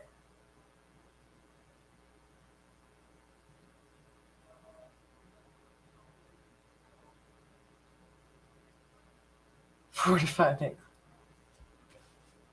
There is such a part of me that wants to look this up and figure out what you're talking about and see if I can solve it, because I like to solve puzzles. But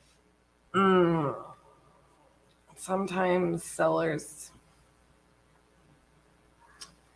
you know.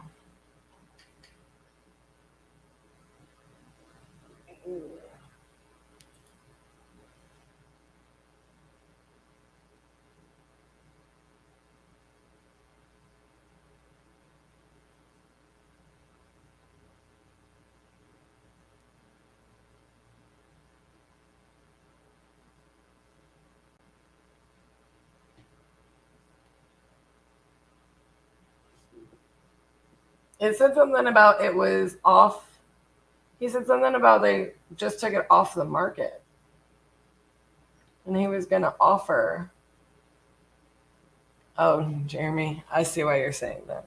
Doubtful from the sounds of it. 4 to 5 day close. I would have actually told them, Eric, well, we can close within 4 to 5 days after we get clear title and they can get settlement statements out.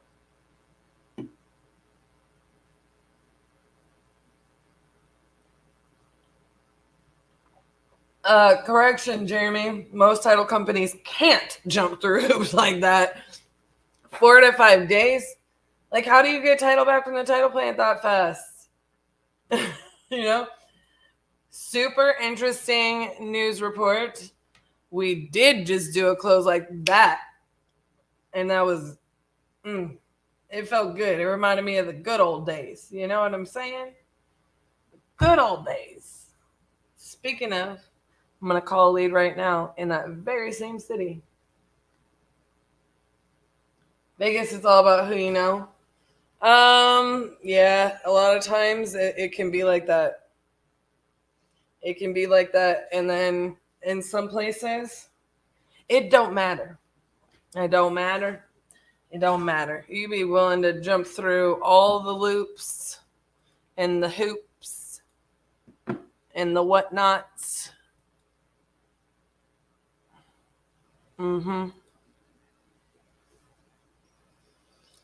La da da da.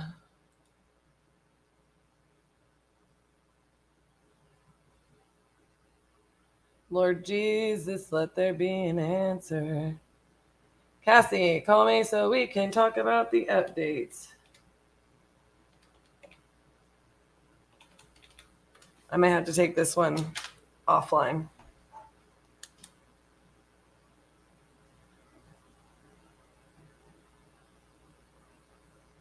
Hi, I was just calling for Jose because he told me to in an email.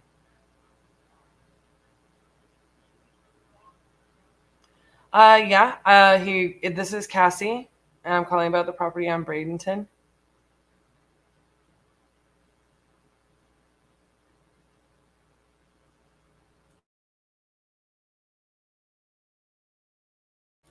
He was in an appointment, but now he's not when I told him who I was.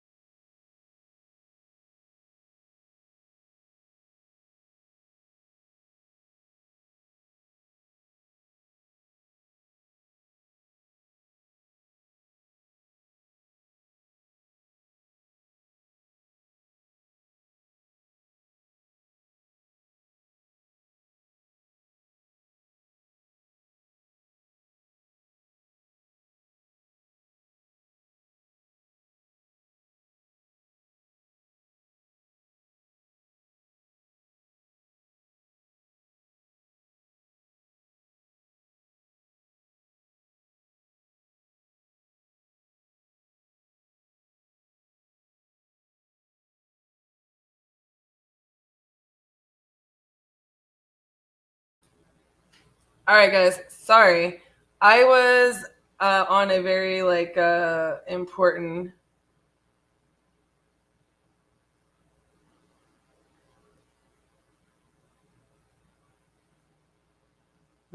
call.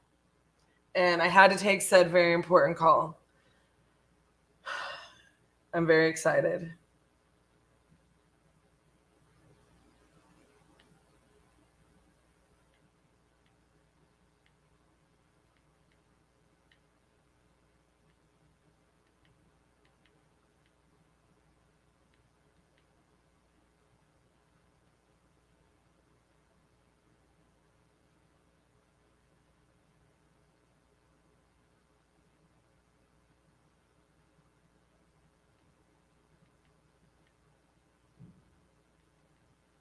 So I'm texting the seller right now because she's at work.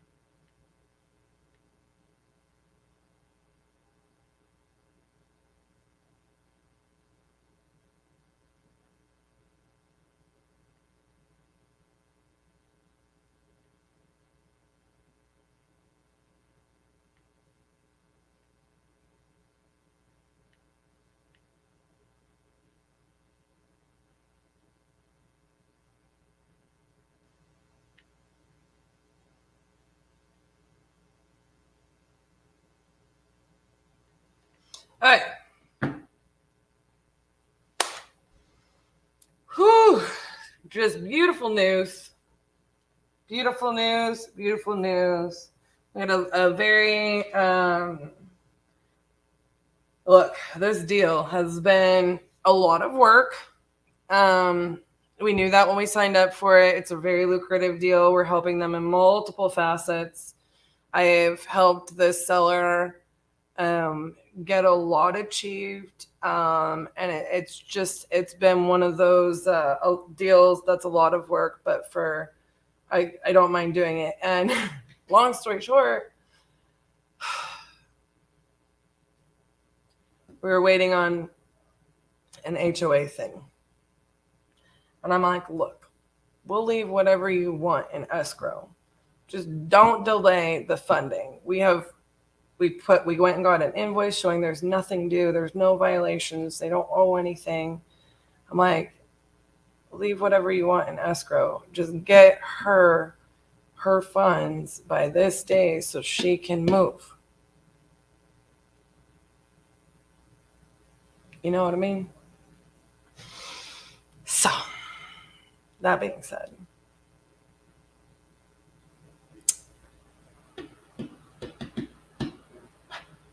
we've solved it. I have to make a little adjustment to, she's doing like a 2-day lease back.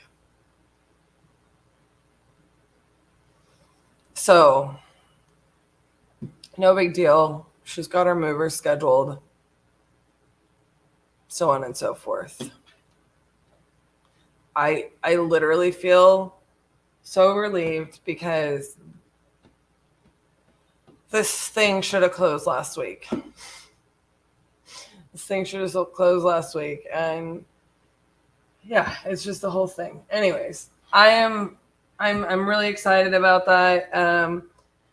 we should be able to get the seller closed next week, and then, you know, basically funded to her enough of her proceeds, more than enough of her proceeds for her to get her move and her down payment and get all of that settled.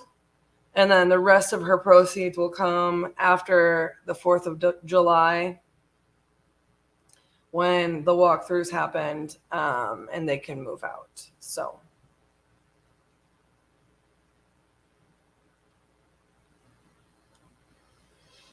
Oh, backstory lead, Zolo lead, MLS listed. Reached out to the seller that I will only make an offer with 50% off listed price and off market.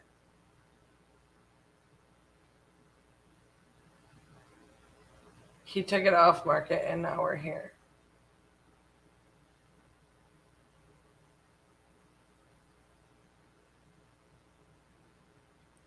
Why did you tell him 50% off listed price?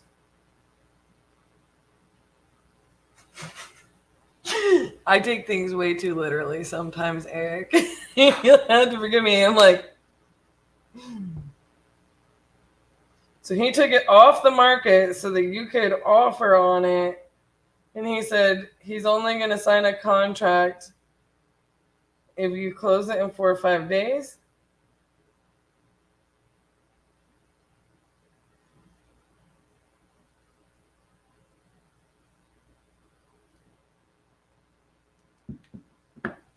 How are we finding title companies?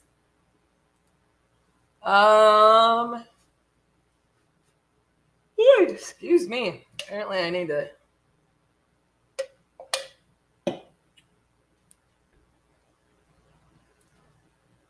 We are finding title companies by calling title companies.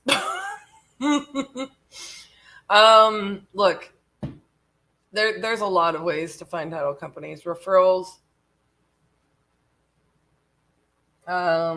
Investor Lift has a title company. Rolodex.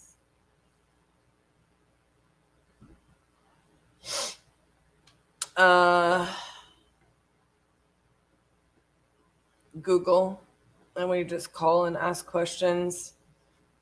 Honestly, it's kind of like a lot of things. Sometimes it's title companies are seeking us out. Sometimes the buyer is like, yeah. Like we just closed one very quickly because our title company that we were using was requiring something weird. So, I mean, sometimes even when you have a good title company, sometimes they have a weird rule, you know?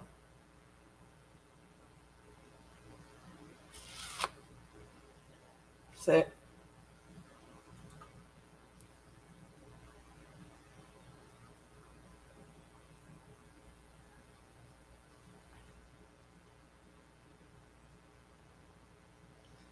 wait, what, Jeremy?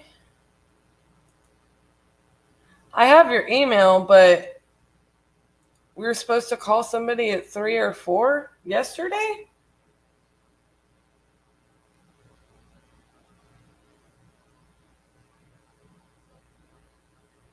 I didn't get that email until after 20-minute video call.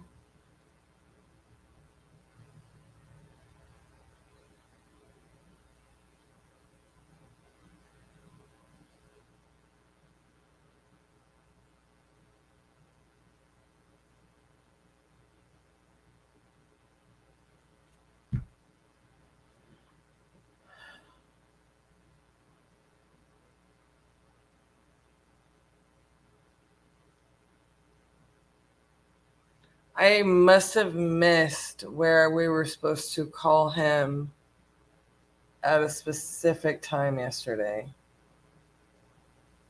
Sorry. No.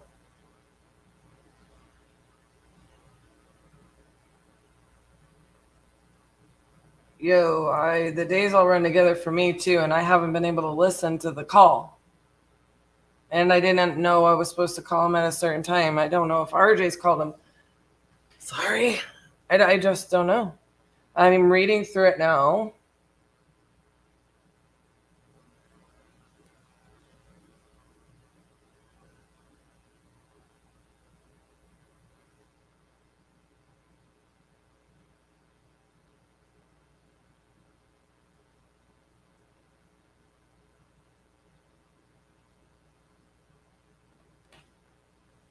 Guys, cool and down to earth.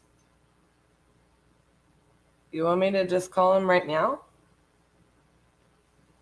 I'll do it.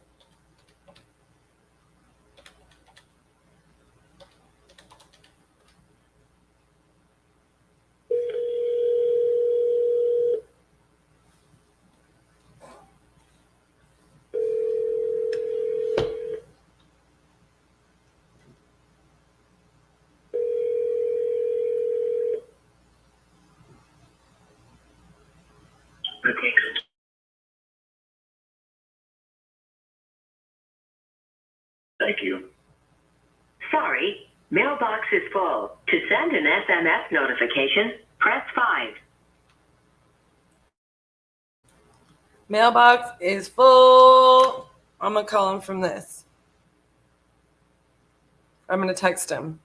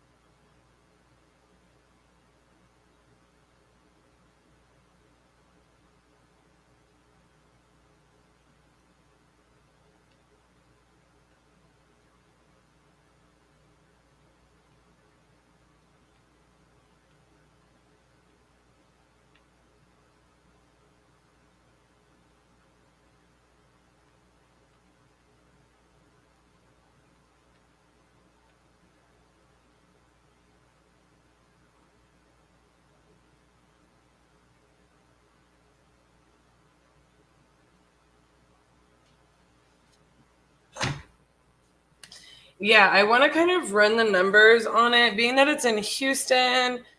I just kind of want to. I kind of want to run the numbers and see what's up. I know that it's kind of like what RJ was saying the other day. I feel like maybe like with our things with Eric's team, maybe because it's like a 50-50 split.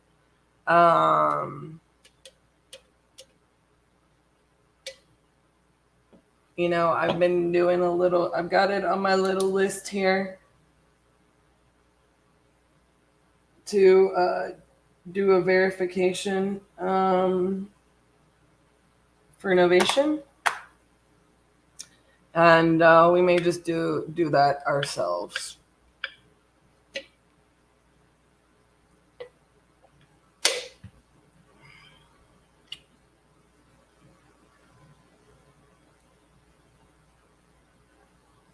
Yeah, we'll figure out the best thing for the seller. I read through the notes.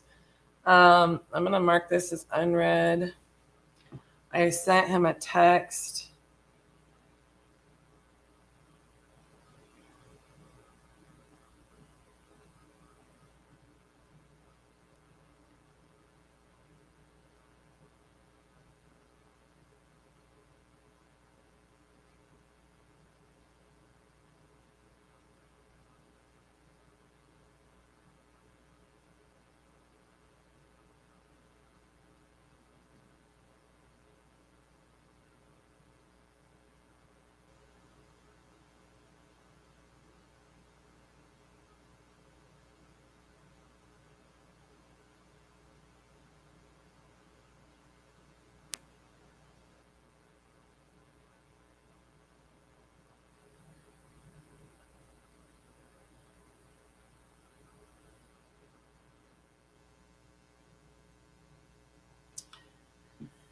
I just told him, Jeremy, I tried calling from our office line. I think maybe you wanted to call here at 3, not at 2, so feel free to call me back anytime. Should work.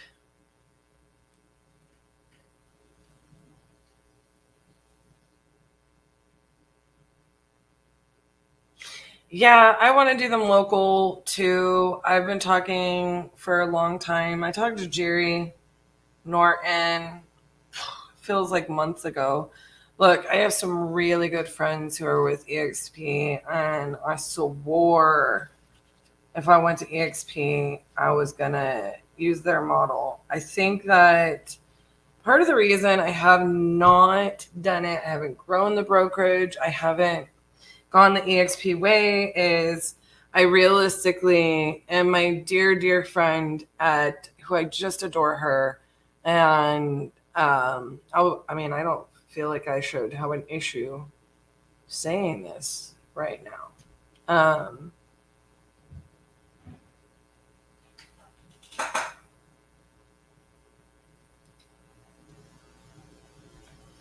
don't feel like I should have an issue saying this right now. So I don't know about the property management aspect. You guys know a heck of a lot more about that than I do. I haven't expanded the brokerage, and here is my situation. And here's the only situations in which I want to expand it. Okay.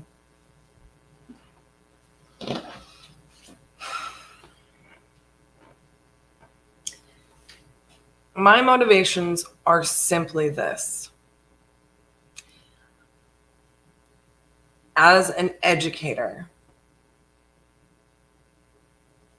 I feel like I have so much to offer the agent world. If RJ and I were to put a massive effort into our education space, I would do it. I would do it in a heartbeat. Because I feel like so many realtors out there could benefit from understanding investment real estate and then invest also themselves, you know?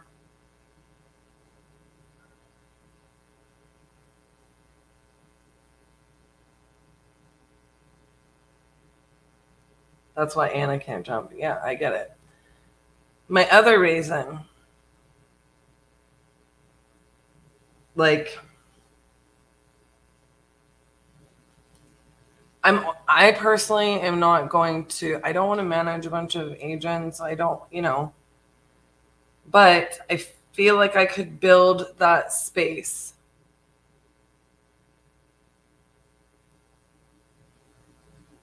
But I have to have like the blueprint. I have to have the plan, right? I have to be able to capitalize on it. And then, in doing so, if I have somebody like an assistant who can take all of these retail referrals and reach out to my downline and get them in with people all over the country, that makes it make sense. That makes it make sense. I just don't want to be the person doing that work. And so I know that we're leaving money on the table in that regard.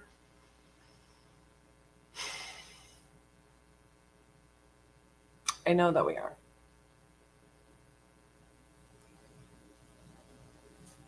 I know that we are.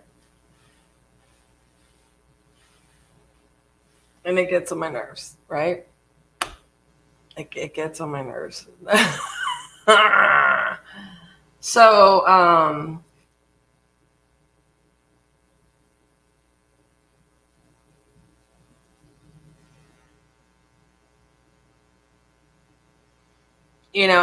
have talked to Jerry about this. I do want to capitalize on the fact that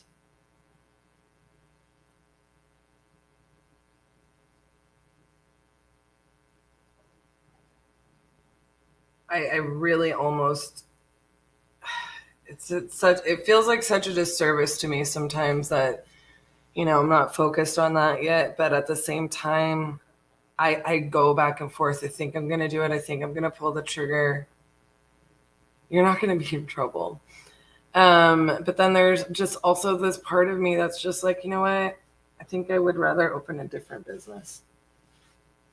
I hate to say that. I really do. I don't want to be in trouble.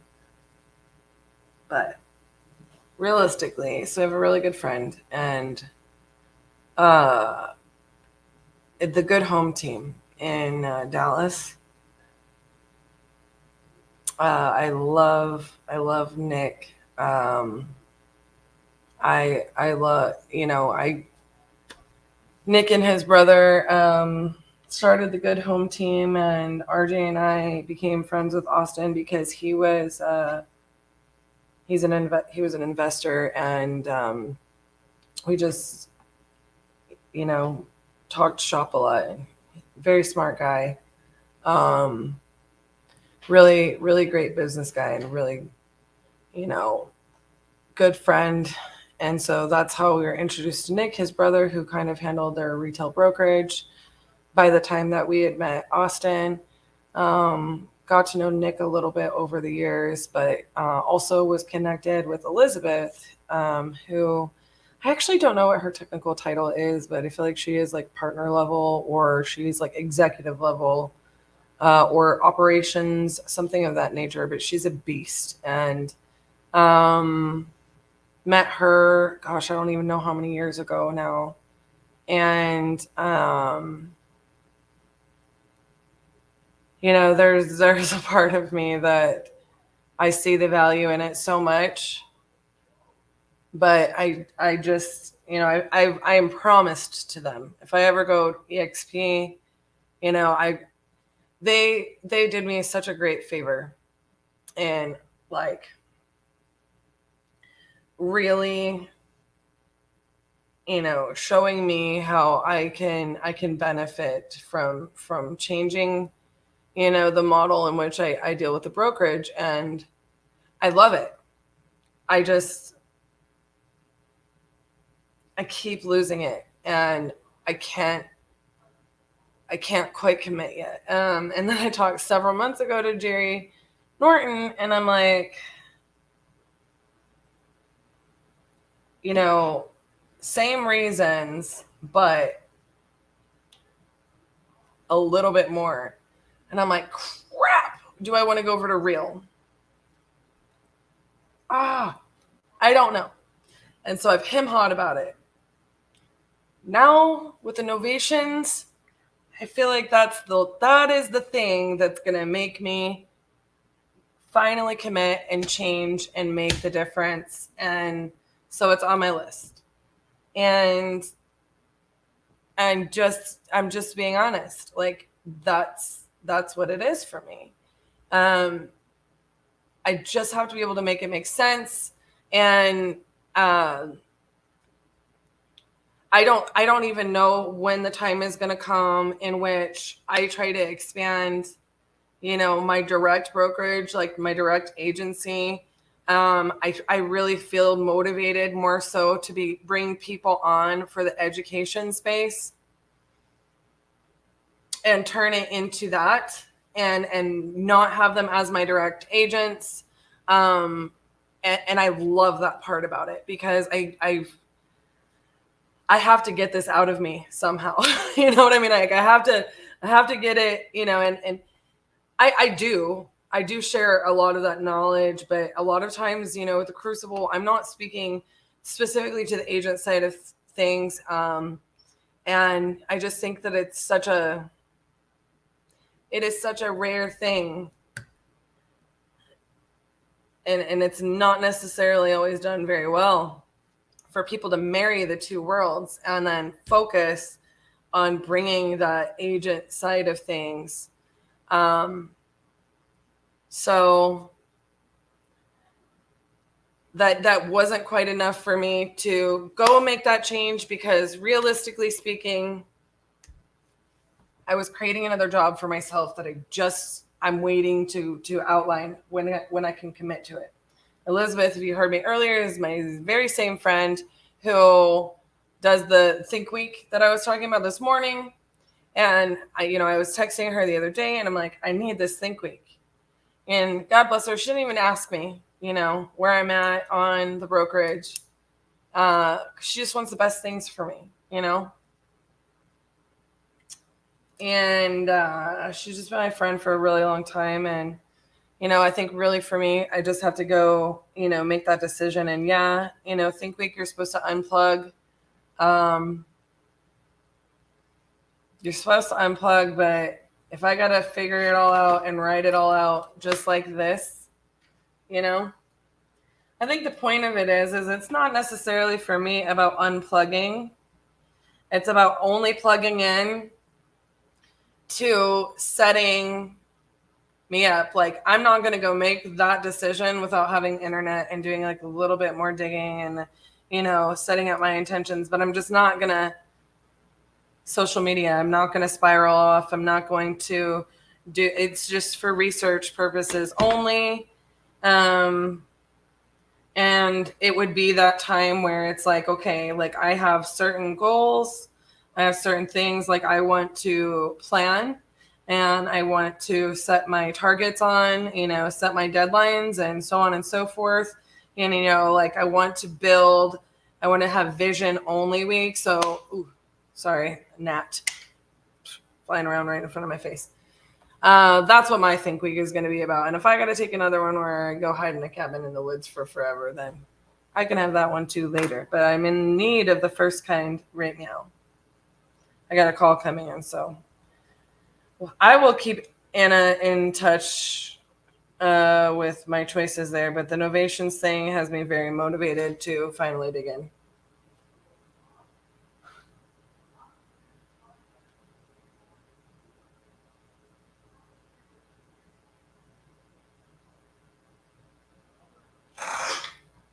I thought I had a call coming in. Hello, this is Cassie.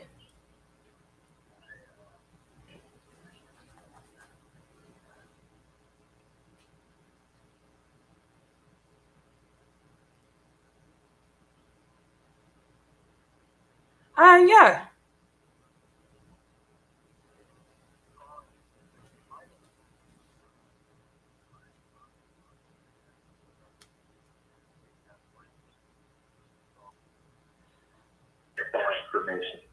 Yeah, most of our First of all, what do what?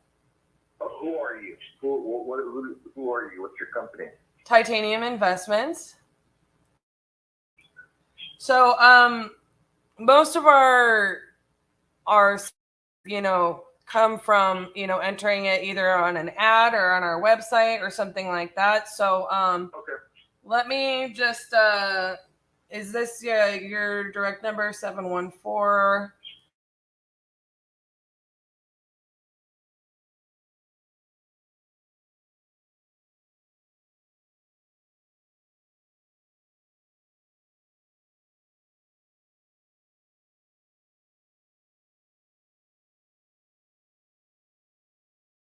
Let me just get that pulled up in our system and take a look at what we got. Okay. Yes, sweetheart. I'm on the phone, sweetheart. Please tell me you're talking to your bird. Yes, I am. I apologize. No, I love it. I'm a big animal lover, and I was like, oh my gosh, I want to ask, but I don't because I don't. I talk to my birds like they're children. They have the mind of a child. They sure act like children. I think that's phenomenal. Yeah, I love them. I'm a big animal lover. I have dogs. Dogs. I love dogs. I was gonna get a dog, but the birds. I mean, the animals in general, they require a lot of attention. They're not just give them a bowl of food and that's it. Forget about them for the rest of the day. Right. So I'm afraid that I may be neglecting the dog because I have the birds. So I'm not going to put either the dogs or the birds in that situation. So. Yeah, I totally understand. me is people who have pets and they don't give them the proper care and attention that they need. That really, really gets to me. I really get it. Have a pet. Why? You don't deserve to have one. I really get it. I'm right there with you. I was actually having a very similar conversation earlier. Really? Yeah. In essence, I was talking about, a friend who has like a dog like that they basically rescued, and it was just a horrible situation and the trauma that causes for the animal. And, let me try to look this up in a different way because it's not popping up for me. I don't think I caught.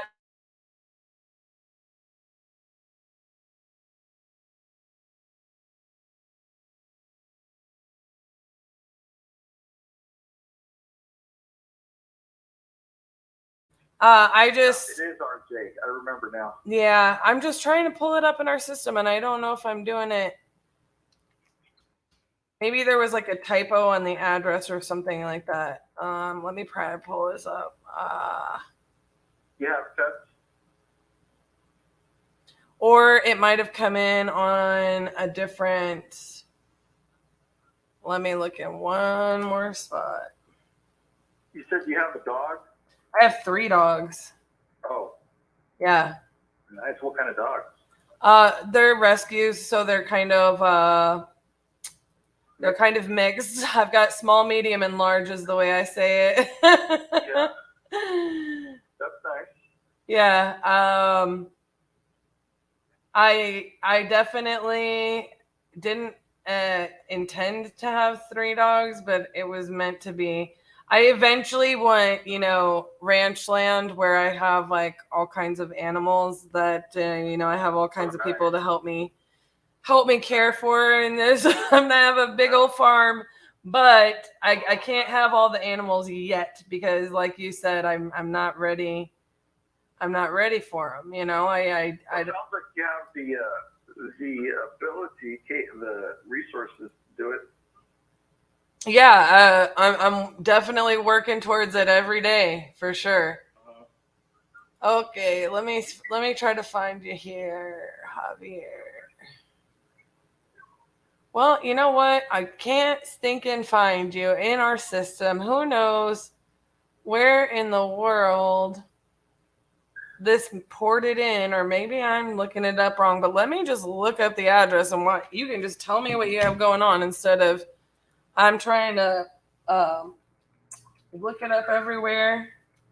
So it is. You guys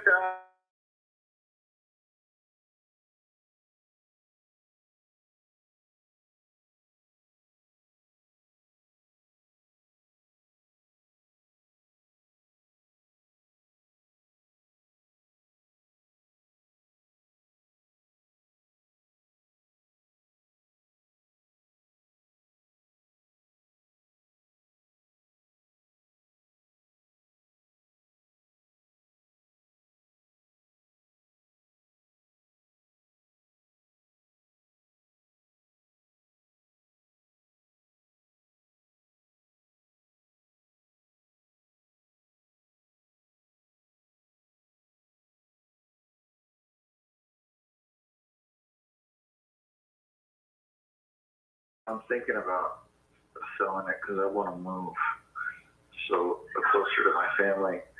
So, Where does your family live? So they live about an hour away from here. They're not that far. It's just that, I hardly ever get to see them. Yeah. Even though it's not that far, we're used to being together. It's just that I moved out here because I used to work out here, but I got retired. So now I'm ready to go back to being close to them again. And then also, what I got going on here is the hardwood floor in the kitchen got a little damage on it from the dishwasher. So the insurance is in the process of fixing that. We ordered the flooring. They're going to redo the entire house, though. So I'm going to have to be out of here pretty soon. Gotcha. And then, you know, they'll tear out the old flooring and replace it with the new hardwood flooring. So I got a lot going on here in terms of getting ready for that. And it would be nice. I mean, I'm not in a rush, first of all.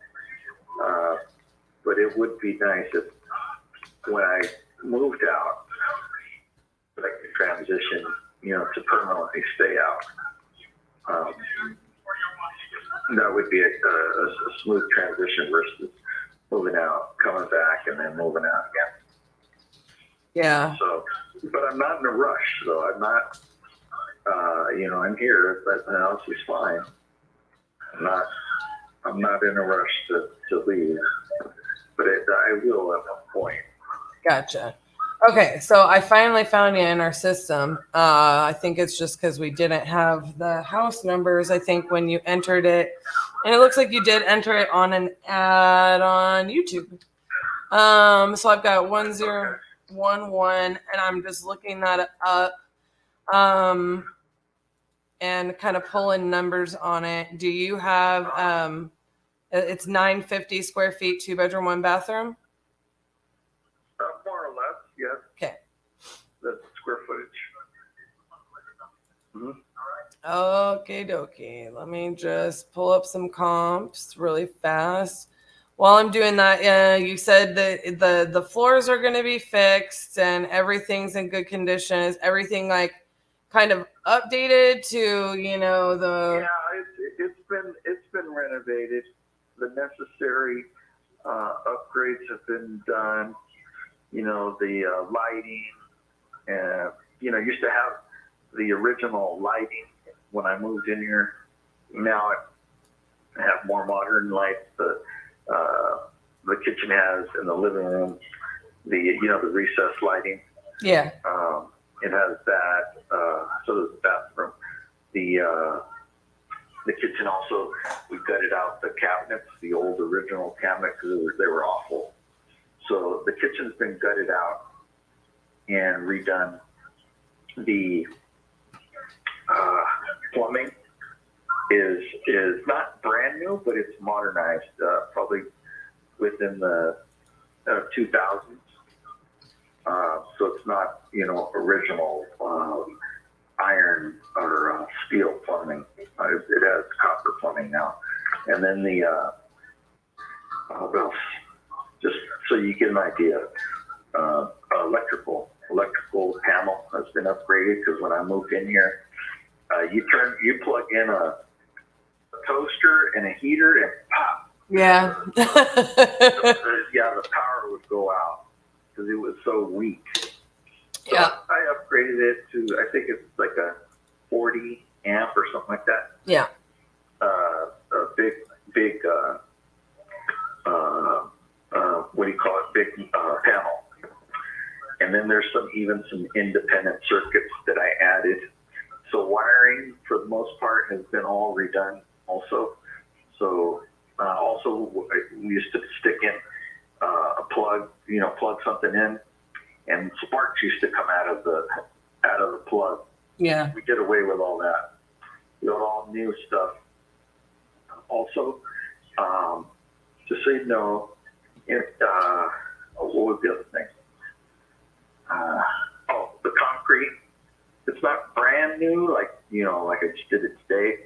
But when I got here, the concrete in the driveway was awful. I mean, it was like there was pieces loose of concrete, big rocks all over the place. You'd fall. It just was awful. So I redid the whole pavement from the driveway all the way from the garage all the way to the sidewalk. But it's got pretty good bones. Gotcha. The house. It's not perfect. I mean, it's not a brand new. It's a 1923, I think, house. And it's always been termited on time. We tented it not too long ago, maybe 4 years ago. So it's been kept up. And it's not too bad. I'd like to do a little bit of better on the landscaping in the backyard, but that's probably the only thing. Paint within the last 5-6 years, I want to say. So paint's relatively recent. Roof is still good. Probably I did maintenance on it. They say to do maintenance. And if you do maintenance on the roof, is the overall life of the roof will last you longer. Right. There was a few uplifted shingles at the time, here and there, and a few vents that were broken, from the original install. So I did that, a few $1,000s for that, and everything's back intact again. So it wasn't necessary to redo the whole roof because it just needed maintenance. So I try to keep up with it before it gets out of control. It's too expensive. Yeah, no, I got you. So, Yeah. how long have you actually owned the house? About 10 years. Okay. So what do you know what you're looking as far as asking price goes? I've been looking around, and I know that you're gonna have to make some money on it, and I realize that and my thing is just to walk away from it as easy and smooth as possible. Right. I'm thinking somewhere in the low fives. Yeah, I kind of suspected that might be your mark. I just don't think that that's an investment buyer that's going to buy in that price point. And the reason why is just I'll do this quick and easy breakdown for you. Sure. I can, in essence, get 75% of the maximum after repair value. Okay. So if I go in there and all that needs to be done is a couple of bathrooms, need to be updated to like modern day. Do what? Doorknobs and maybe a little bit of plaster work in one of the bedrooms. That's about it. Okay. Yeah, I'm just trying to give you an example. Yeah, so, if I come in there and I say that I can make the property worth, we'll just go even numbers, okay? Just to make it simple math. I can put $500,000 down as what it will appraise for after I make repairs, and say those repairs are $20,000, because even though you repainted it, my buyer is going to want a new fresh coat of paint if it's been lived in for 6 years. Sure. So then all I can get lending on is $355,000 plus my repairs. And so in essence, I also have to look at the cost too. Okay, even if I don't have the lending, let's just talk about cash. Let's talk about, I'm going to spend, I'm going to do what I've got to do and make it, put the $20,000 in and make it worth $500,000. I've got 2 sets of closing costs because I have to close it when I buy from you, and I have to pay closing costs when I sell it, right? And then I've got to pay realtors, and even if I can manage a little bit of a hookup on that, I've still got $35,000 just in closing costs, right? And then I've got $20,000 in repairs. So if it's worth $500, I'm already down to $445. Then I have holding costs. Those holding costs are if I do get the loan. Well, if I don't, I still have to pay for the amount of time that I'm holding it until I close with a buyer. So the amount of work, taxes, I've got to pay, utilities and lawn and, fees for my money, right? So say that I, minimize that down to like a 3% thing. There's $15,000 more dollars. I don't know what the days on market are, so I'm just rounding it out for you. So that puts me down to 430. And so realistically speaking, for me to make zero money to buy your house, if in that scenario, it's $430,000.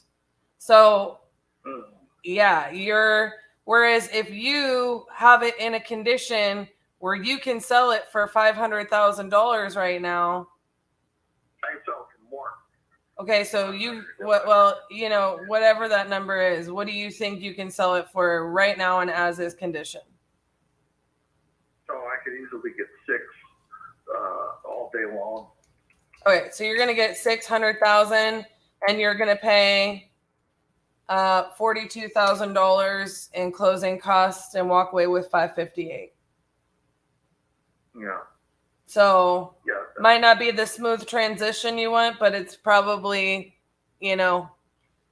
that's more motivating to you than to let me come in there and paint it and do stuff and try to make money on it. Okay, well, I appreciate your time. Yeah, absolutely. I mean, I would look at it as a rental too, but I just like the rent rate's not going to work for me either, because if I buy it from you anywhere in the 500s, I'm going to lose money with that strategy as well. So for me, it's just a matter of, unless I looked at it and I was like, oh, I'm going to do an Airbnb strategy here. It's just kind of a rare thing for me to look at unless I'm doing it in pockets. It's just, yeah, your best bet is probably going to be to search for an amazing realtor and I own a brokerage, so I'm not saying this lightly, and not all realtors are created equally, but one that will help you with, aligning that transition.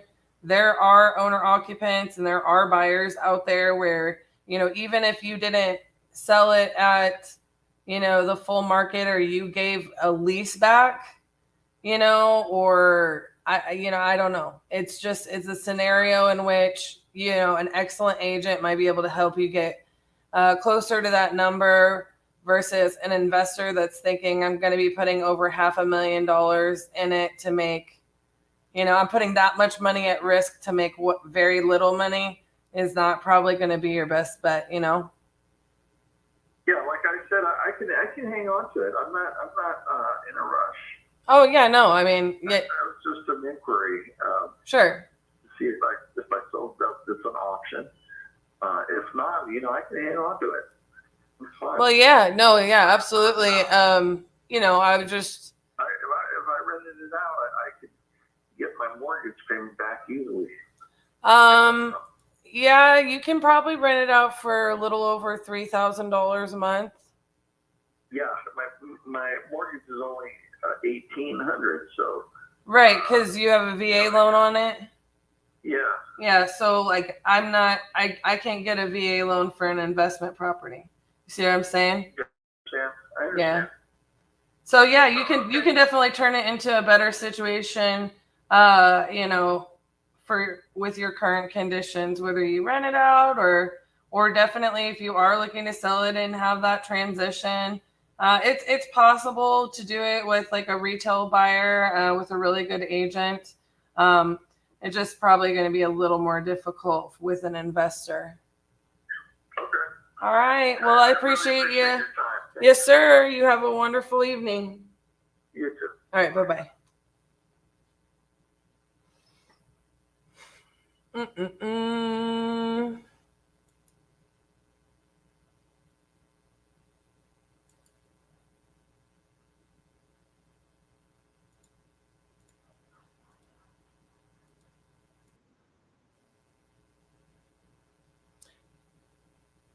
I don't know where that came from. Some of you might wonder why I decided to not go subject to or creative. Look, some of y'all may have done that. That was not my digs. Like, I just, honest to goodness, I didn't feel like he was in any way motivated, and I kind of got that personality type where there's gonna be like anxiety or something that's not fun in that scenario. And him being motivated to move, if I can sell my house at market value and not have to pay realtors, that'd be cool too. But that's basically to me what he's looking for.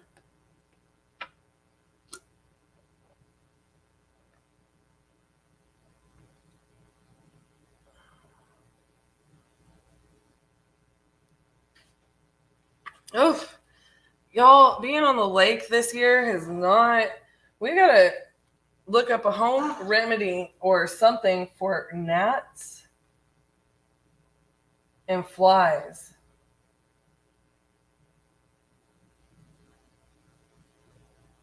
Because it is not working for me. We've had a lot of them this year in Texas since it got hot and humid, and it's driving me nuts. Like, ugh. And it's especially bad at the office because we're on the lake. And I'm not looking forward to mosquito season. I'm about to just get some things and put them up here. No, I got to get it out of the office and away from the doors. So anybody have any miracle remedies on that? Please put them in the chats. While you're at it, give me a thumbs up.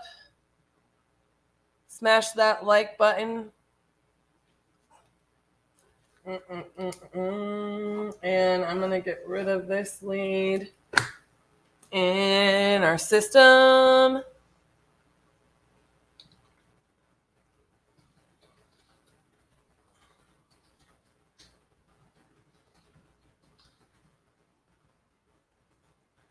Anyways, that I don't think that this dude would have. He sounded like a real nice guy, but it sounded like to me he should probably just go ahead and chill and keep his house or list it on the market.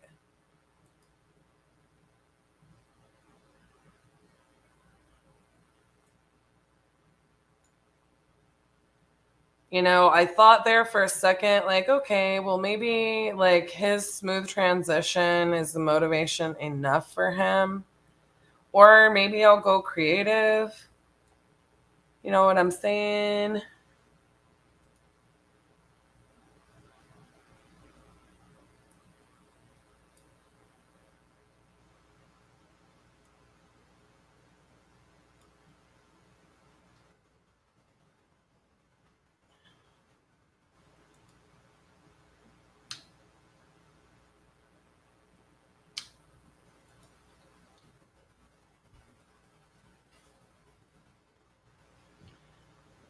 I honestly probably could have also looked up to see if it's one of those places that you can do additional unit or stack on top of it, but I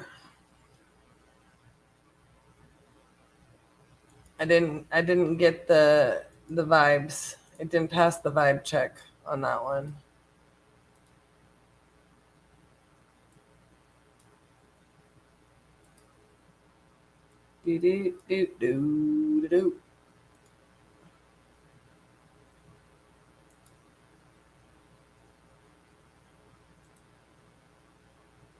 Not that the seller didn't pass the vibe check. Let me rephrase that. He seemed really nice. It's that the property, the price point, I wasn't digging it.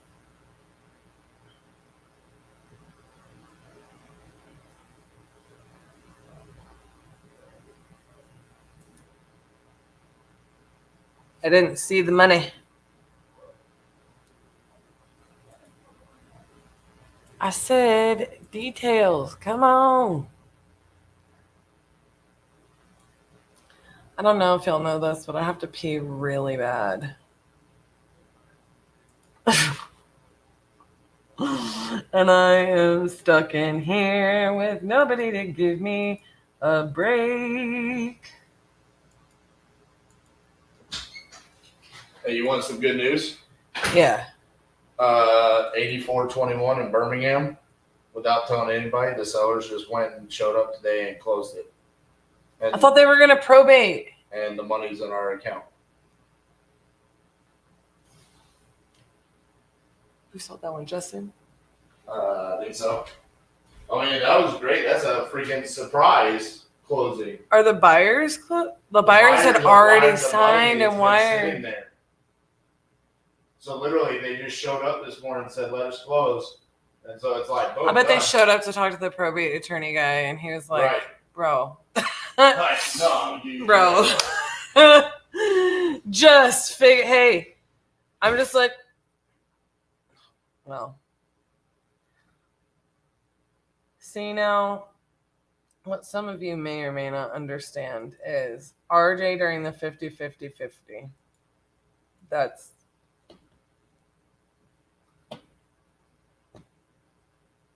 he'll come in, say things. I don't get to say things. He's gone. He's moved on. It's like, okay. Nice speaking to you. All right, I'm just popping in some more leads because I love them from the Lead Solo. Hey, anybody from Lead Solo, if you're talking, let me know anytime you want me to do voiceovers.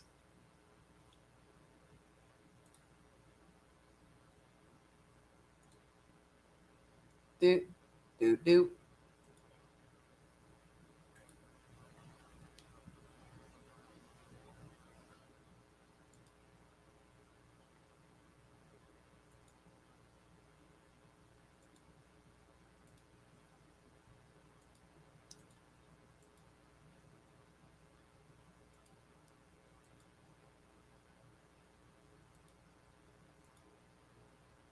Ooh.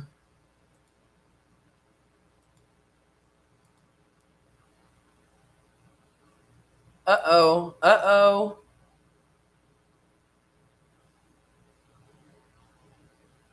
Multi-family.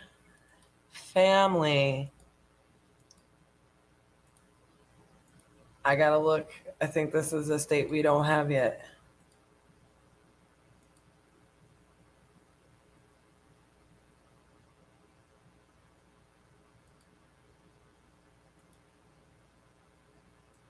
Uh-oh.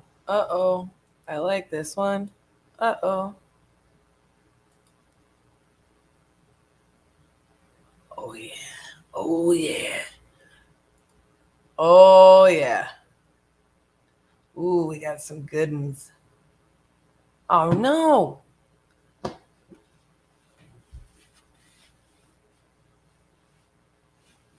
Maybe they accidentally clicked mobile home and trailer.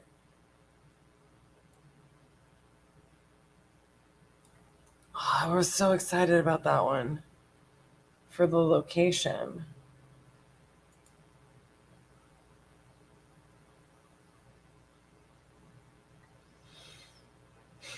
Dog.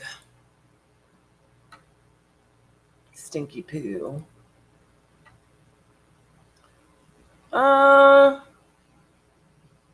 Okay. This one might be a little different. This looks like a community, not like a...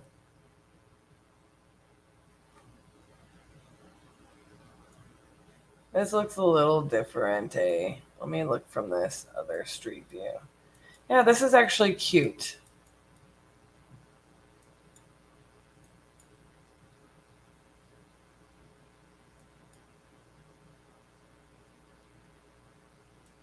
I mean, maybe. We'll see.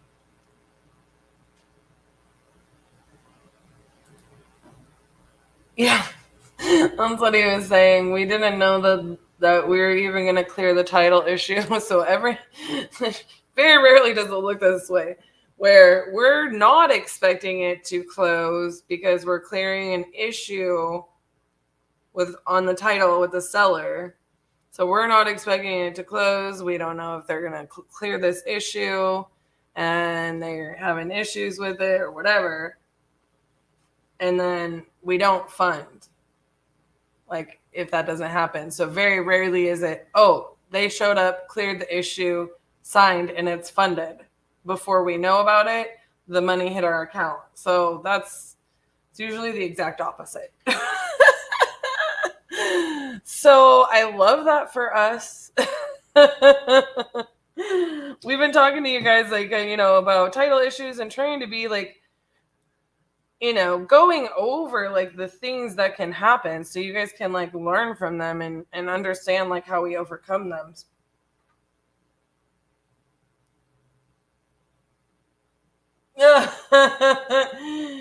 Not facts. I feel like we work a lot harder than that, Josh, but we do love what we do and we do love our team enough too. Are you ready? I'm ready, boss. Okay. Are you sure? Yep. Okay. Guys, I'm going to go do the things and I'm going to give you back to RJ because I have to tinkle really bad. I'm sure I will see you again before we do end of day. Enjoy. We are going to give you everything that we have to succeed. Use the tools that we've given you. Utilize the knowledge that we've instilled in you over these past couple days. Skip tracing, cold calling, and SMS, and how they create a process that's very simple but very, very, very effective. I feel like it's going to transition our business from here all the way up. As an example, these two gentlemen are really doing something special with batch driven on average, getting how many deals a month? 5 deals a month from batch driven. That's our first year in business, and we just did 560,000 gross revenue. Woo! We're learning so much from RJ, Cassie, and Elijah. I'm an active duty military guy, so it's so cool to come here and just see the integrity and the purpose and things that RJ and his guys are driving into the students here. We don't want you to just go out there and be successful. We want you to do what you're going to do the right way, the most applicable way. Be that Army. That's what it means to be a Titan. You work with great people. They're going to give you greatness in return, because now it's a friendship. And who do you always want to work with? Your friends. As a full-time house flipper, I wanted to do something a lot more virtual. I got introduced to RJ through my friend here, John, and didn't even know what I was coming to see, but after leaving, we've learned a ton we're going to implement into our business, and I think it's going to change the way we do business moving forward.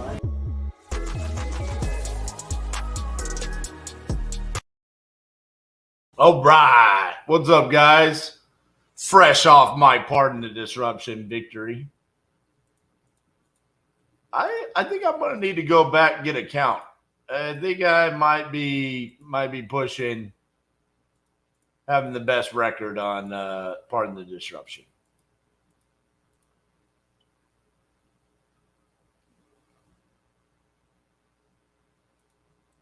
All righty. Let me clear out some emails here so I can get back set up.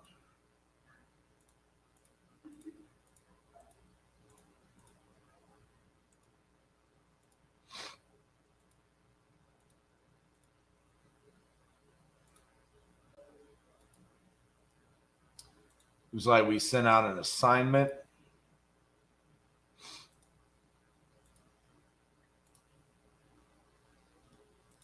And we closed the deal that we thought had title issues and was not going to close. That's always exciting.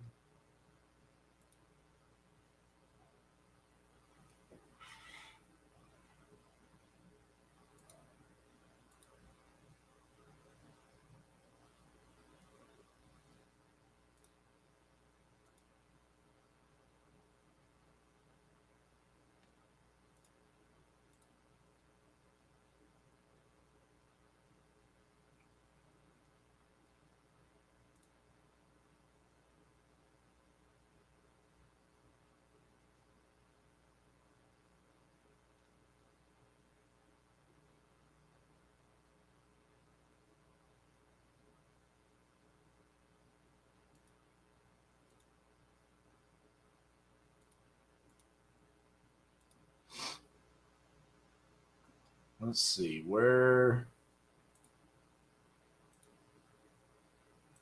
did Cassie make it to?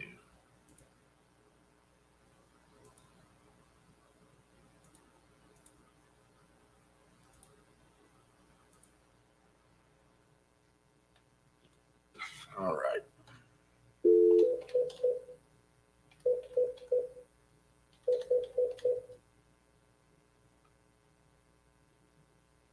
Please leave your message for 42335. Hey, Ron, this is RJ Bates calling about your property there on Hodge Branch.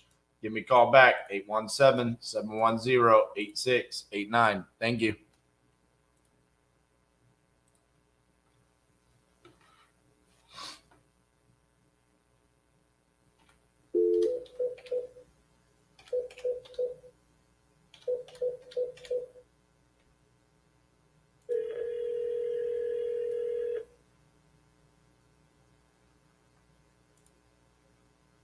Please leave your message for 83291.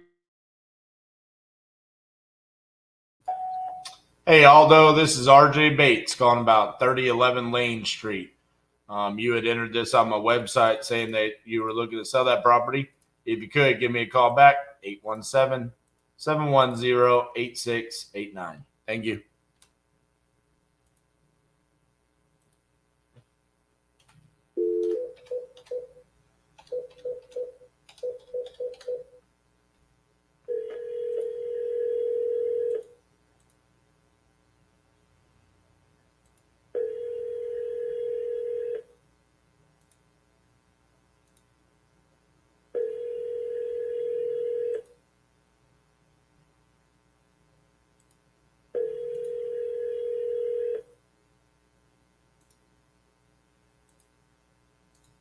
Small Engine World. My name is David Hernandez.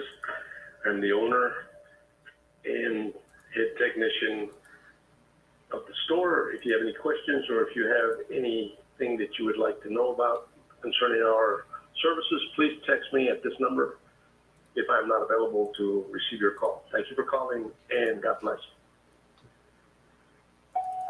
Hey, David, this is RJ Bates reaching out about your property on Dale Douglas. Give me a call back, 817-710-8689. Thank you.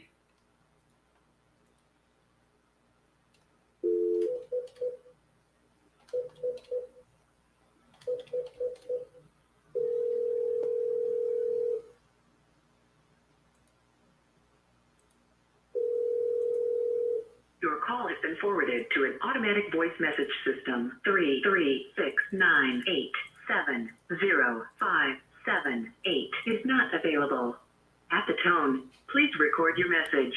When you have finished recording, you may hang up or press 1 for more options.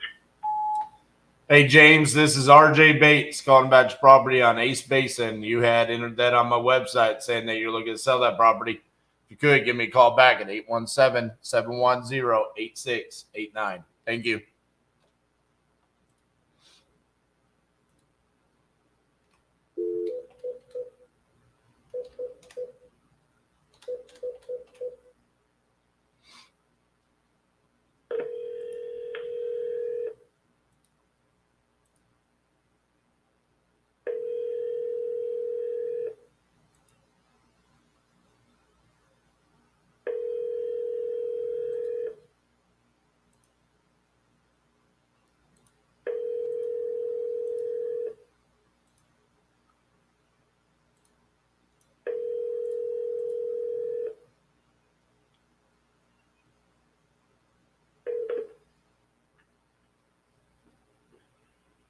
At the tone, please record your message. When you've finished recording, you may hang up or press 1 for more options. To leave a callback number, press 5. Hey, Michelle, this is RJ Bates calling about your property there in Galesburg. You had entered this on my website saying that you were interested in selling that property. If you could, call me back, 817-710-8689. Thank you.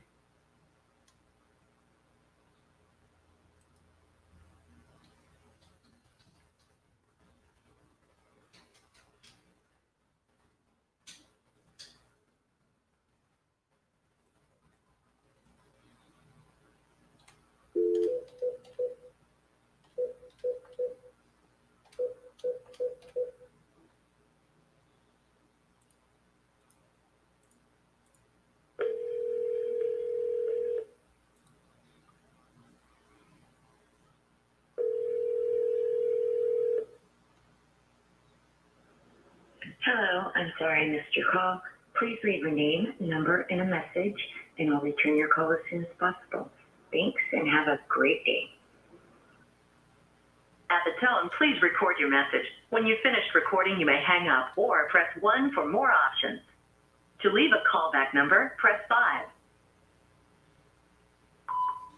Hello, this is RJ Bates calling about your property there on Barton Road that you entered on my website. If you could, give me a call back at 817-710-8689. Thank you.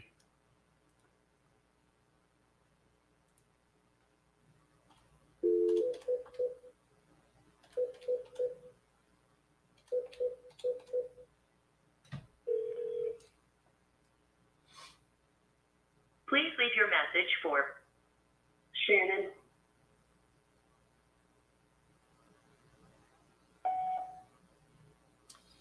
Hey, Shannon, this is RJ Bates calling about your property there on Nelly Street. You had entered that on my website saying you wanted to sell that property. If you could, call me back at 817-710-8689. Thank you.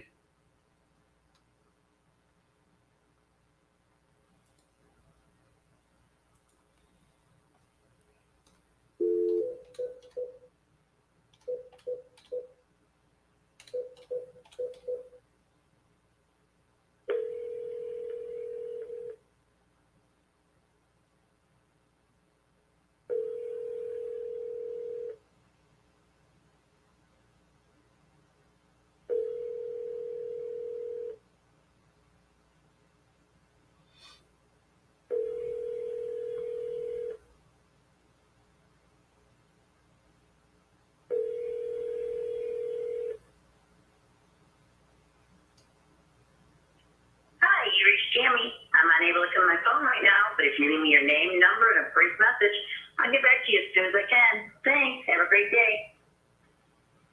At the tone, please record your message. When you've finished recording, you may hang up or press 1 for more options.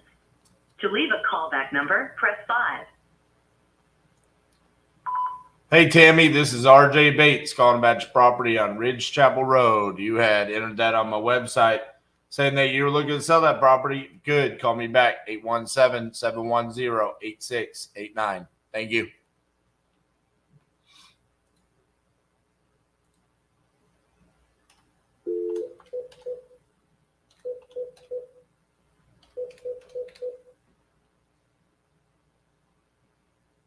Your call has been forwarded to an automated voice messaging system. 704949 is not available. At the tone, please record your message. When you've finished recording, you may hang up or press 1 for more options. Hey, Maria, this is RJ Bates calling about your property there on Salisbury Street. You had entered that on my website saying that you were looking to sell that property.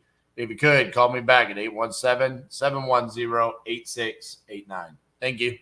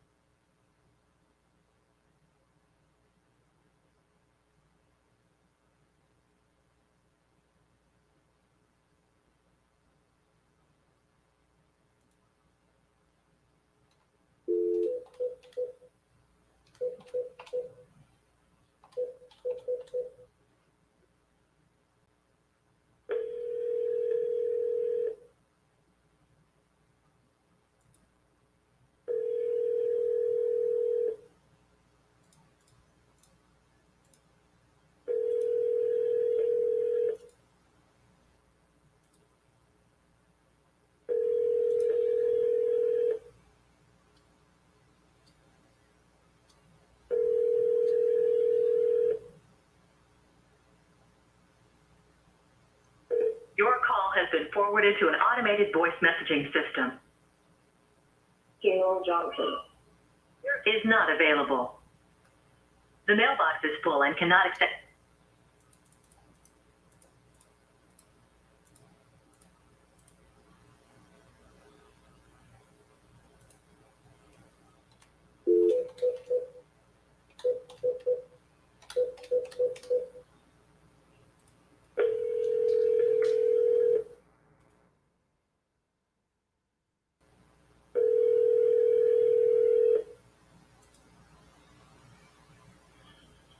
I can't find the phone. I hear it, but I can't find it. I lost it again.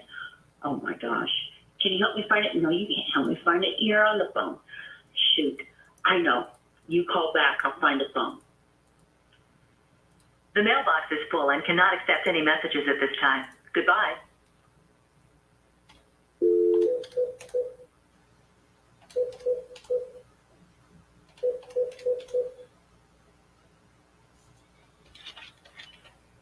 You've reached 701-934-5324. Please leave a message. I'll get. Hello, this is RJ.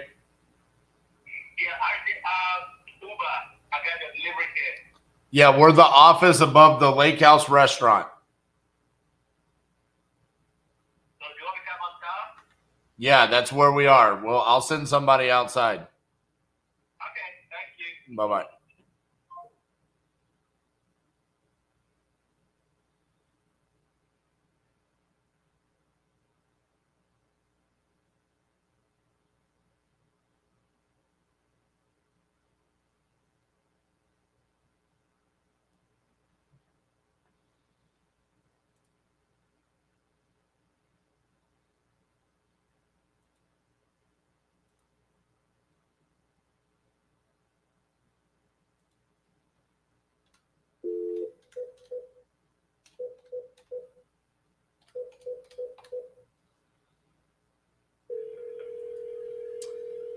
You heard it.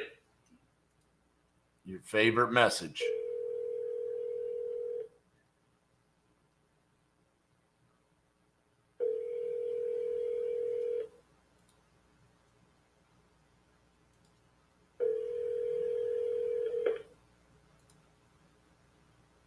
Please leave your message for.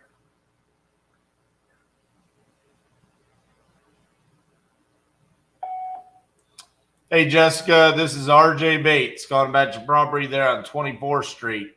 You had entered this on my website saying you want to sell that property. So if you could, give me a call back at 817-710-8689. Thank you. Our office is pretty epic. I really love our office. It's very unique, which is what I love about it.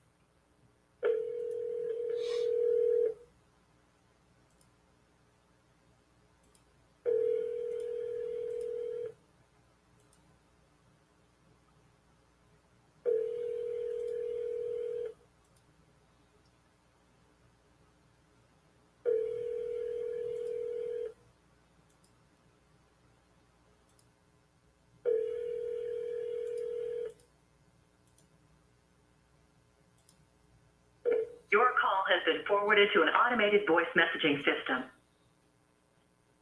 Alex is not available. At the tone, please record your message. When you've finished recording, you may hang up or press 1 for more options. To leave a callback number, press 5. Hey, Alex, this is RJ Bates calling about your property there on Farrell Street. You had entered it on my website saying that you were looking to sell that property. If you could, call me back at 817-710-8689. Thank you.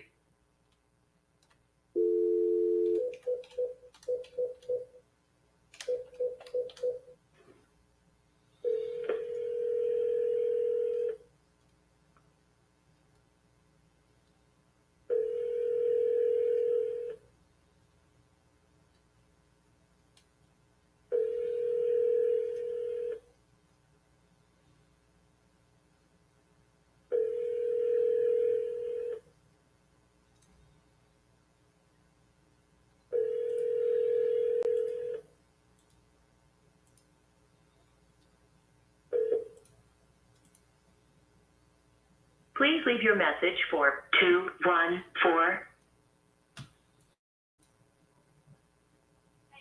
Uber Eats.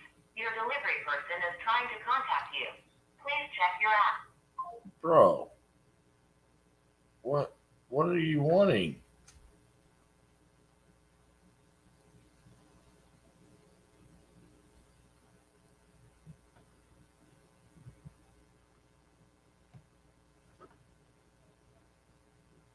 I don't understand what this guy is struggling with. There's one building. We're the office on top.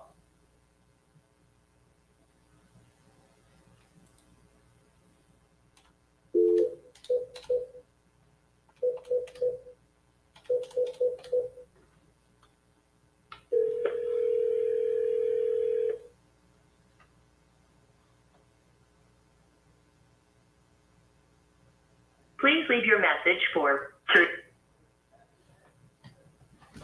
Hold on one second, guys. Hey, can someone go outside and grab the food? Okay, he's literally called me 3 times and messaged me. Yeah. Mike, calm down, bro. All right. It's like, dude, this dude's gonna take off of my food. No.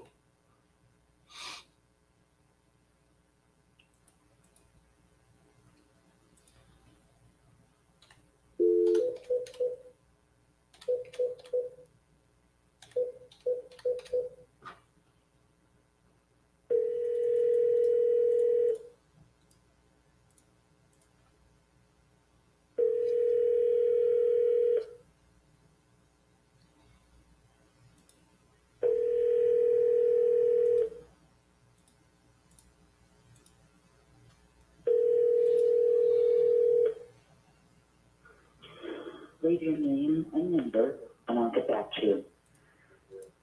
At the tone, please record your message.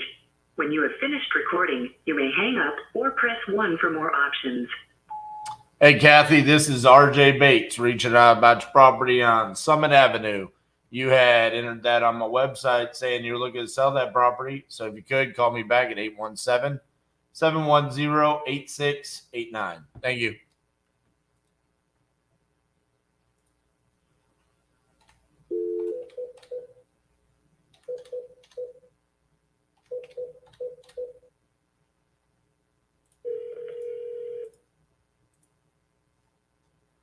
Please leave your message for 4133335. Hey, Sally, this is RJ Bates calling about Davis Street. You had entered that on my website, so give me a call back, 817-710-8689. Thank you.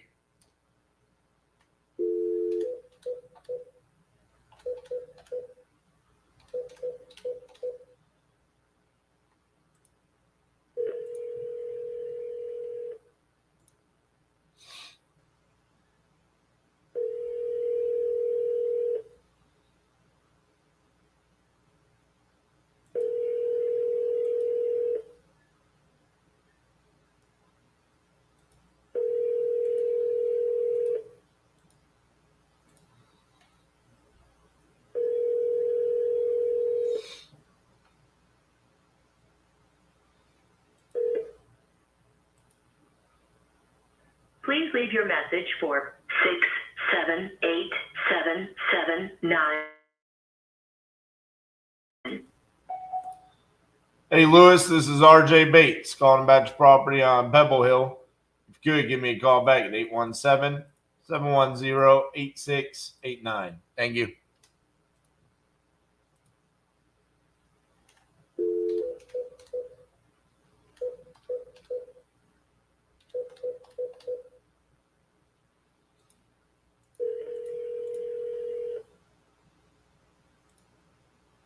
Please leave your message for 618604.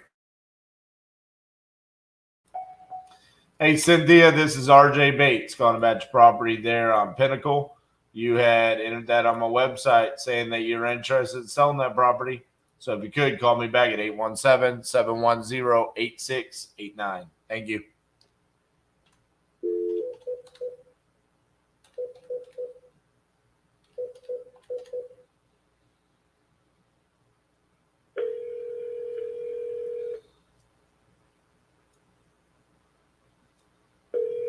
Your call has been forwarded to an automated voice messaging system. Is not available. At the tone, please record your message. When you've finished recording, you may hang up or press 1 for more options. To leave a callback number, press 5. Hey, Joel, this is RJ Bates calling about your property on Stanford Avenue. You had entered it on my website saying you want to sell that property. So if you could, call me back, 817-710-8689. Thank you.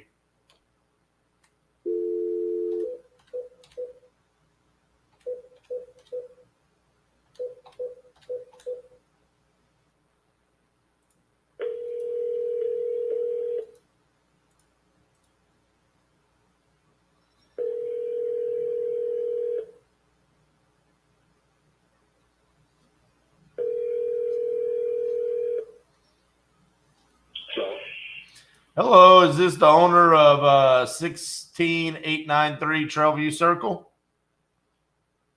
Yes, sir. Yeah. Hey, this is RJ Bates. You had entered that property on my website saying you're looking to sell that property. Is that correct? Yeah, actually, I already got a few offers. I'm working with a few people already. Okay. So you've already signed a contract? No, not yet, actually. I don't know which company you're calling from, so I thought of just letting you know. You saw my ad on YouTube and filled it out. Looks like June 5th, and I've been calling you ever since then. Okay. No, actually, I've been working with a few people. Hitting as much as I can. And I got a few offers. I didn't sign any contract yet. I don't know. Well, how much are you wanting for it? No, actually, I think it's Zillow says 670 or something. And I was looking for, without any realtor or something, I was looking for 630 to 640. And I got a few offers in that range of 615 actually. I'm just waiting for some more. Let's see how it goes. Gotcha. Yeah. So are you? Yeah. You just like putting it on all the sites you can find? Yeah, that's what I'm trying to do because I really don't want to go through realtors and all that.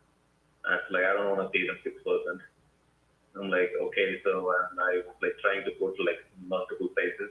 Then I got offered from there are sometimes they ask me to show the home and everything. I've done that and pictures and all that. So I think so far so good.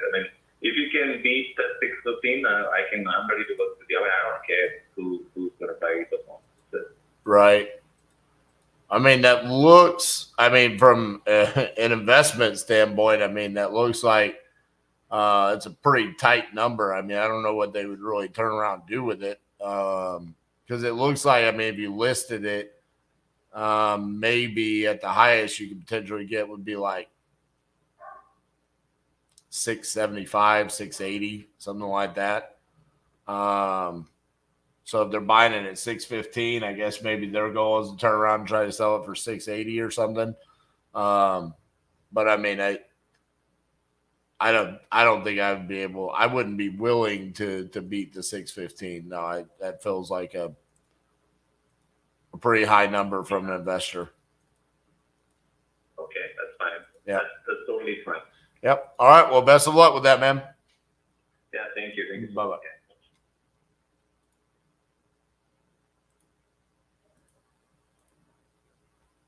Man, people in Colorado must be desperate for deals. Buying a deal at 615 to list at 680. Yowza.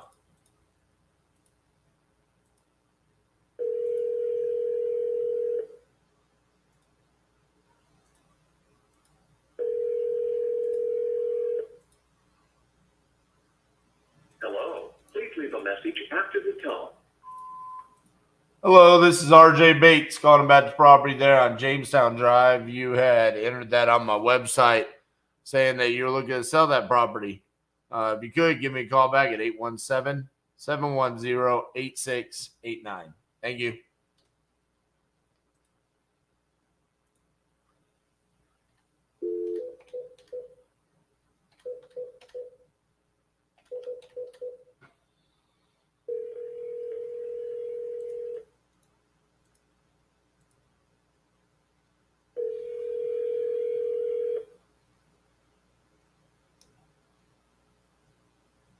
Please leave your message for 619-906.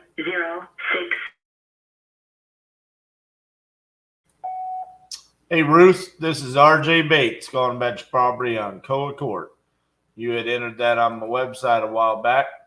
Give me a call, 817-710-8689. Thank you.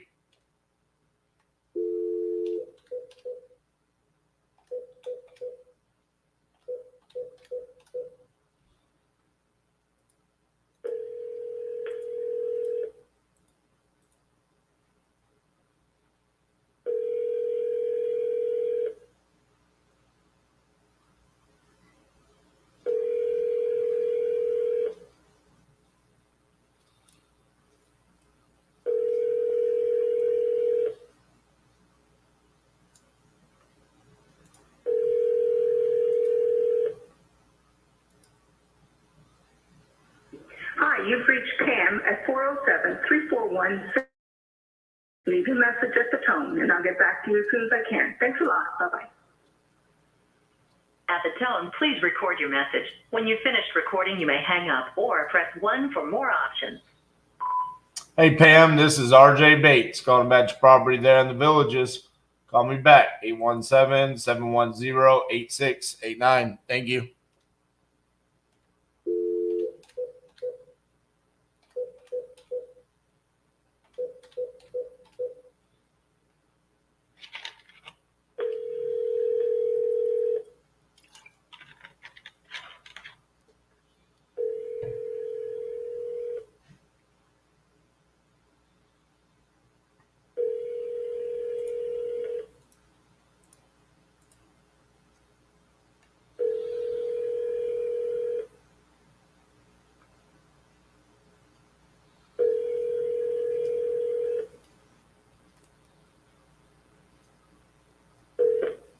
Hello, this is Yaritza. I'm not available right now, but please leave your name and number and I will call you back. Have a great day. At the tone, please record your message. When you've finished recording, you may hang up or press 1 for more options. Hello, this is RJ Bates calling about your property on Saddleback Ridge Loop. You had entered that on my website saying you want to sell that property. So if you could, give me a call back at 817-710-8689. Thank you.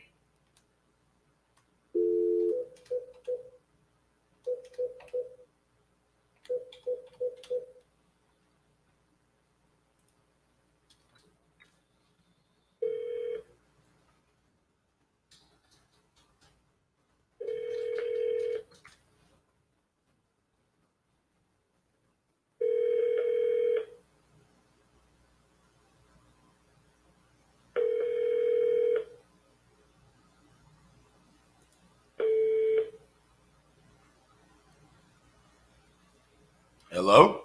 Lilu is not available. Record your message after the tone. When you've finished, you can hang up or press 1 for more options.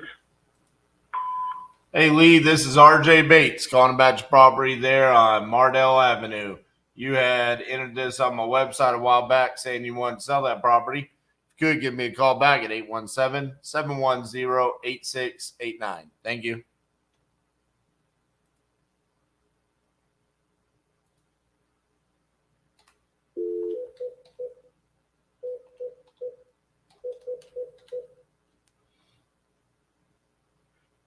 Your call has been forwarded to an automatic voice message system. 8054444. Available. At the tone, please record your message. When you have finished recording, you may hang up or press 1 for more options. Hey Sunita, this is RJ Bates calling about your property on El Dorado Avenue. You had entered that on my website a while back saying you wanted to sell that property. If you could, give me a call back at 817-710-8689. Thank you.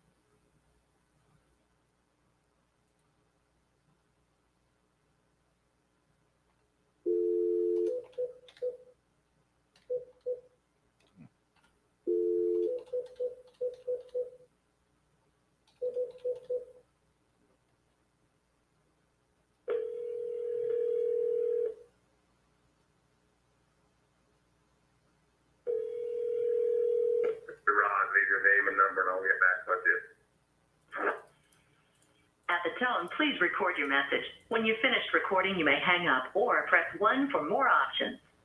To leave a callback number, press 5.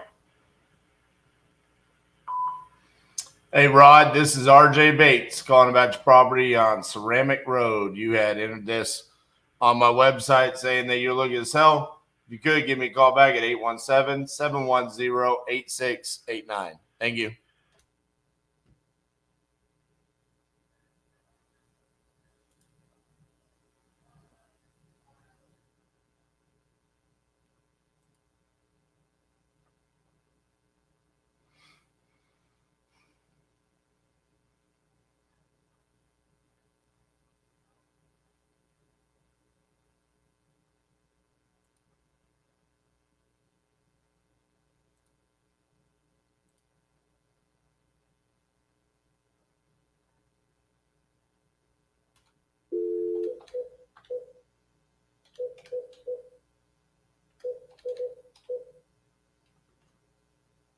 Your call has been forwarded to an automated voice messaging system. 330810.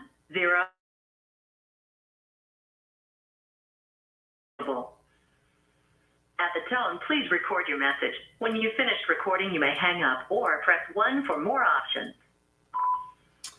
Hello, this is RJ Bates calling about your property on Chagrin Falls. If you could, give me a call back at 817-710-8689. Thank you.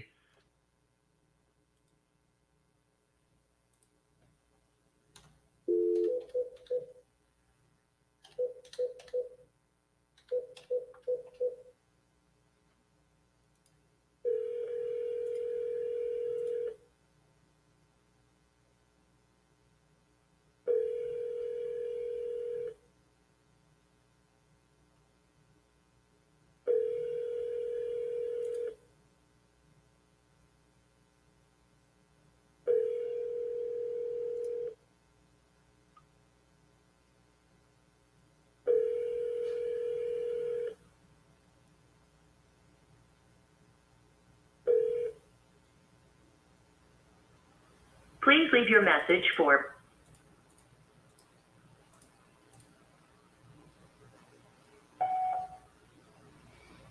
Hey, Ray, this is RJ Bates calling about your property on Concord Lane. You had entered this on my website a while ago saying that you were looking to sell. If you could, give me a call back at 817-710-8689. Thank you.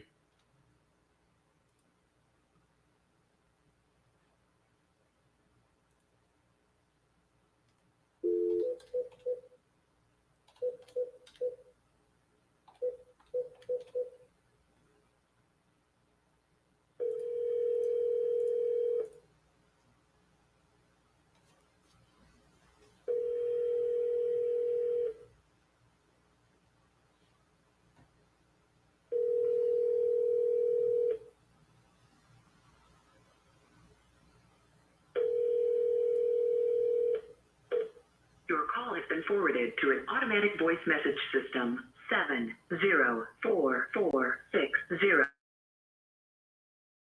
Not available. At the tone, please record your message. When you have finished recording, you may hang up or press 1 for more options. Hey, Cindy, this is RJ Bates calling about your property on Henry Cove Road. You had entered that on my website saying that you're looking to sell a while back. If you could, call me back, 817-710-8689. Thank you.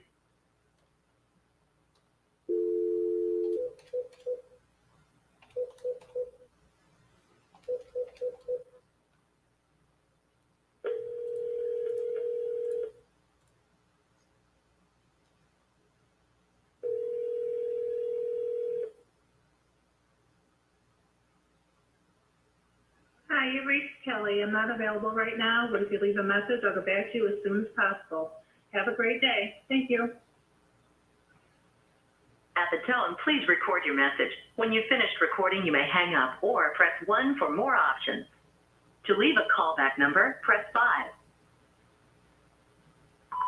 Hey, Kelly, this is RJ Bates calling about your property on Second Terrace. You had entered that on my website a while back saying you wanted to sell that property. So if you could, give me a call back at 817-710-8689. Thank you. Man, we had such a hot start to the day, and it is super cool. Sent 4 contracts this morning, and then it's like I haven't been able to get anybody to answer.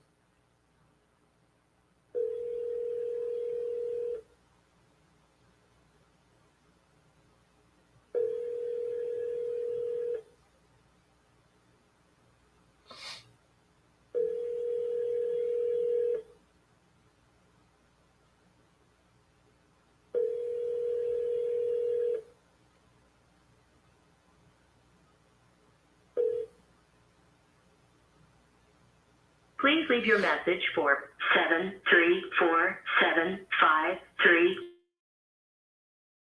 Sorry, mailbox is full. To send an SMS notification, press 5.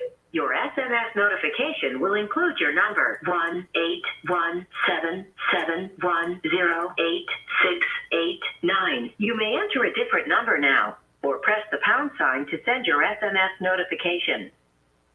Your SMS has been sent. Thank you for calling. Goodbye.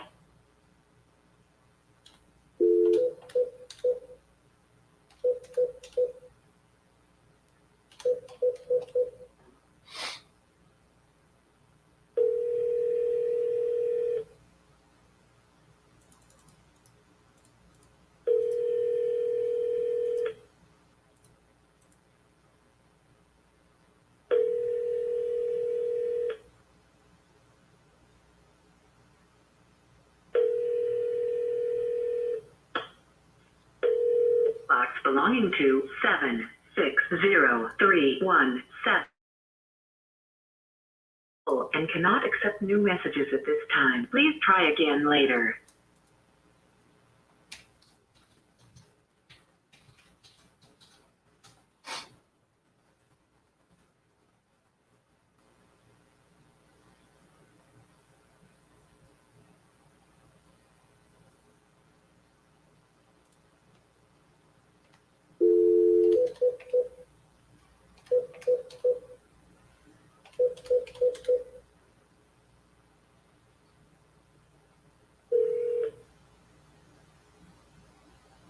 Please leave your message for 661317.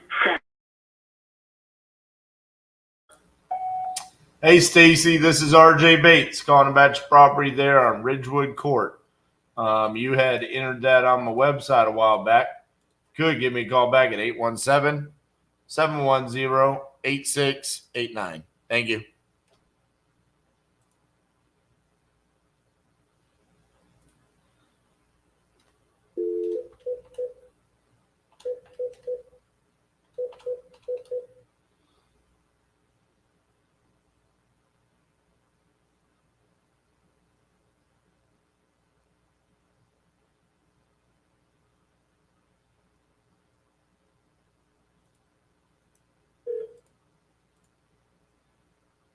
Please leave your message for 50446. Hello, this is RJ Bates calling about your property there on Broadway Street. You had entered this on my website a while back saying you want to sell. If you could, give me a call back at 817-710-8689. Thank you.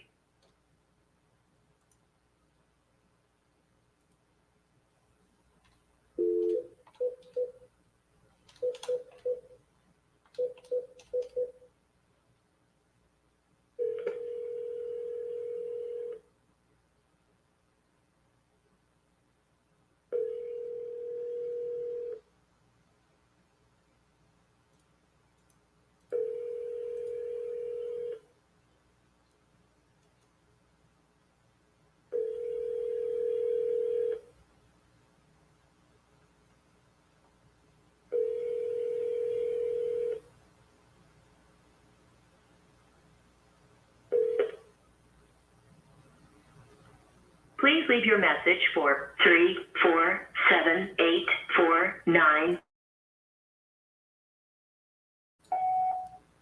Hey, Robbio, this is RJ Bates calling about your property on Lakeshore Road. You had entered this on my website a while back.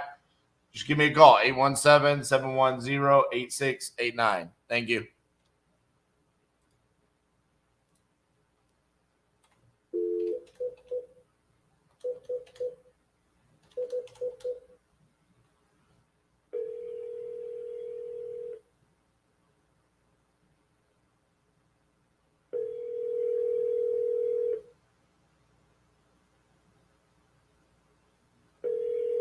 Your call has been forwarded to an automatic voice message system. 21488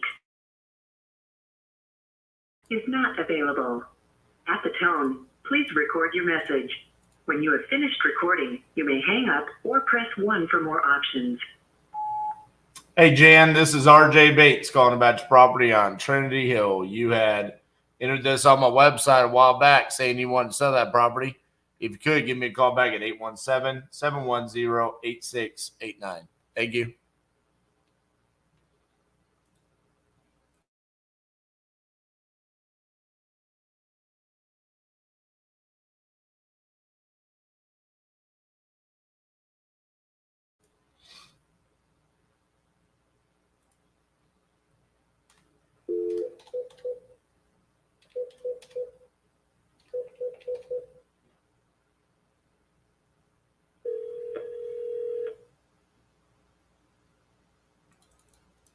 This is Leonard. Leave a message.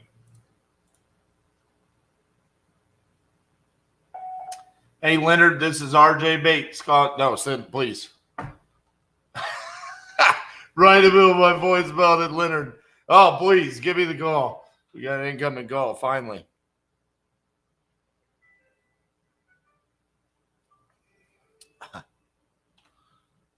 What's up, Miss Keita?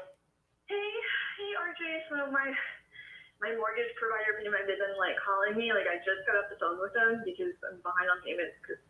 So they're like, "What is going on? Like call them and I need to call them and give them an update. I don't want to get foreclosed on. And then if we go, like they're reporting my, I wasn't able to afford paying the loan payment, so it's reporting on my credit score.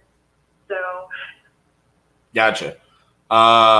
Well, we might need to look at potentially making a payment on that because I still don't have HOA certs, so we're waiting on that still. So how much is the payment? Well, behind like 3 months, so it's around like $6,000 or so, probably a little more. Okay. What is taking HOA so long? And what information do you need? Remember, I'm first time like home seller, so.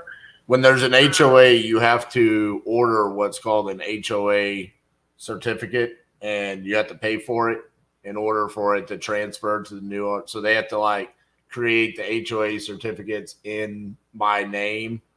So that's what I paid for. So there is nothing we can do. I mean, you just literally have to wait on them to manufacture the new little HOA certs and send it to the title company, and then we can close. So how fast or slow are they? Is it like dealing with the government where we'd be waiting months out? no. It's like 10 days from when we ordered it. So we should have it.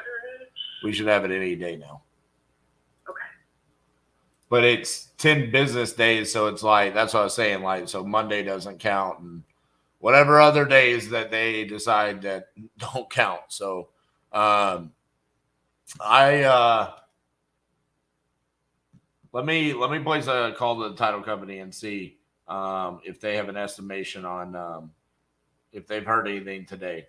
Because as of yesterday, they had not heard anything back. So let me see if they've heard anything and see if we can expedite the process. Okay. Thanks. I'd really appreciate that because if we wait until July, that means an additional bad thing on my credit report. And PennyMac's getting kind of like, they really are patient with me, but I can tell they're kind of getting a bit like, what the heck is going on? You know, like they want their money. Like, oh. I got you. Yeah, just don't get too worried about it. I know the late hits on your credit, that sucks. But they're not going to foreclose on you. That won't happen. So because that takes time. I'm kind of scared about that happening. Yeah, that takes time, and so I would not let that happen. So it's not like that one day they just say, okay, you're foreclosed on. Like there's a process that they have to go through. So, so don't worry about that. Let's just worry about trying to make sure that you don't get hit with more late penalties and stuff. Okay. Would it be okay? Thank you. Would it be helpful if I contacted the HOA directly? See if we can like make this hurry. You know what I mean? I don't think so. Not really. Honestly, just nobody cares at HOAs. So they're built to be a pain in the ass. So that's like their whole business model. So I mean, think about it. They literally are charging us just so. I mean, their whole business is based around just making money. You know. I mean, I'm buying a house in their neighborhood, so give me $700 so I can make a piece of paper that you have to have. Got it. I mean, you see what I'm saying? Like, it's all just based around just making money. Right. So, Right. This is yeah, I got you. hopefully they hurry up. Yeah. All right. Well, take a deep breath, and let me play some phone calls and see what I can come up with, and then we'll hit you back tomorrow. Okay. Okay. Thank you. All right. Bye.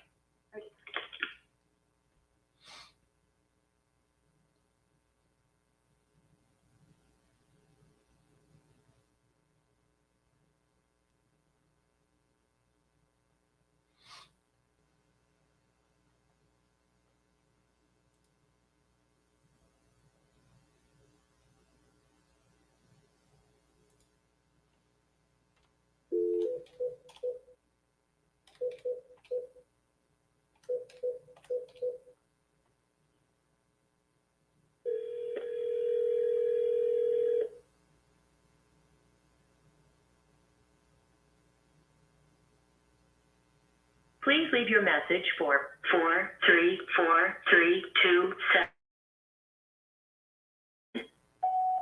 Hey, Rich, this is RJ Bates calling about your property there in Virginia.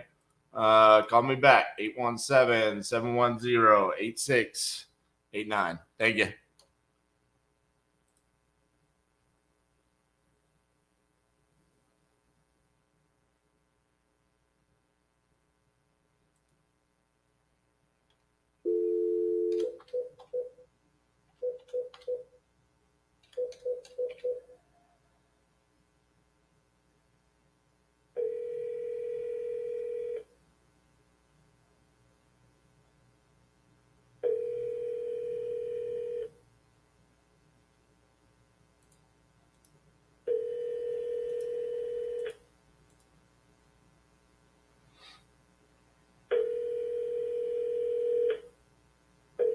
I'm sorry, but the person you called has a voice mailbox that has not been set up yet.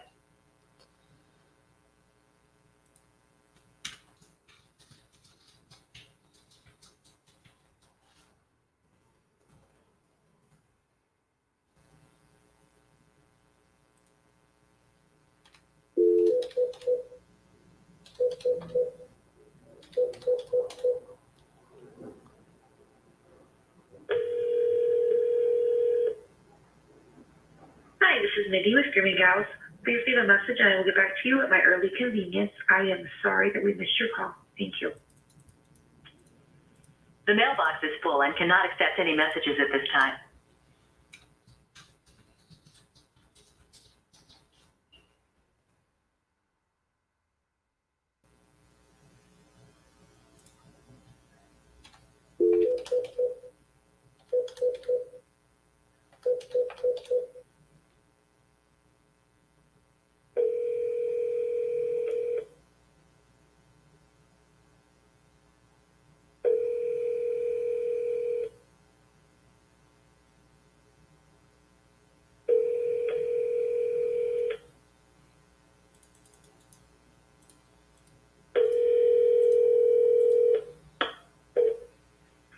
Please stop and listen to this message. You have reached Nicole with Rehab Medical.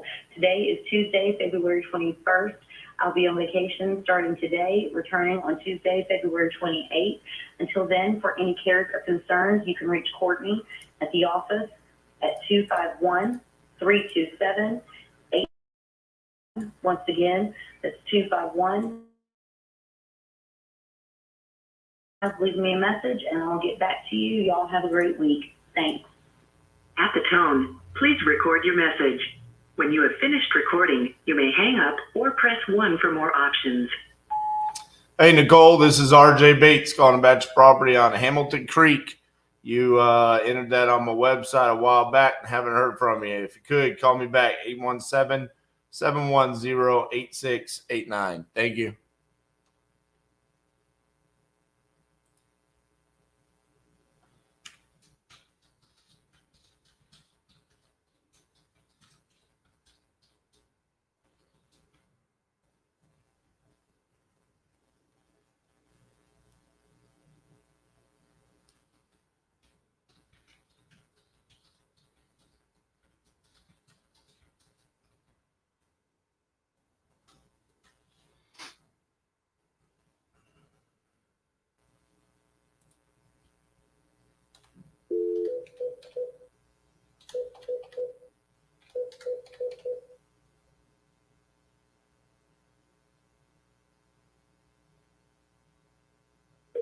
Your call has been forwarded to an automatic voice message system. 615836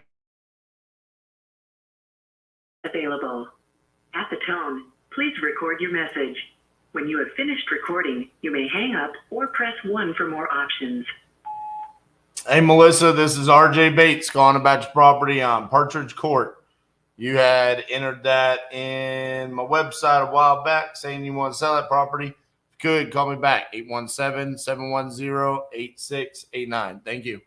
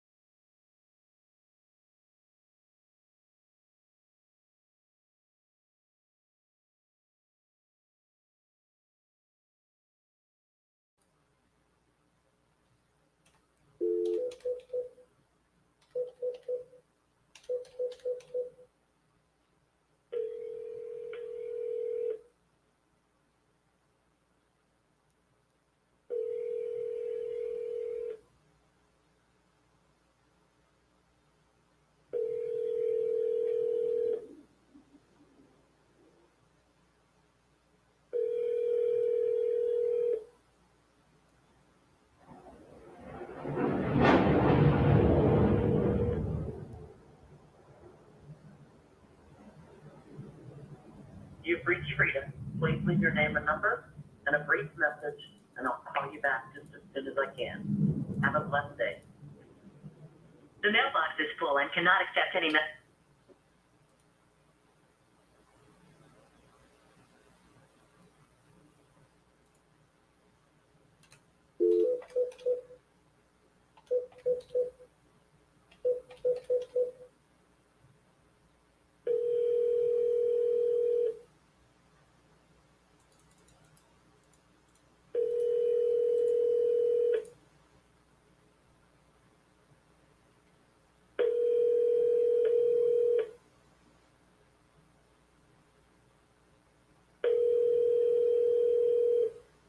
Your call has been forwarded to an automatic voice message system. 7174 available. At the tone, please record your message. When you have finished recording, you may hang up or press 1 for more options. Hey, Richard, this is RJ Bates calling about your property on Frederick Street. Give me a call back, 817-710-8689. Thank you. Jeez.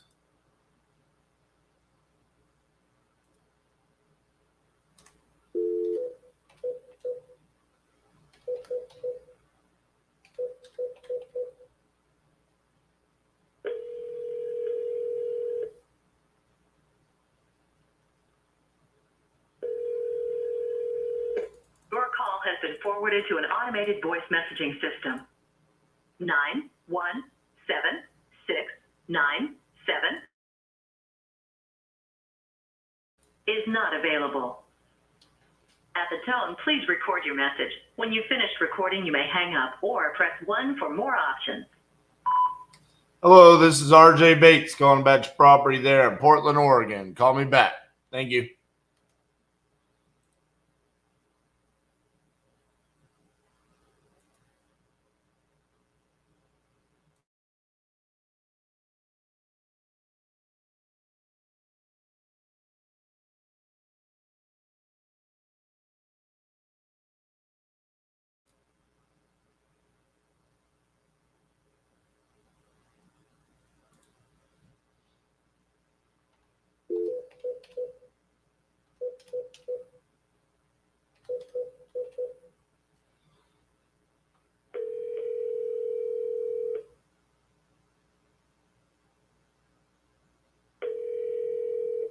Your call has been forwarded to an automatic voice message system. 315317938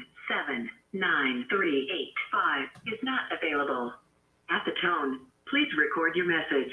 When you have finished recording, you may hang up or press 1 for more options. Hello, this is RJ Bates calling about your property on Edwards Avenue. You had entered this on my website saying that you're looking to sell that property. Good, give me a call back at 817-710-8689.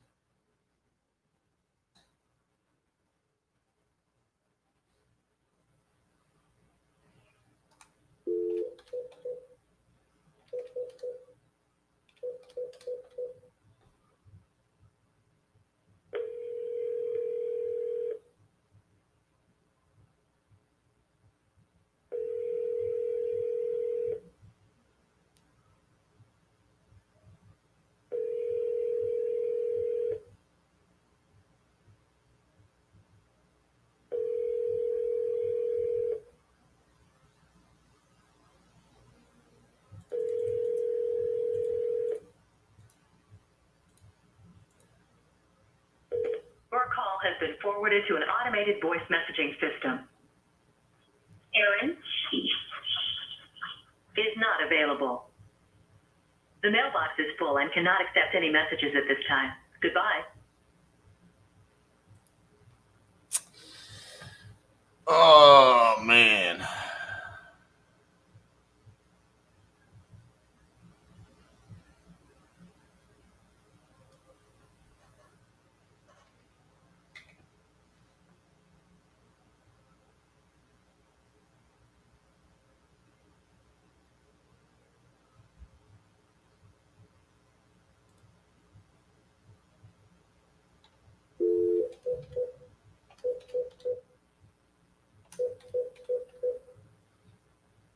Your call has been forwarded to an automated.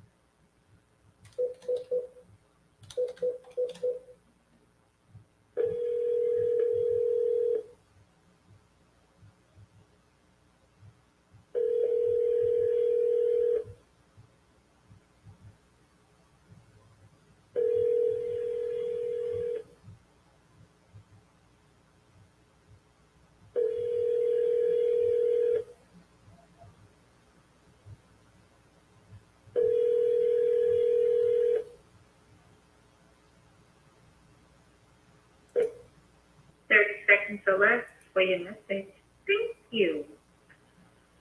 The mailbox is full and cannot accept any messages.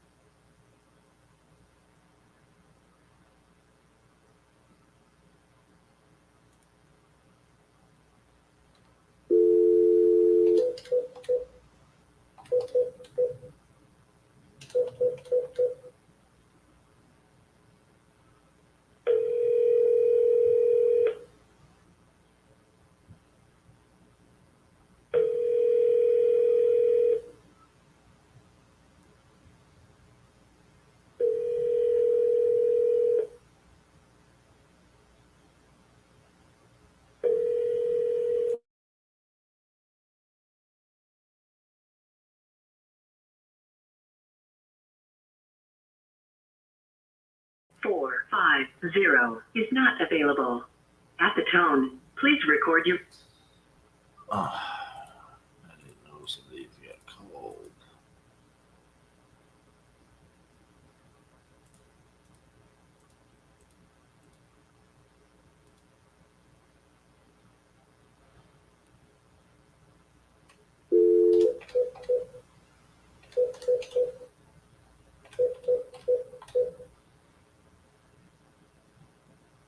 Your call has been forwarded to an automatic voice message system. 513284 is not available. At the tone, please record your message. When you have finished recording, you may hang up or press 1 for more options.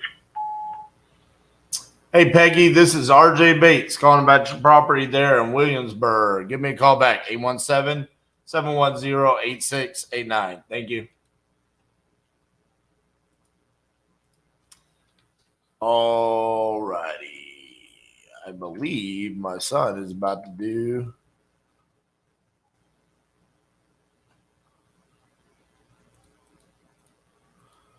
a skills competition.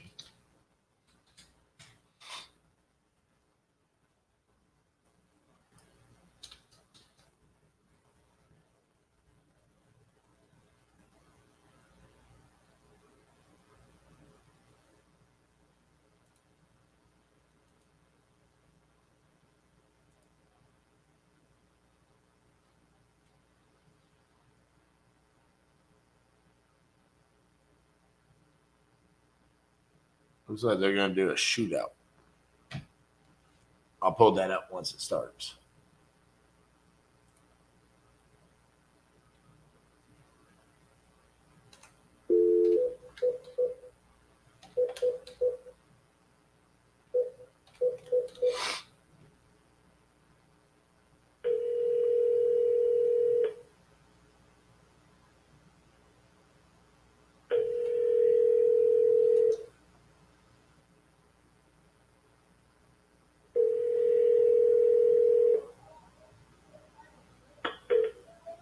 Hi, it's Mary. I can't come to the phone right now. Leave me a message and I'll get back to you. At the tone, please record your message. When you have finished recording, you may hang up or press 1 for more options. Hey, Russ, this is RJ Bates calling about your property there in Madison, Wisconsin. Give me a call back, 817-710-8689. Thank you.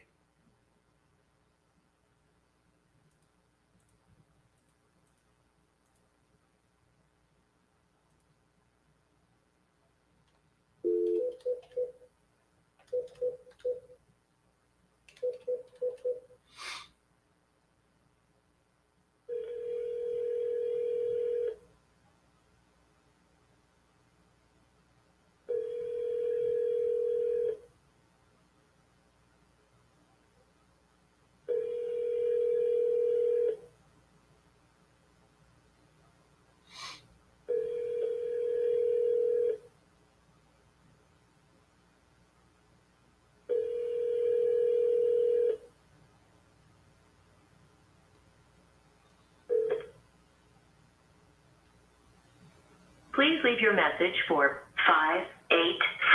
586-930. Hey, Andrea, this is RJ Bates calling about your property on Leafdale Court. You had entered that on my website saying that you're interested in selling that property. If you could, give me a call back at 817-710-8689. Thank you.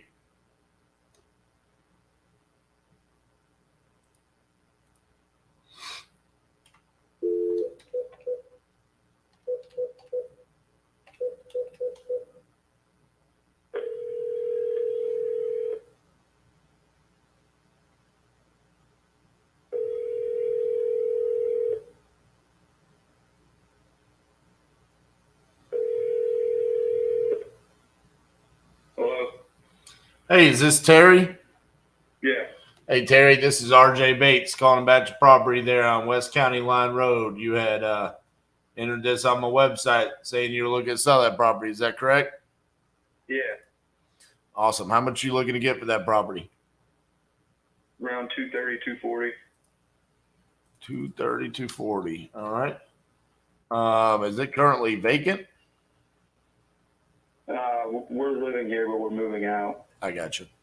We're replacing the carpets and then we're moving. Cool. Property in pretty good condition. Yeah, very good. Is it a manufactured home or what's? It's a modular, but it's considered stick built. Gotcha. Okay. How much land comes with it? Acre and a half. And then a 2-car detached garage.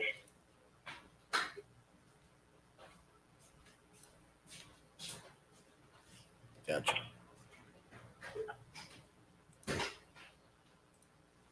So what's got you looking for a quick sale? Just the fact that you're moving? Yeah, we're looking to buy land. So.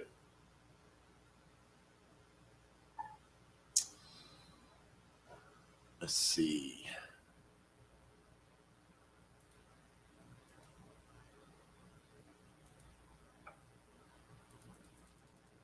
Does the property have anything that it needs done to it? Any work at all? Nope, everything's good. We just replaced the carpets on the kitchen floor, put in new sinks and everything in the bathrooms, and new light fixtures. Really doesn't need anything. Gotcha. I don't know, man. I mean, for me, I'm an investor, so I like them a little bit dirty. Oh yeah. You know, you kind of already did my job there. So there's not a whole lot. I'm just trying to see if there's something I can do with it. But I mean, looking around, there's not a whole lot that I could do with it, you know, because you're kind of at the price that, you know, it's probably full retail. And the property doesn't need any work or anything like that. So I know you want to sell quick, but I mean, realistically, probably the best thing for you to do would be to list with a realtor, you know? I figured, but I was just seeing what you guys would offer. So. Yeah. I mean, realistically on stuff like this, normally I just tell people like, man, you're just leaving money on the table to go with someone like me. I mean, I don't even like to make offers. You know, people are always like, oh, you just want to lowball me. And it's like, no, I don't want to lowball you. Like, I think you should go sell your house for what it's worth. You know, it's like if you told me it needed all new floors and kitchens and bathroom, then I'd make you an offer. But on this, it's like, man, nah, there's a place for realtors, and this is kind of the case, you know. Well, I figured I'd just see what it was. I appreciate it. Yeah, I'd say you're pretty spot on with your valuation, though. I think you can probably get that if you put it on the market. So, yeah. All right, man. Best of luck with everything. Thank you. Bye bye.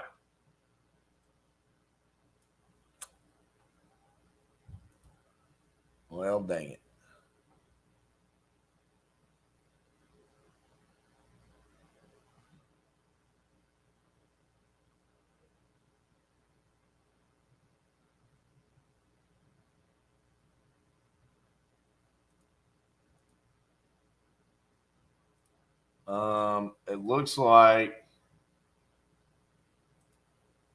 It looks like we're probably gonna have to watch a shootout here for a second.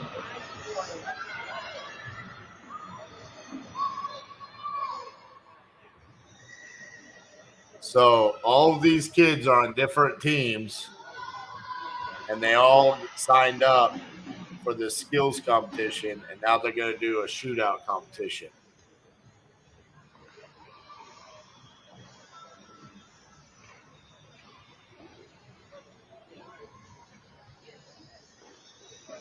Maybe. This is going to be epic.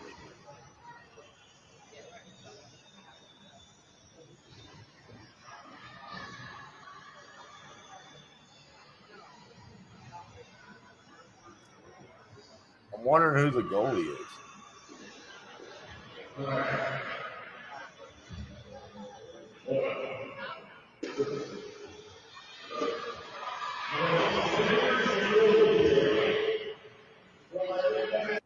that's impossible to hear.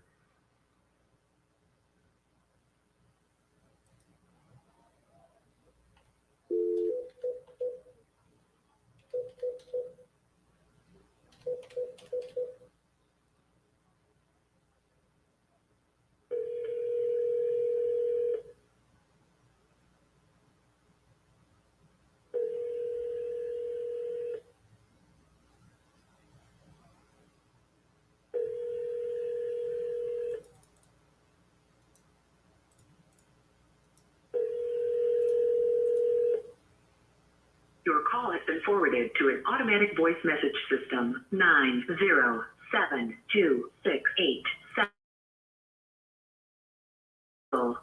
At the tone, please record your message. When you have finished recording, you may hang up or press 1 for more options. Hello, this is RJ Bates calling about your property on Canterbury Way. You had entered this on my website a while back. So call me 817-710-8689. Thank you.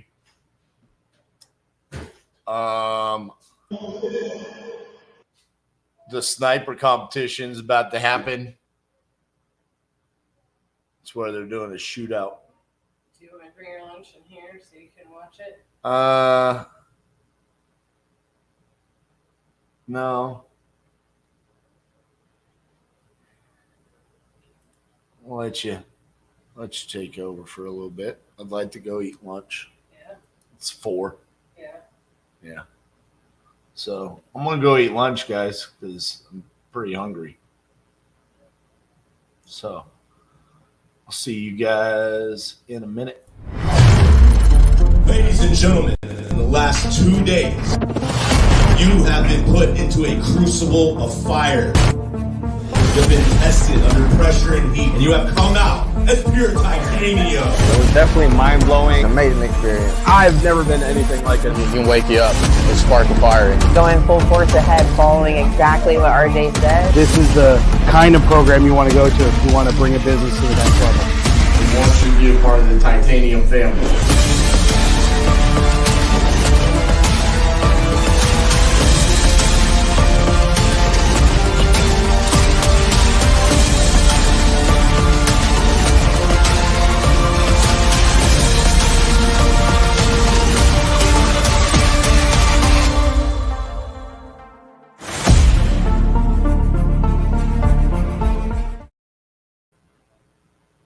Hello.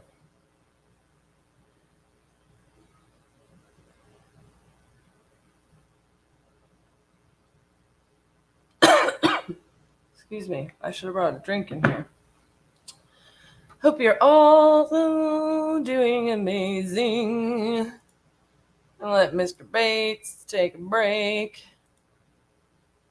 Do his lunching.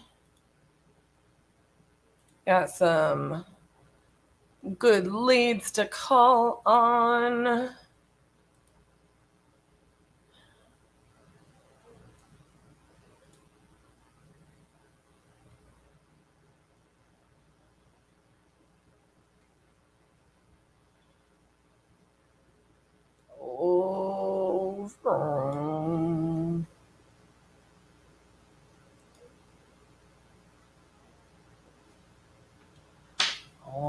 South Carolina.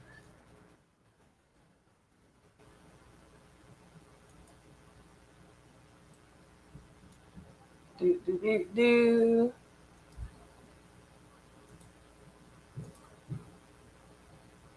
Now, why did I do that?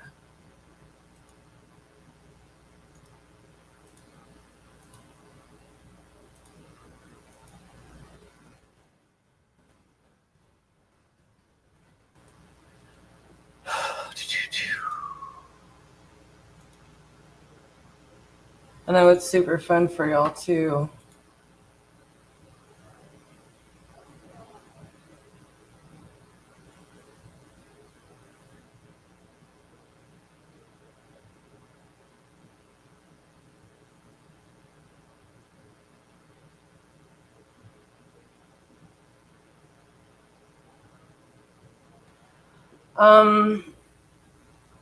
There is no amount of deals I would need to take to take a submarine trip, because I would not do that. In case you're wondering what my answer to that is, I would not spend my money on that before this week included,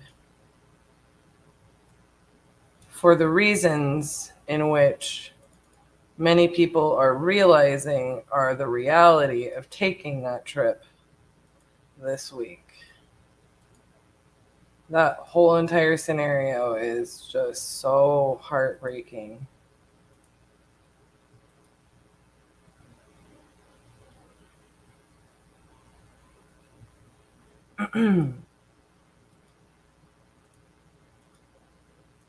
Like, just heartbreaking. And it's like, there's things like I definitely knew, like my dad is like really into all of that stuff, you know, like planes, trains, automobiles, rockets, submarines, watercraft, things like that. And I knew a lot about it from him.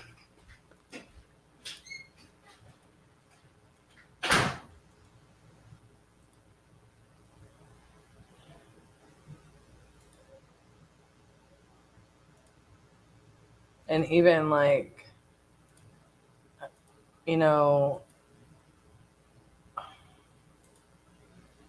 realizing some of the stuff like that this particular one was made out of, realizing like some of the things, like had they even been at a depth that they could have taken something and tried to pull them out, like they wouldn't be able to do it because they could.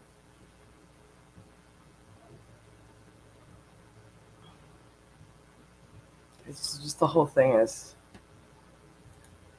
heartbreaking.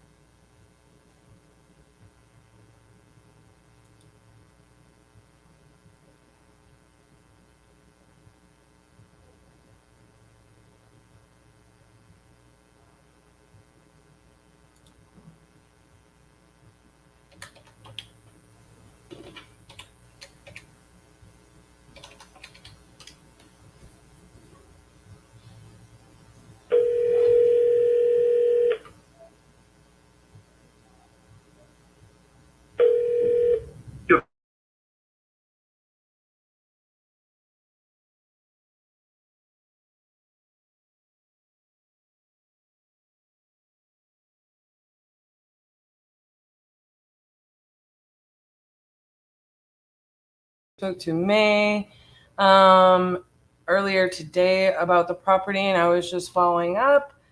Feel free to give us a call back to discuss more.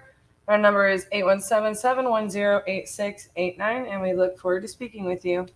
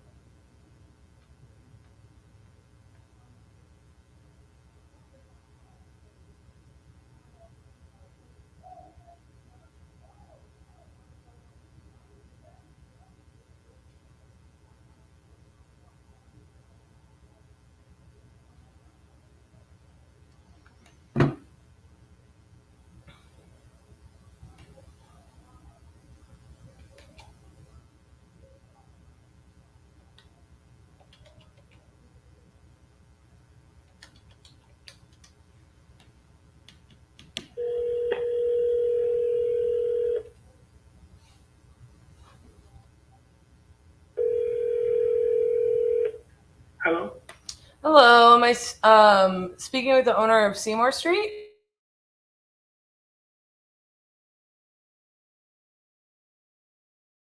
She called me this morning, yes. Yes, I was just following up. I'm kind of reading through her notes and seeing that you're looking to purchase a larger property. So I was just calling to see if we're a good fit and you're still looking to sell this. Yeah, I didn't call her, she called me. Yeah. So you are. So you're interested. Okay, well, what do you have for me? Well, I was just calling to get some more information about the property. Huh? I was calling to get some information from you. Yeah, what information you need? So I see that you have it tenant occupied, and I need to know, you have the 3-bedroom, 1-bathroom, 1260 square feet. Yeah, that one on Seymour. Yes. And then they have deck, they have the garage in the back too. Okay. Then I put all the brand new sewer line. Uh-huh. I spent a lot of money on this property. Yeah, I understand how that goes sometimes, for sure. Okay, so I'm just gonna pull up some comps here. I see that you want a 90,000 asking price. Yeah. Okay, let me pull up here and see what I see. Oh.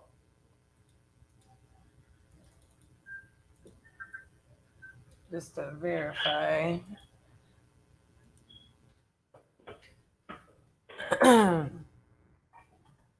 the tenant who lived there almost a year, and she's paying me $1,200. And now she said, I want to renew my lease. New lease going to be up for next month. That's awesome.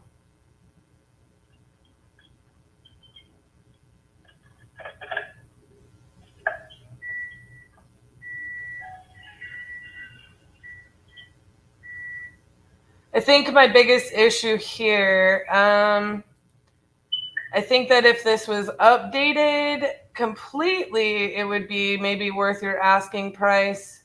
But I don't think I can get it appraised for that as is. So I don't know that this is going to work for us. Everything inspection through the city, even the lead inspection. All the inspection I done, I don't do the bootleg job. Right. But when I'm looking at the comps for a property like this, that's not necessarily completely. I did completely. I didn't do half. I did complete finish. So it's not in like tenant condition. It's in like everything has been cosmetically updated. Not cosmetically, the brand new heating, a brand new electricity, Right. brand new drywall. Yeah, I do understand. It's just unfortunately for me, I feel like in order for me to be able to get it at 90,000, like it has to be everything is updated cosmetically as well. I did cosmetically too. Oh, I thought you just said you didn't do cosmetic. No, I did cosmetic both. Okay, so I think that's market value. Okay, what's the market value? So I think if you were to list this on the market, an owner occupant would buy it for maybe that price. If you have everything like, brand new countertops and floors and paint and everything is, I did also. I put a brand new countertop, brand new kitchen cabinet. What else do you want to know? Well, I think I know what I need to know. I just think that that's what you would have to sell it to owner occupant. So I think it's just, it's not necessarily a good deal for me as an investor. Okay, so don't buy. I can call you to buy. Yeah. I definitely think that if you want that price, you can sell it on the market for that price. So. Okay. Okay. Thank you so much. You're welcome. Bye-bye. Not in Detroit.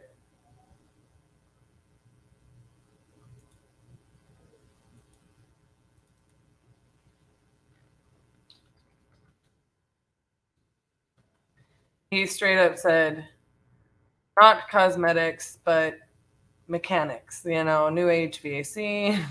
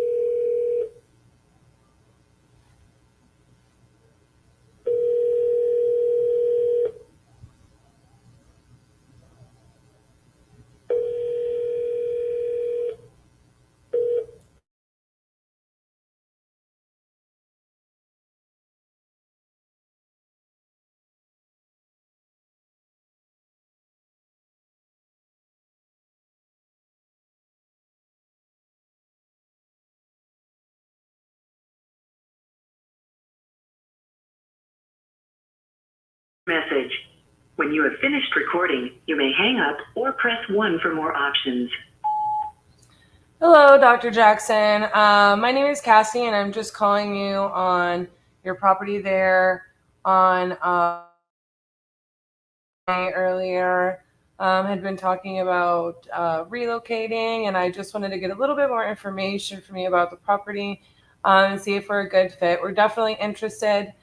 So if you would, just give us a call back at your convenience at 817-710-8689, and we look forward to speaking with you.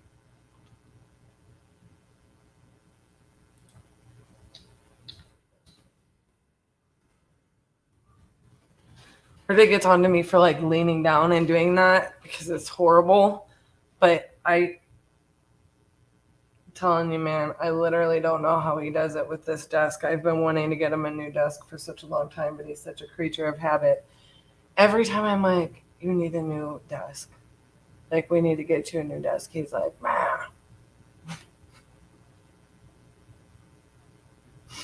I'm literally going to get him like a desk that is at least a 2 feet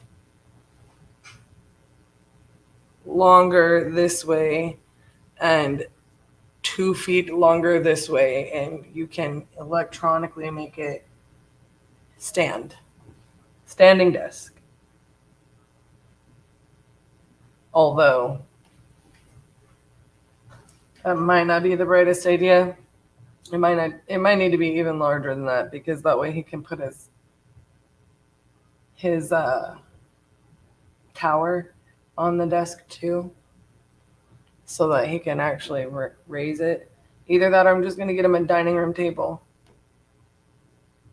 because I have to literally sit down like this to like see some of this stuff on the screen. I'm like, sitting back here is just uncomfortable for my vision.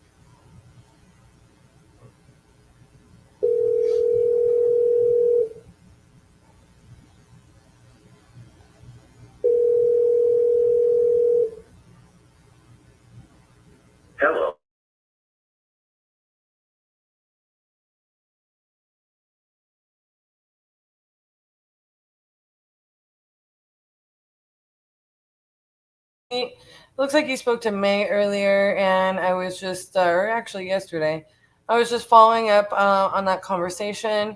Have some questions about the property and look forward to speaking with you. If you would just call us back at your earliest convenience at 817-710-8689. Thanks.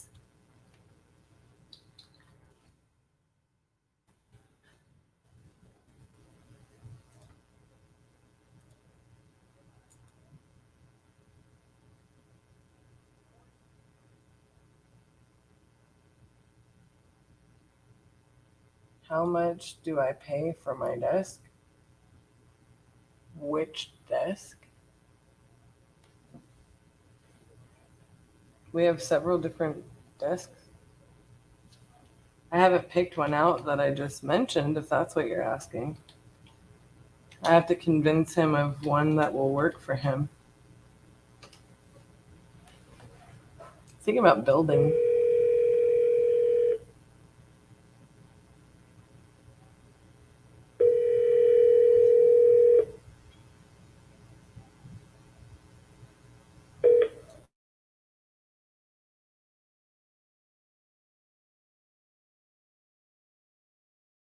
Spoke to Mar yesterday about your property there on Crescent Drive.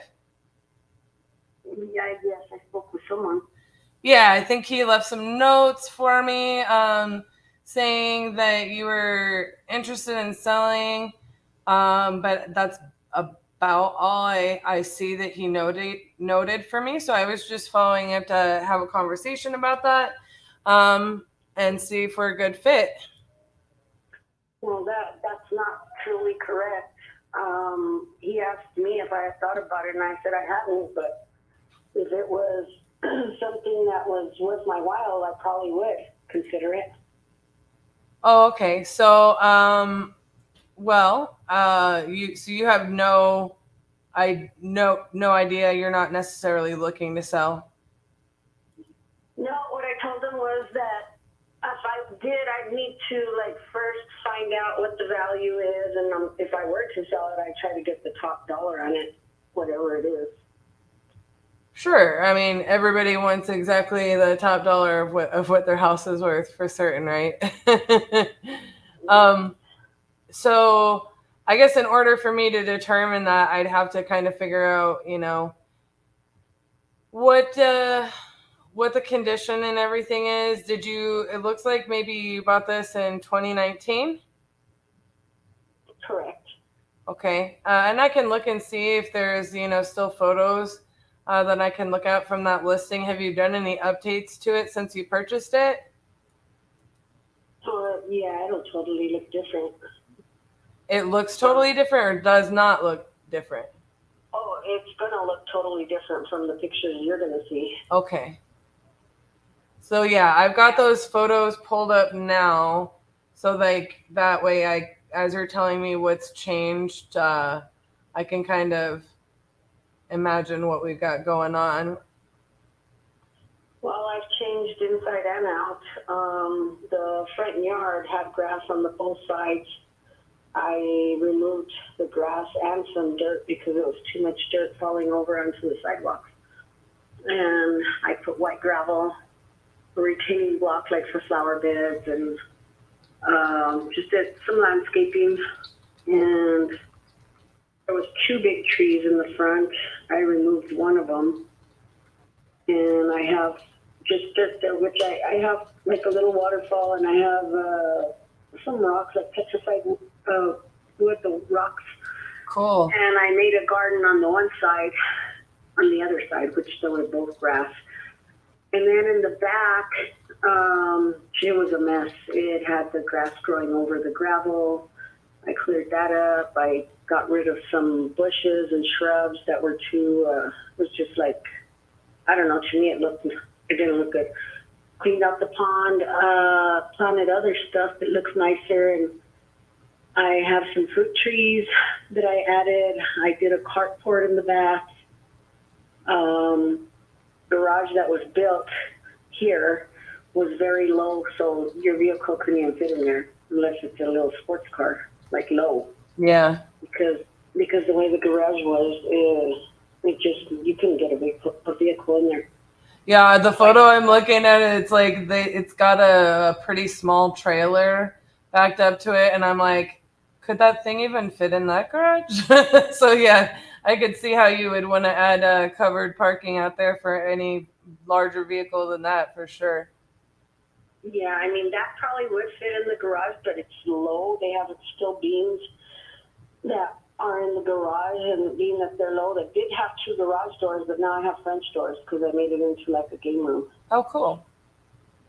So that's eliminated. The garage is not the garage anymore, but I do have the carport that's covering the whole back part back there. And then, of course, it already had like a patio down by the pond with the covering like a carport actually also. And then it has another little one, and I replaced the material on that one because it would just, the rain would just go through it. So I put sheet metal and fans. I did a lot of structure in here. I mean, as far as cosmetic, I had to do a lot of the plumbing and some electrical, and I pretty much did everything. I spent close to $100,000 fixing it. I gotcha. So can you tell me this, from what I'm seeing left that we haven't really discussed, what we're looking at as far as, is it the same countertops and tiles and flooring? No, nothing. Nope, the countertops are all brand new. The cabinets are all redone. The living room floor, I've already actually done it twice. I had put new wood floor, but it was too dark, so the living room looked too gloomy, so I redone it with white wood floors.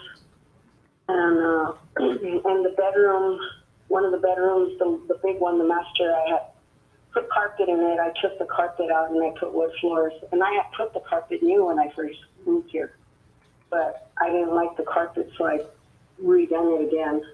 Gotcha. And all the floors are all redone except for the tile that's in the kitchen. I did leave that because I liked it and it was not damaged.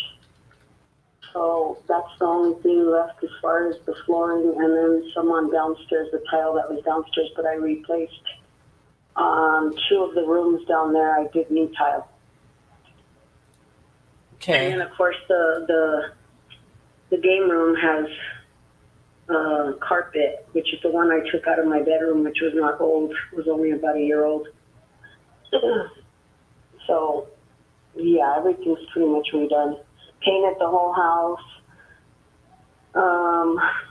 Again, like I said, the fixtures, even sinks, faucets, the sink in the kitchen, new dishwasher, new stove. Everything is completely redone.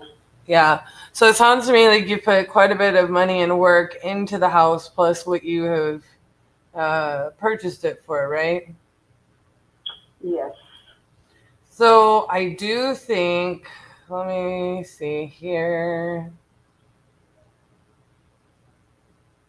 I have to dig a little bit. It's 3828 square feet and 4 2.5 still. 4 bedrooms, 4 bedrooms, 2.5 bathrooms. Yes. Okay.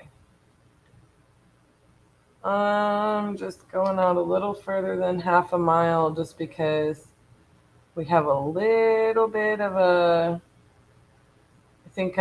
large property, maybe compared to some of your direct neighbors. So I'm just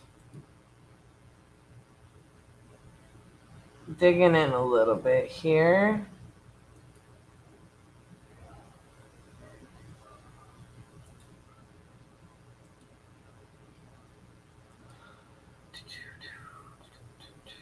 Yeah, and on the pictures you see too, they showed that they had wrought iron, and those were all gone. That I done, and the white and the fence in the front, it's all gated in the front. It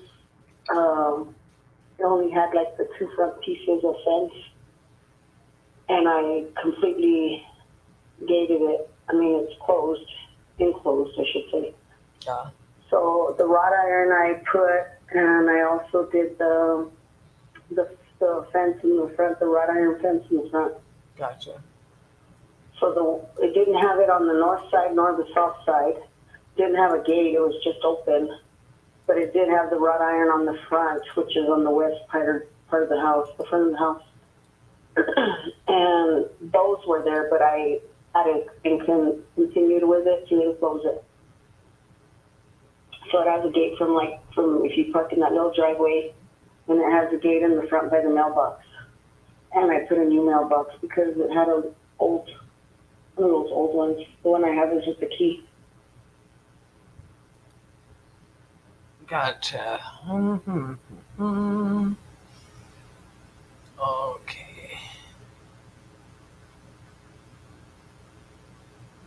Oh, and it actually has a side gate too to the back of the house on the north side of it.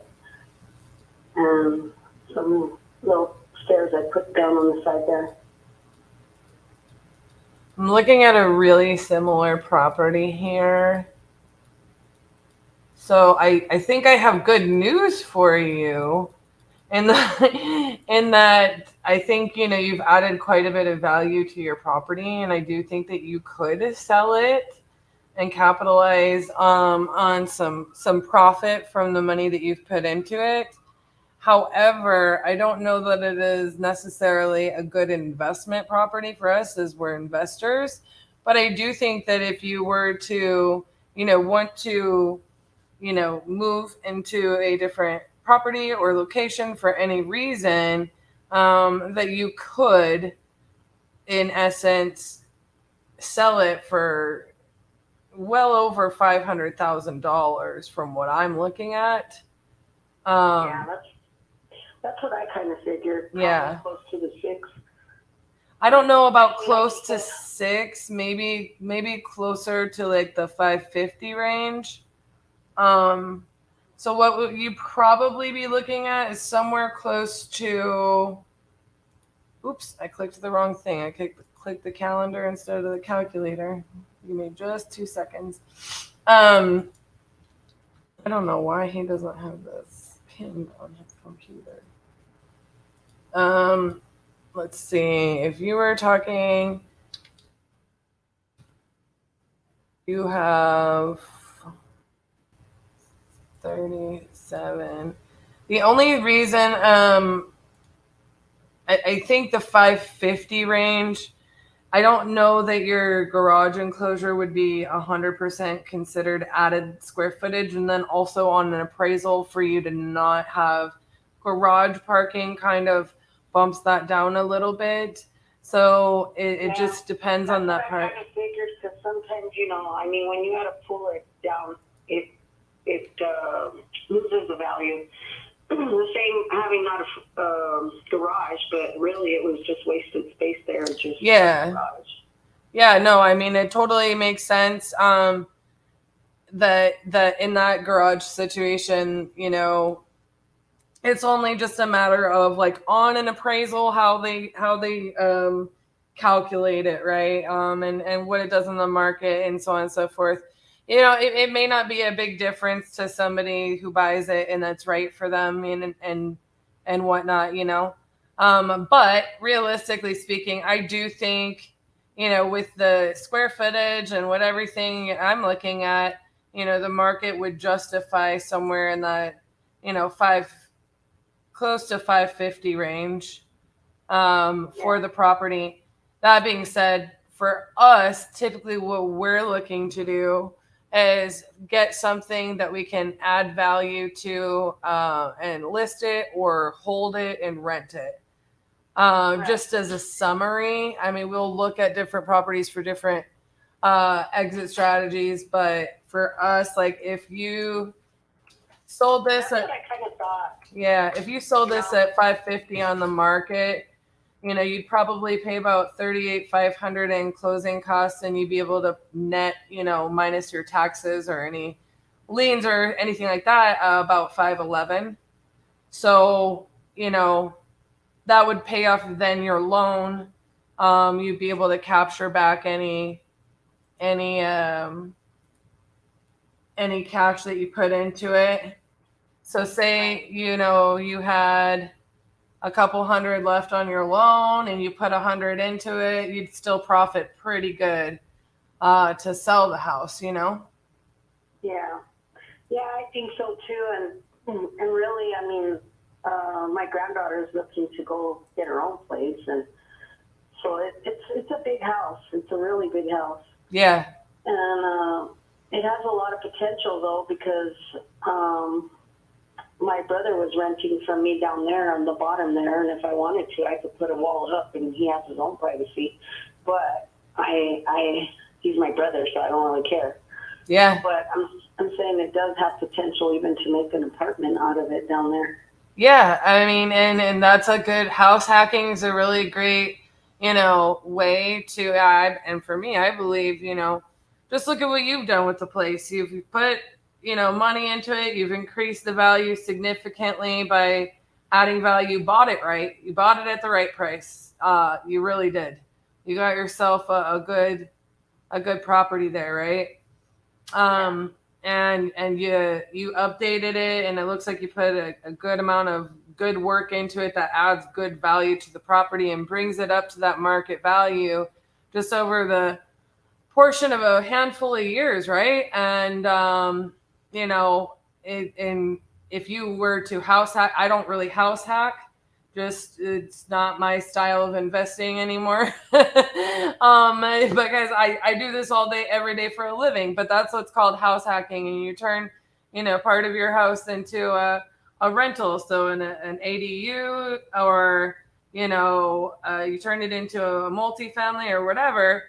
That's just a good way to pay for your mortgage, But then, there's other ways to look at it too. If you need to downsize and you wanted to sell this and capitalize on your equity, you could look at it like that, and cash in on the value, and then maybe buy a separate rental property with that. Make you money, however you wanted to do it.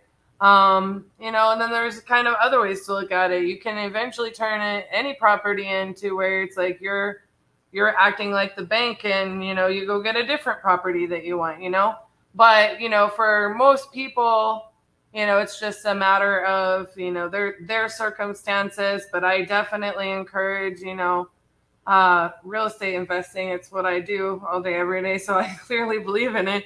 But yeah, I mean, I think that if you're not looking to move. My last house I built and designed, and it was a 3,600 square foot home, and I did it for investment, like you're saying. Yeah. And I did. I made money on it, and like this one, I mean, I'm even thinking of putting another bathroom down there and do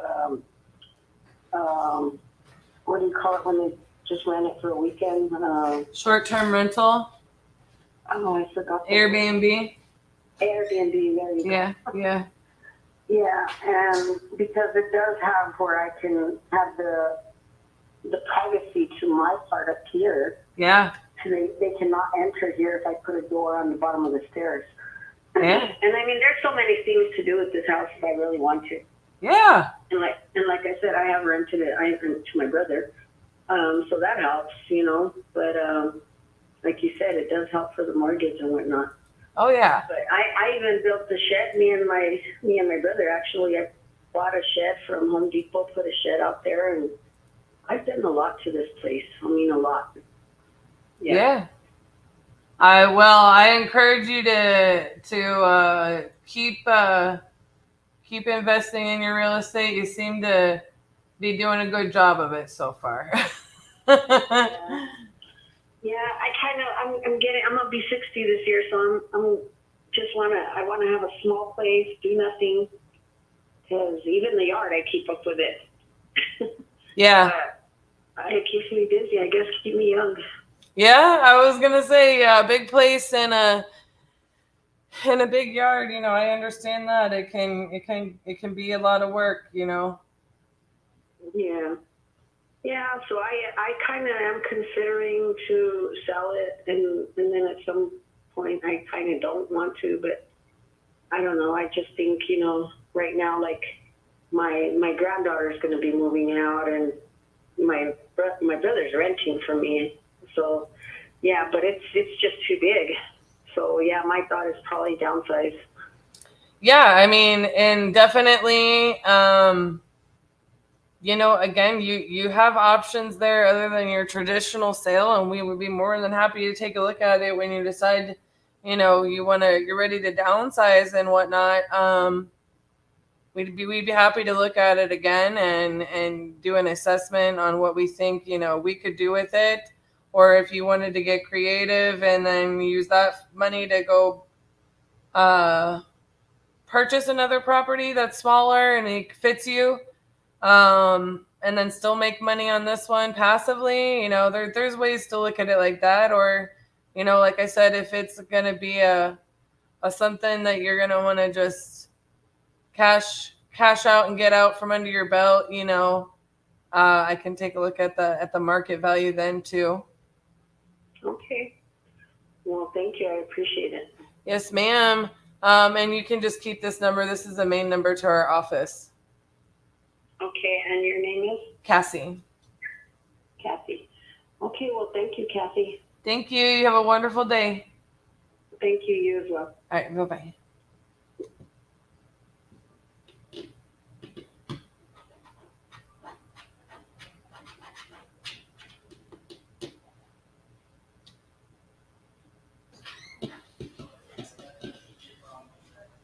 You got second. How? Kid beat him. Really? Yep. Dude, he got second in the sniper competition at nationals. I mean, I know, but I didn't get to watch it. Is why I'm upset. I'm not upset at him. So I didn't see any of his goals because right after I turned it off, they turned Live Barn off at the rink. Can you watch the recording? Are they going to post it? The cameras turned off because it said due to no action. They were just standing there. So. Did his mama record it? Yeah. Okay. So. Well, hopefully she can send you those. All right, I'm ready to finish up the day. Okay. Guys, it's been real. See y'all in a little bit, in about an hour. This is why we've structured this way. This is why we're going to harp on you, and this is why we're going to hold you accountable. We'll hold your feet to the fire. We're going to say, hey, you need to work on this, because that's what you need to work on to go out there and be the difference. I applied the systems and the processes, and I generated a lot of revenue in my business. I'm actually back here for the second time at the Titanium Crucible. These people pour so much into you.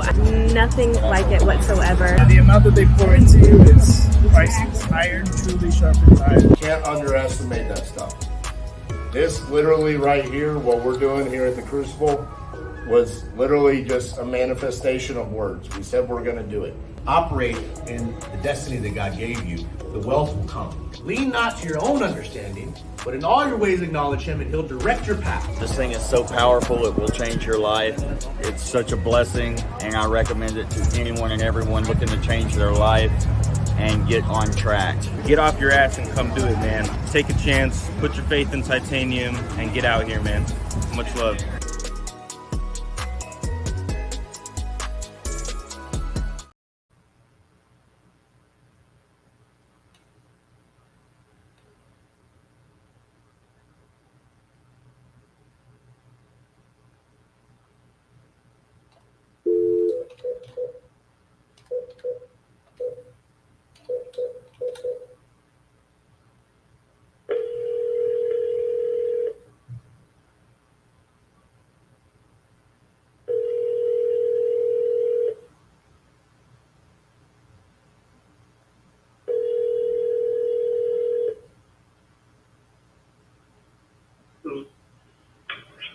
Hey, RJ, what's going on? Hey, Elijah, how you doing?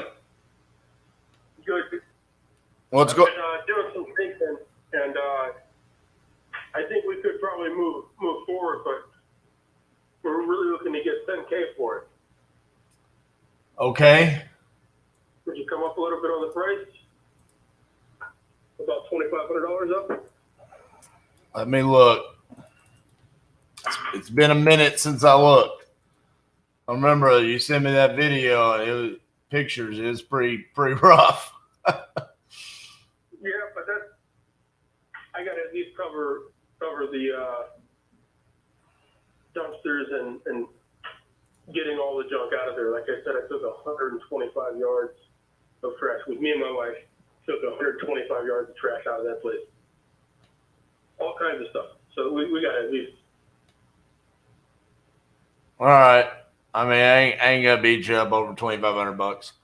All right. So you're still gonna go to the court date on the 26th, right? Yes, sir. Okay. Let me verify some other information. Is it solely in your name? It's with my wife, me and my wife. Okay, so I have the email as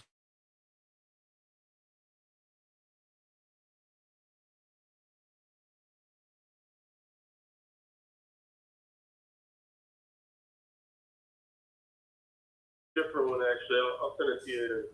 Yeah. Text me both your wife email and your email, and then I'll go ahead and I'll send over the contract to those emails, and we'll get the process started. Okay. All right, sounds good. All right, Elijah. Talk to you later. All right, man. Bye-bye. Boom. Put another one board. Number 5 for the day.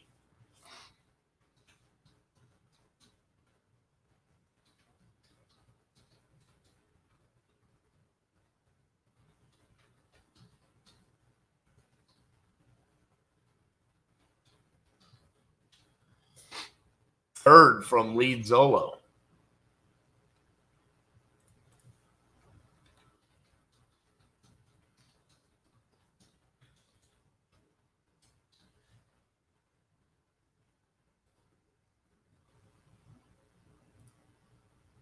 I like it.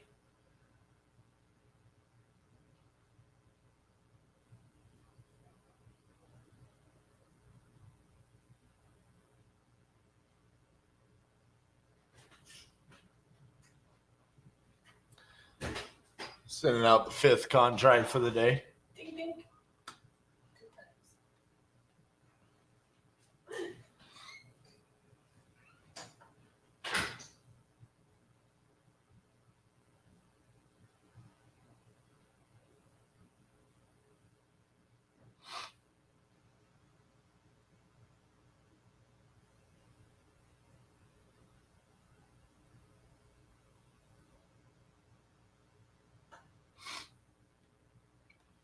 Boom, boom, boom.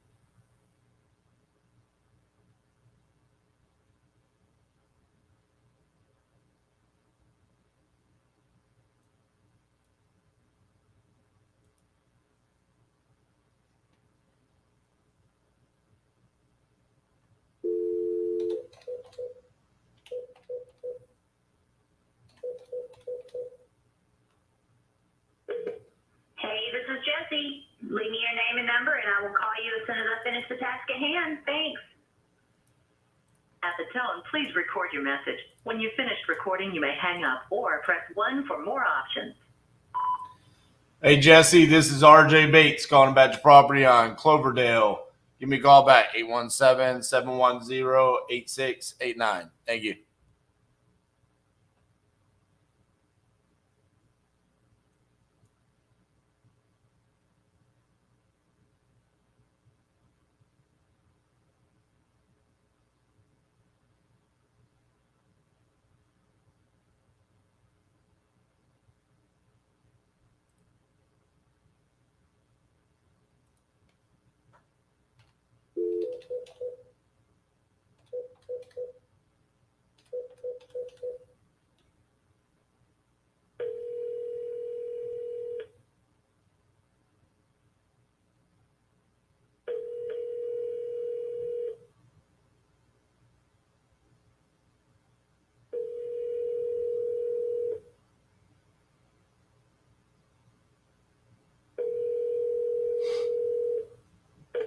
Your call has been forwarded to an automatic voice message system. 22443.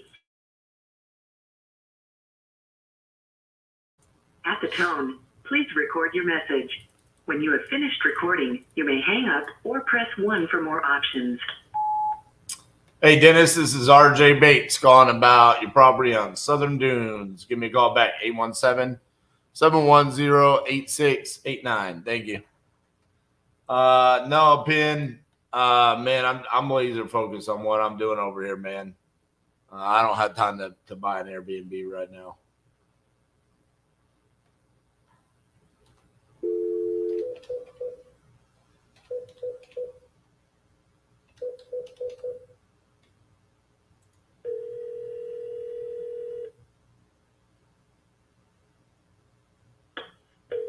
You have reached the personal voicemail for Kim Malone. Please leave a message after the beep, and I'll get back in touch with you as soon as possible. Thank you. At the tone, please record your message. When you have finished recording, you may hang up or press 1 for more options. Hello, Kim. This is RJ Bates calling about your property in Monroeville. If you could, give me a call back at 817-710-8689. Thank you.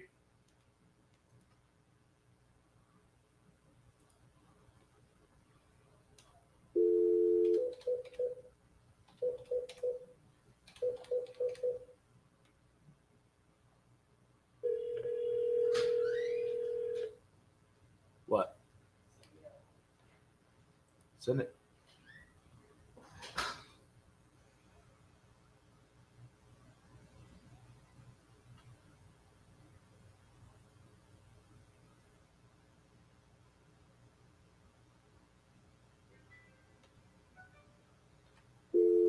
Oh, shit.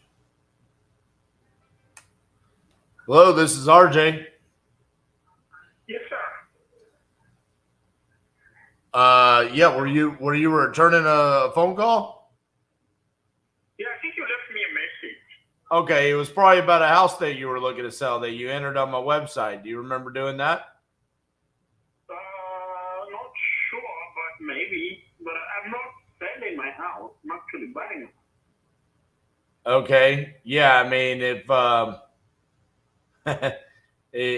I called you, it was because you went on my website and filled out a form to sell my house or to sell your house. So you don't have that? Maybe I did, but it must have been a while back. Probably, but I mean, I don't know. What's your name, by the way? Dennis, somebody? Oh, yeah, in El Paso. No. I mean, Virginia. I mean, North Carolina. Okay. You said Dennis? Yeah. Give me a second. Let me find you in here so I stop calling you if you don't have a house to sell. Yeah.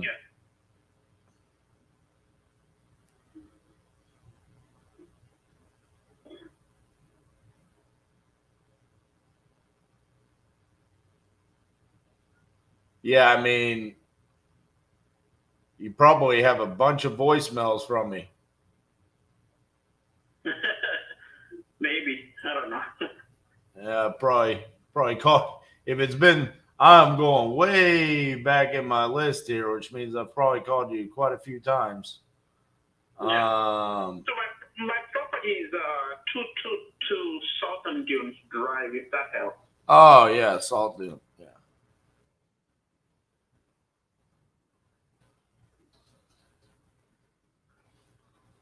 There you go. Yeah, I've been calling you since May 10th.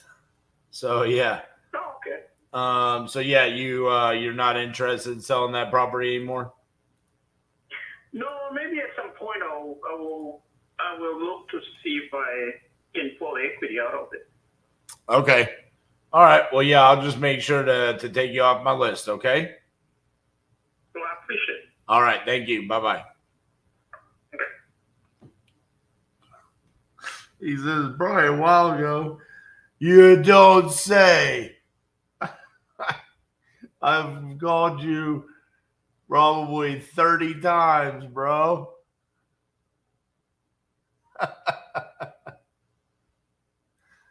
Oh, man. What's up, Speedy Lead? I got y'all pulled up over here. Looks like the Closures Olympics qualifier, somebody got a signed contract, which is amazing.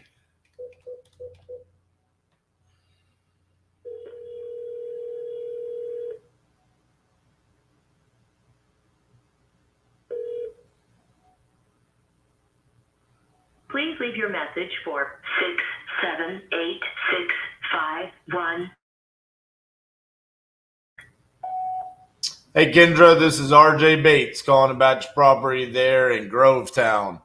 You had entered this property on my website a while back and said you wanted to sell it. So give me a call, 817-710-8689. Thank you. Well, Isaiah, the funny thing about that is, so he says, I don't want to sell anymore. And we take him out and we kill the deal, right? But I sent 2 contracts today in Indiana with a seller that I followed up just as long. She said, yeah, I want to sell that house for $30,000. We got on the phone with her. She says, okay, sounds good. Send it over. And oh, by the way, we have a second house. And then boom. We end up getting a second contract from the follow-up there, where I can guarantee you the majority of people would have given up on ever talking to her. 937-207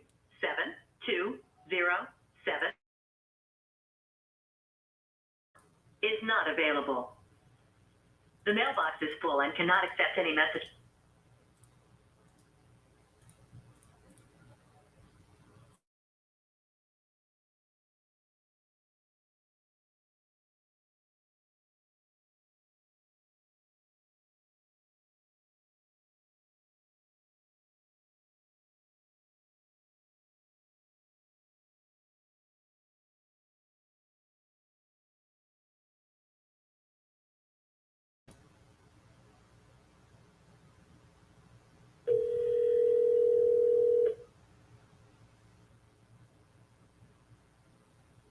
Gabriel. Hey, Gabriel, this is RJ Bates calling about your property there on Wynwood Trail. How are you doing? Doing well, sir. Thank you. I think you spoke to Addie a while back and said you might be interested in selling that property. Is that correct? It's not correct, no, sir. Okay. All right. I apologize about that. I'll make sure to take you out of my system then.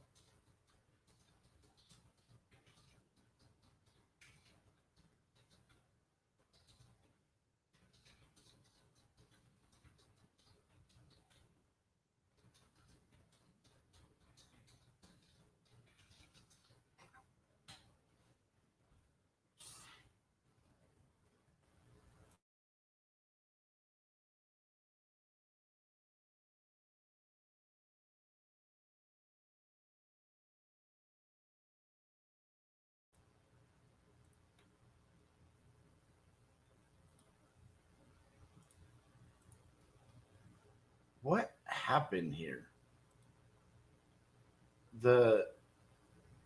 My list has been turned upside down.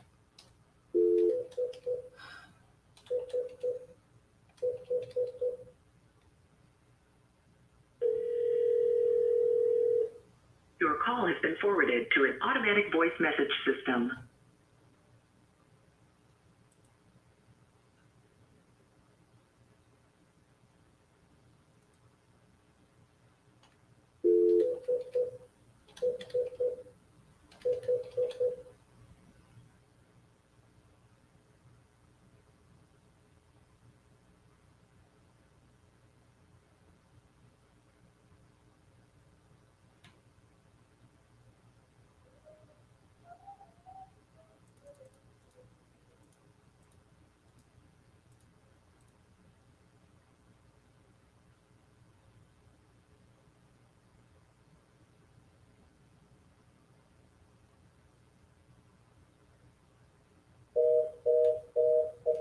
All right, I think it's time to kill that one.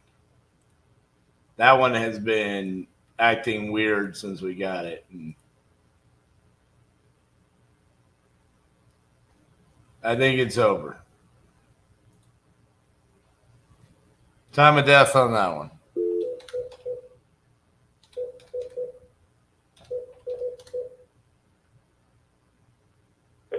Your call has been forwarded to an automated voice message.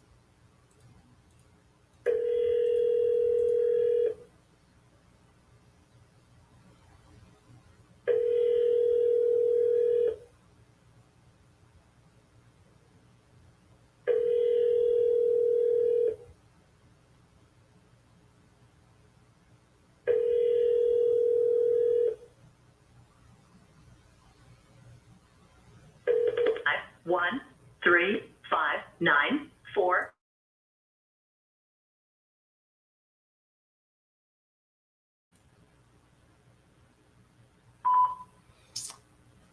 Hey, Mary, this is RJ Bates calling about your property on Lawncrest. You had entered this on my website a while back, so give me a call. Let me know if you're still interested in selling 817-710-8689. Zach, we have sent 5 contracts today. Now, I will say things have slowed down. 4 of them were in the first hour. So, we came out blazing today.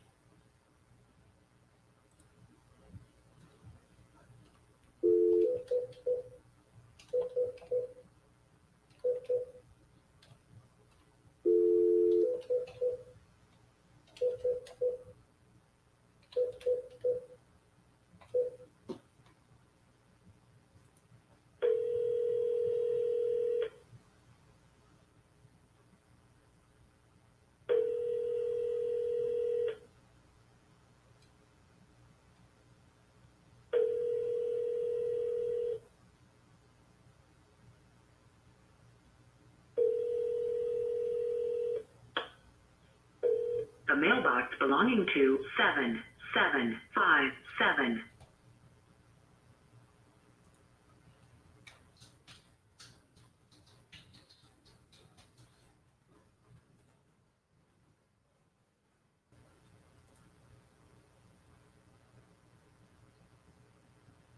Offer to signature ratio?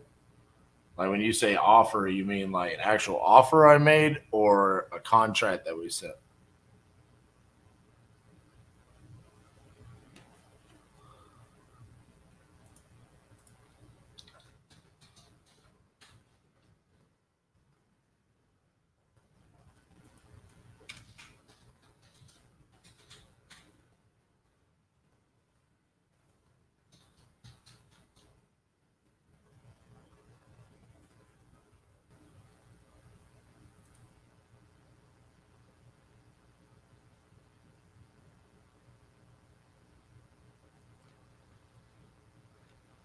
All right.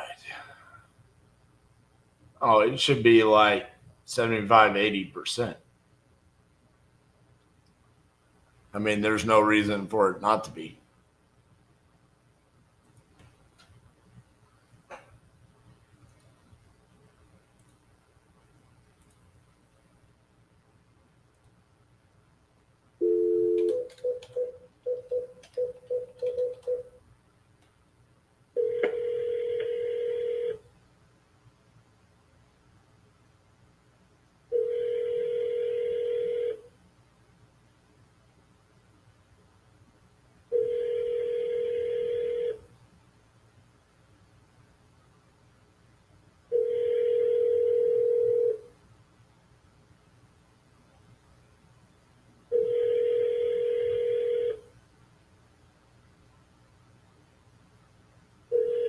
Hello, this is Georgia. I'm sorry I missed your call. Please leave a message after the tone. Thank you.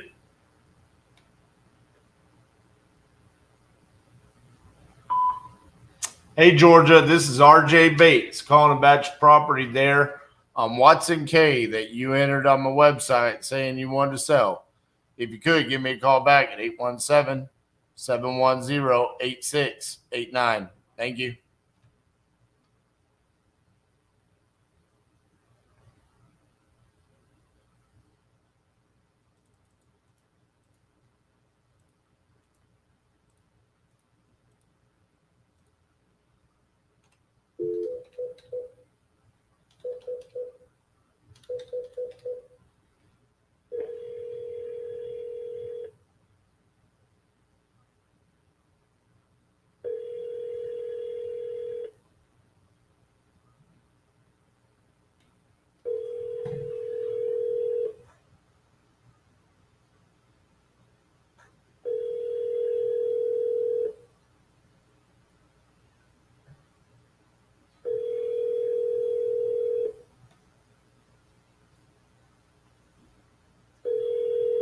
We're sorry, your call cannot be completed at this time. Please hang up.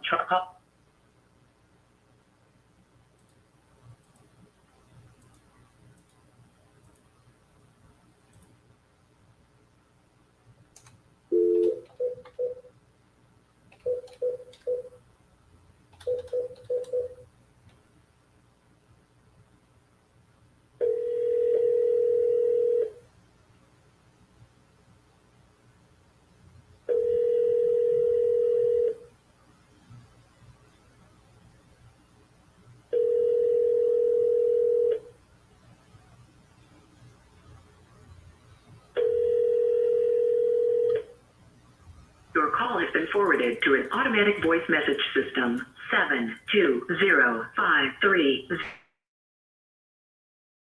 is not available. At the tone, please record your message. When you have finished recording, you may hang up or press 1 for more options. Hey, James, this is RJ Bates calling about your property on Old Mill Trail. If you could, give me a call back at 817-710-8689. Thank you.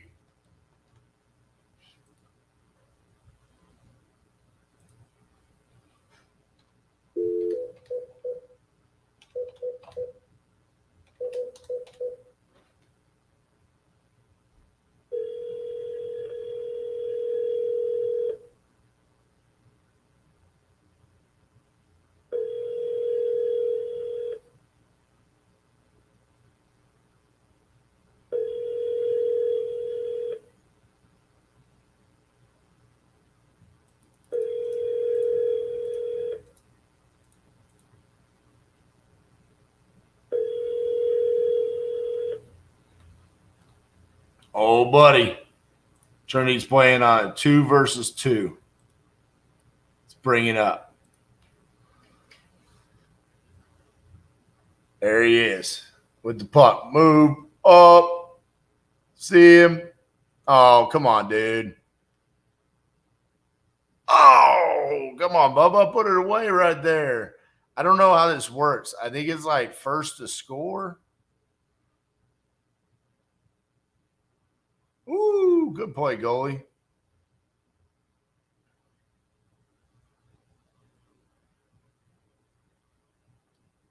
Oh, yeah. Oh,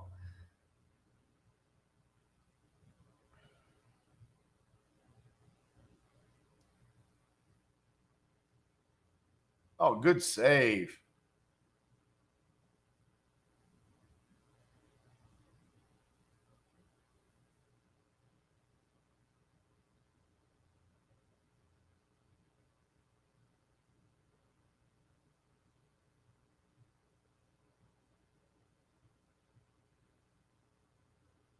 Move it, move it. Come on. Score. Oh, yeah. Good job, Bubba.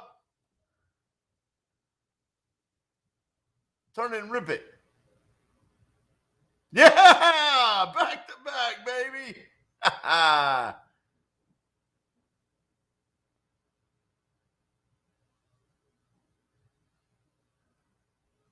That's a dominant win. A dominant win by the team of Trinity and Emmett. I love it. Bro, this tournament that they're at is like one of the coolest things I've ever seen. Literally had a shootout competition, fastest skater. Now they're doing 2 versus 2.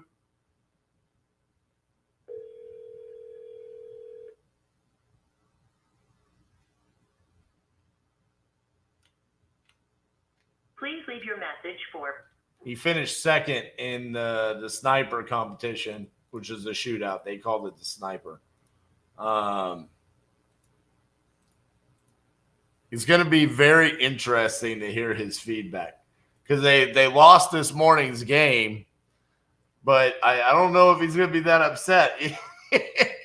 I think he's just going to be so excited about it. You know, they've already won the first 2 games of this.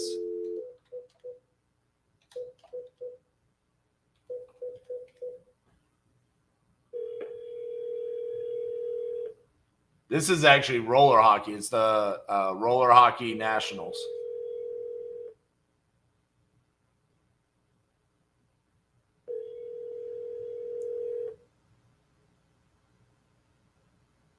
He actually doesn't play roller hockey very often. This is only his second ever time playing competitive roller hockey.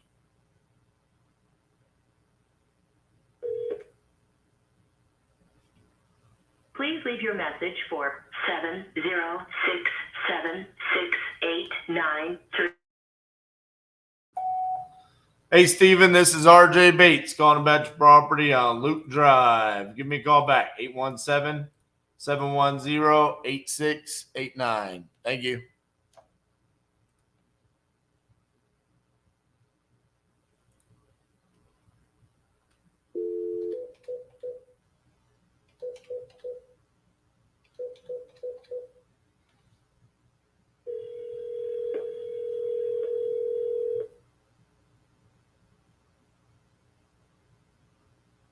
Please leave your message for 616-516. Hey, Michael, this is RJ Bates calling about your property on Adele Drive. Give me a call back, 817-710-8689. Thank you.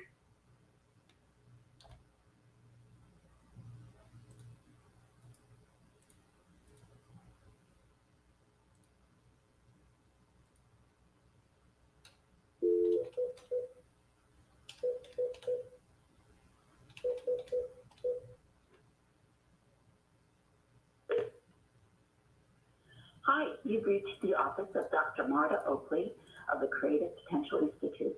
I'm sorry I am not able to take your call right now, but I'd be very happy to call you back if you leave your number. Thanks, and have a beautiful day. I wish you joy and blessings. At the tone, please record your message. When you've finished recording, you may hang up or press 1 for more options.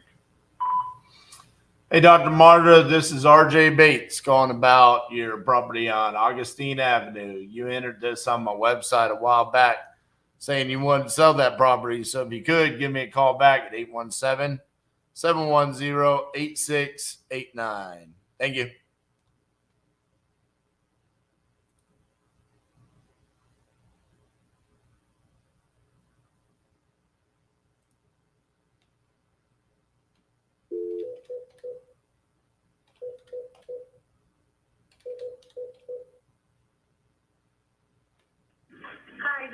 Stephanie. Please leave a name, number.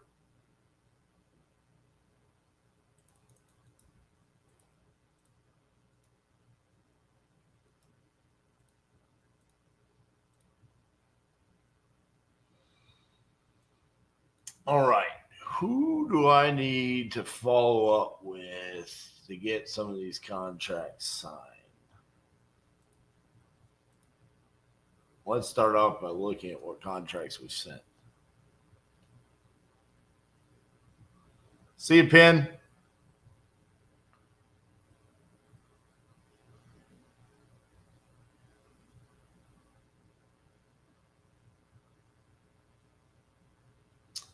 What's up, Zane?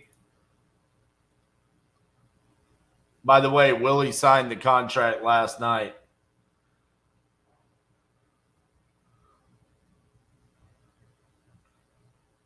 Also, Zane, I'm getting a contract in Port Arthur.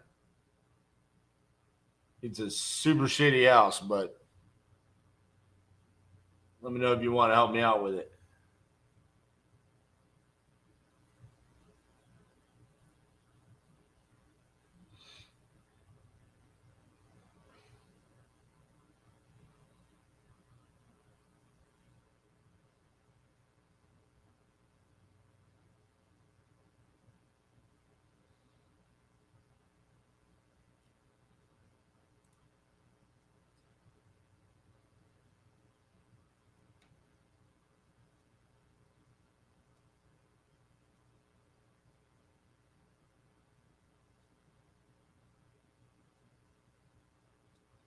Man, I don't know who I need to call.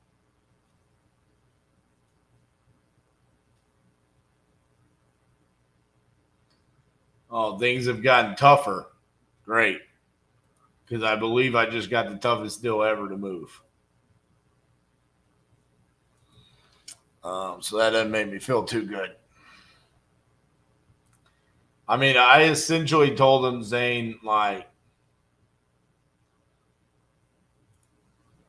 we'll tell you what you can get for your house.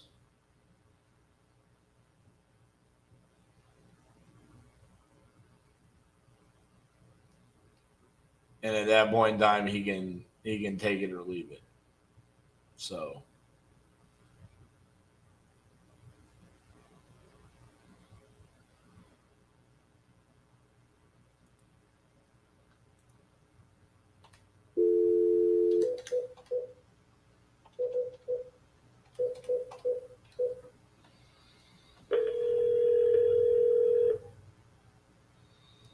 yeah, Jamie, I told you. Oh, hi, is Lisa there? This is she. Sorry, you answered that immediately. I was talking to somebody else. I'm sorry. I was calling about your property there in Lexington that you entered on my website saying you wanted to sell. Okay. And who are you with? I think you just saw an ad on YouTube and filled it out. Yeah. That's right. Yep, that would be me. So how much are you looking to get for that house? Probably, I spoke with my next door neighbor who's a real estate agent, and we were talking about listing it for $699, but I mean, I'll give you my absolute bottom line is $600. Okay.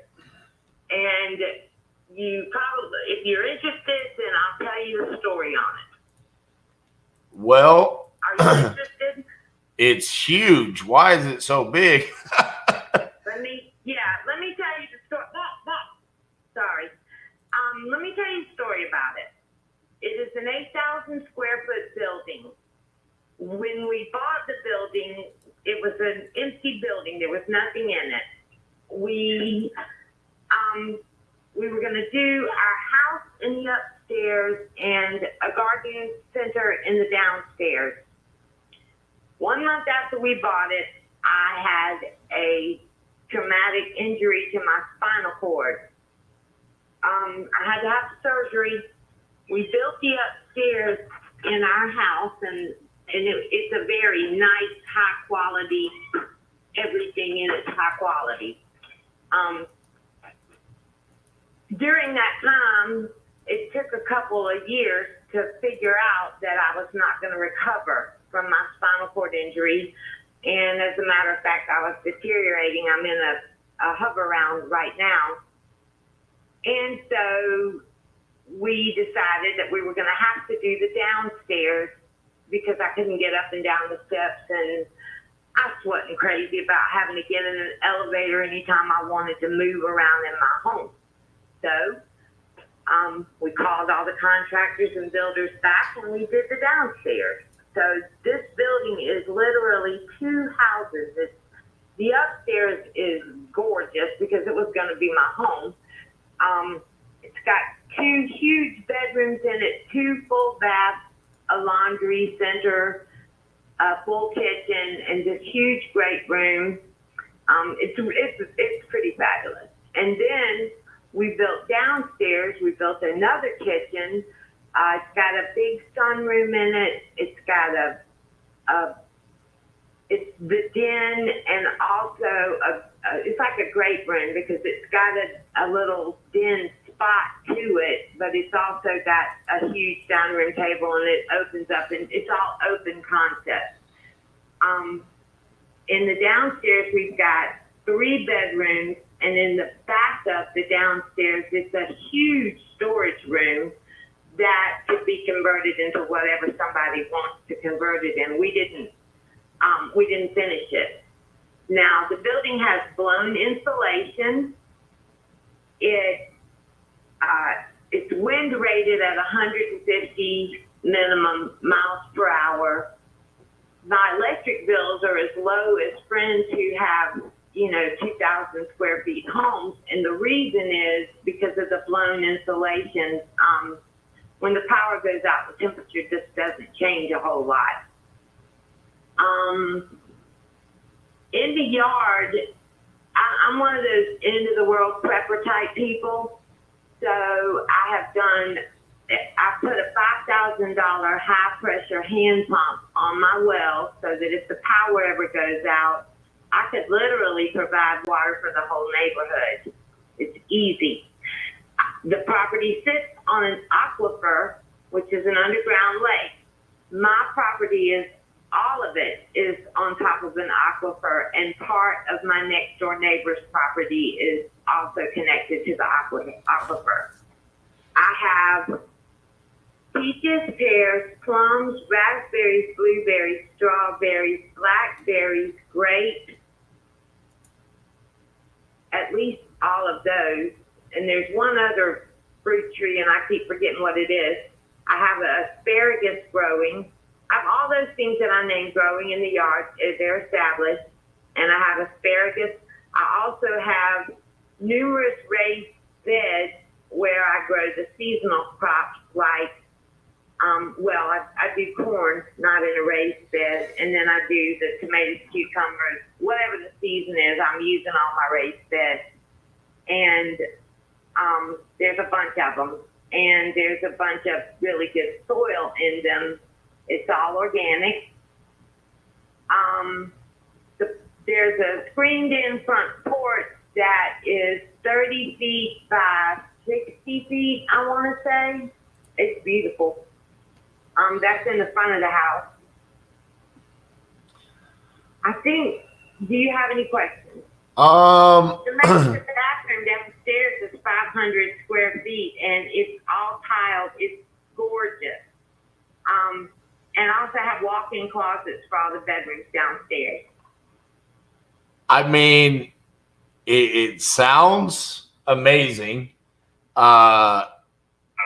It's just such a unique property. I don't know what I could do with it from an investment standpoint.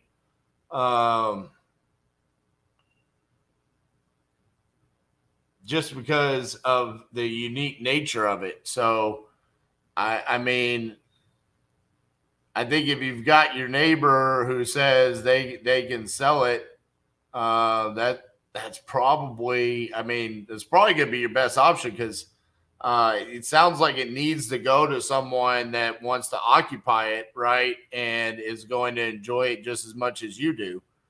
Because I just don't know what I could do with it. It doesn't need work, right? And then it can't really be kept as like a rental or anything like that. So it's just a very unique property. If you wanted to do it as like an Airbnb or a more longer term with, say, traveling nurses, you would have 2 houses to rent if you were interested in it. But I mean, what you're saying to me makes a lot of sense. From an investment perspective, you may not be interested. Yeah, I mean, it's really just due to how unique the property is. That's the main thing. And also the size. I mean, you got to think about it. Like, even if we did a short-term rental like what you're talking about, we're dealing with so much square footage to maintain and take care of, and I'm sure that could possibly be part of the reason why you're potentially looking to sell. It's just because it's such a large property, Yeah. So there are 3 of us living here. It's a lot. right. So yeah, I mean, I think for that, those reasons, I would have to probably pass on this one. Well, I appreciate your time, and I'm fine with that. The right person will come along. Absolutely. I'm sure they will. And I'm sure when they do come along, they're going to absolutely love what they get, because you have a beautiful property, and as unique as it is, somebody out there will be looking just for something just like that. So best of luck with everything. And I hope it sells quickly. Okay. Thank you so much. All right. Bye-bye. Bye-bye.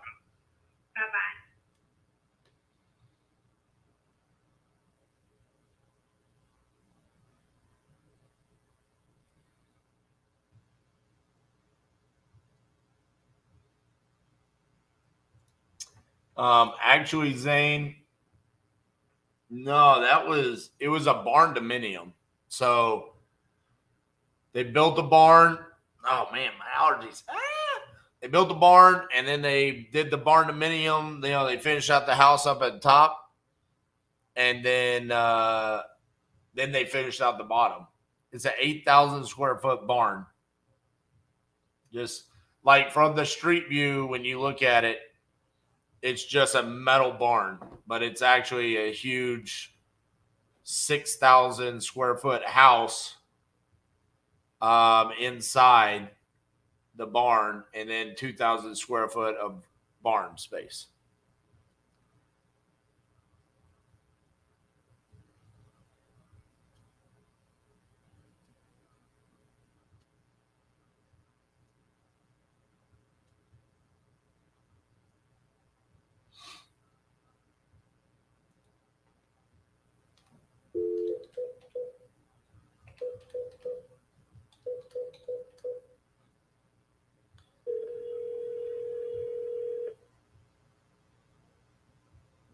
That was actually Lexington, South Carolina, Zane.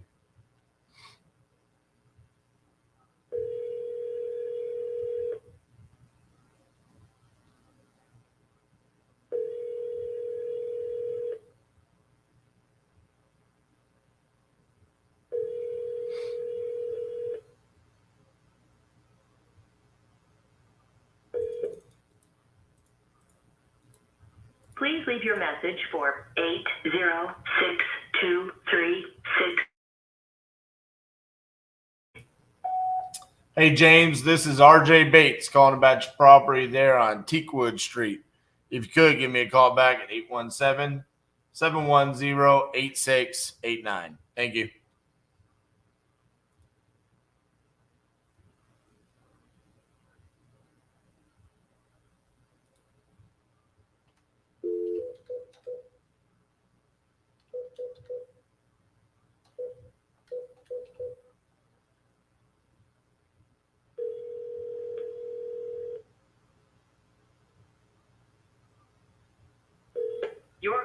been forwarded to an automated voice messaging system. 501580 is not available. At the tone, please record your message. When you've finished recording, you may hang up or press 1 for more options. Hey, Cody, this is RJ Bates calling about your property there in Jacksonville, Arkansas. If you could, give me a call back at 817-710-8689. Thank you.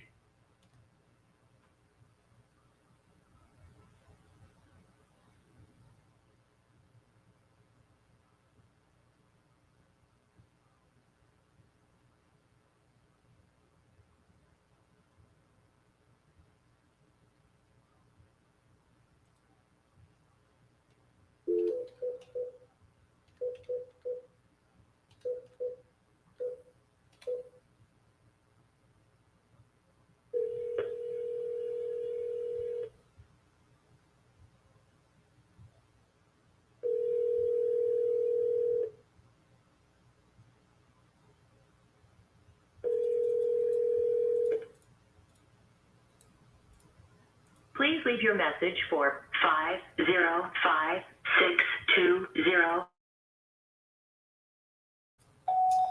Hey, Gene, this is RJ Bates calling about your property there in Rio Rancho. Give me a call back, 817-710-8689. Thank you.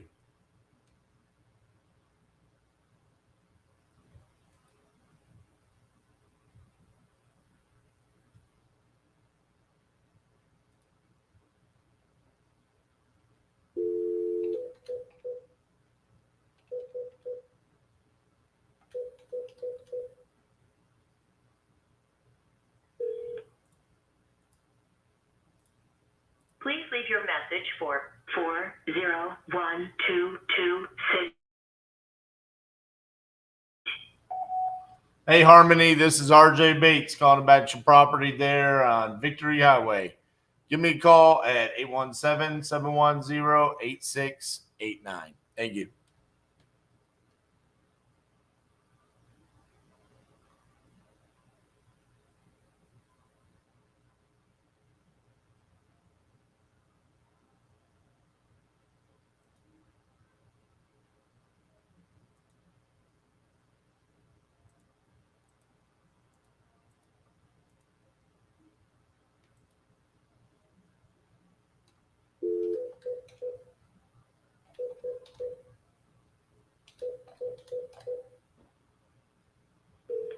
Your call has been forwarded to an automatic voice message system. 90163.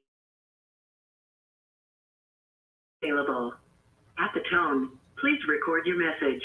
When you have finished recording, you may hang up or press 1 for more options. Hey, Henry, this is RJ Bates calling about your property there on Veracruz Street. If you could, give me a call back at 817-710-8689. Thank you.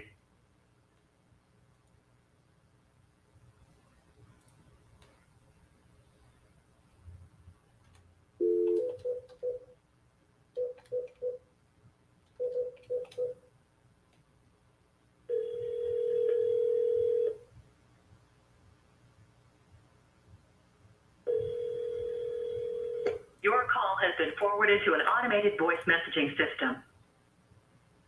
Blake Jones. Is not available.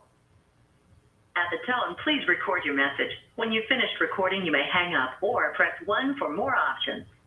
To leave a callback number, press 5. Hey, Blake, this is RJ Bates calling about your property there on Cash Way. Give me a call back, 817-710-8689. Thank you.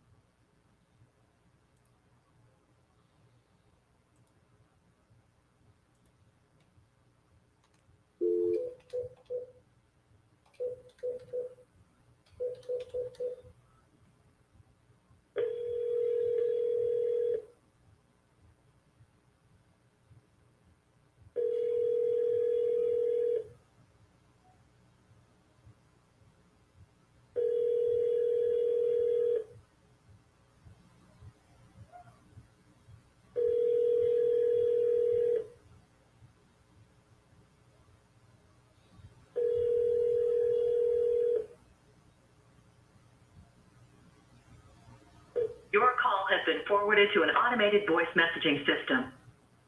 3133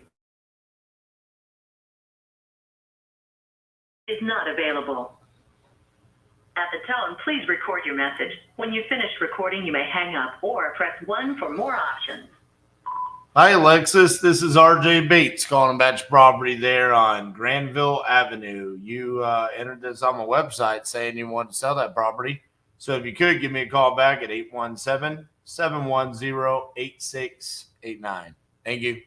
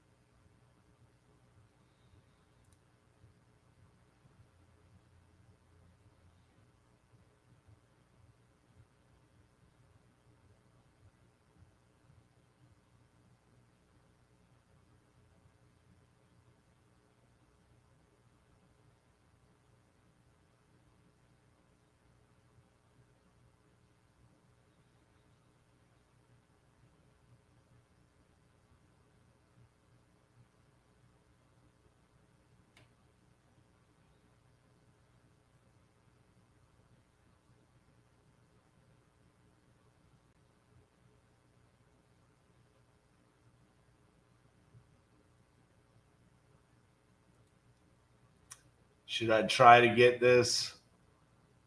I'm going to do it. We're going to go after Wyoming deal.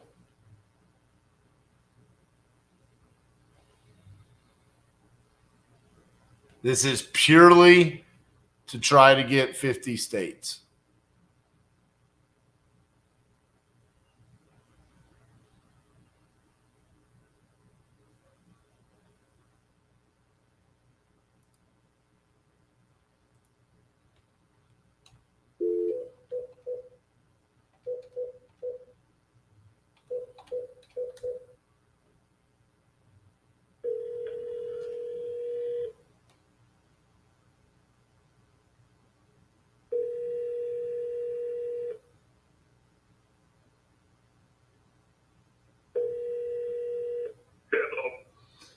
Hey, is this Eddie? Yes, it is. Hey, Eddie, this is RJ Bates calling about your property there in Casper, Wyoming that you entered on my website.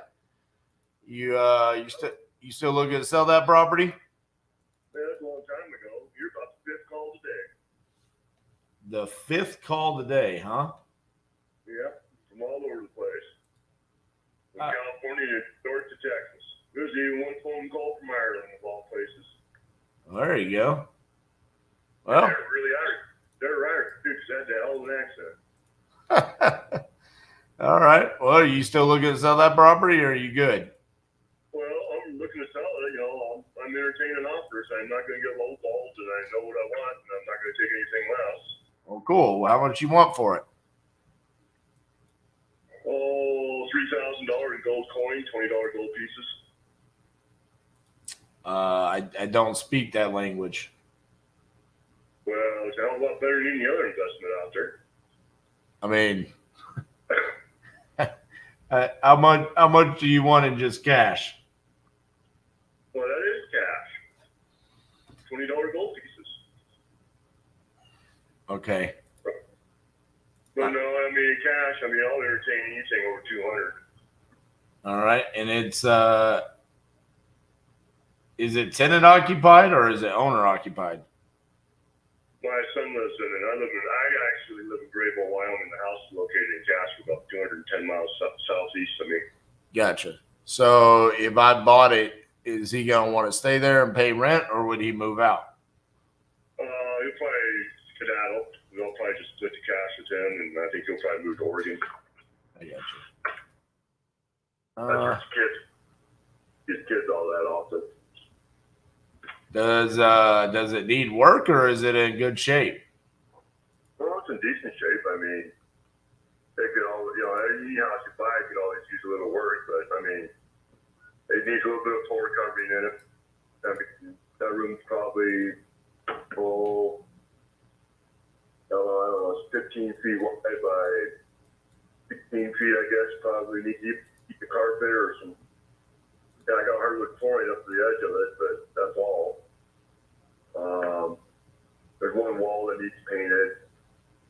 One bath has never been remodeled, so it's kind of ugly, but functions, you know, you got a kidder in there, there's a new crapper in there. But that's a big old double car garage. There's one window that needs fixed. I don't know how much that would cost. I just don't care.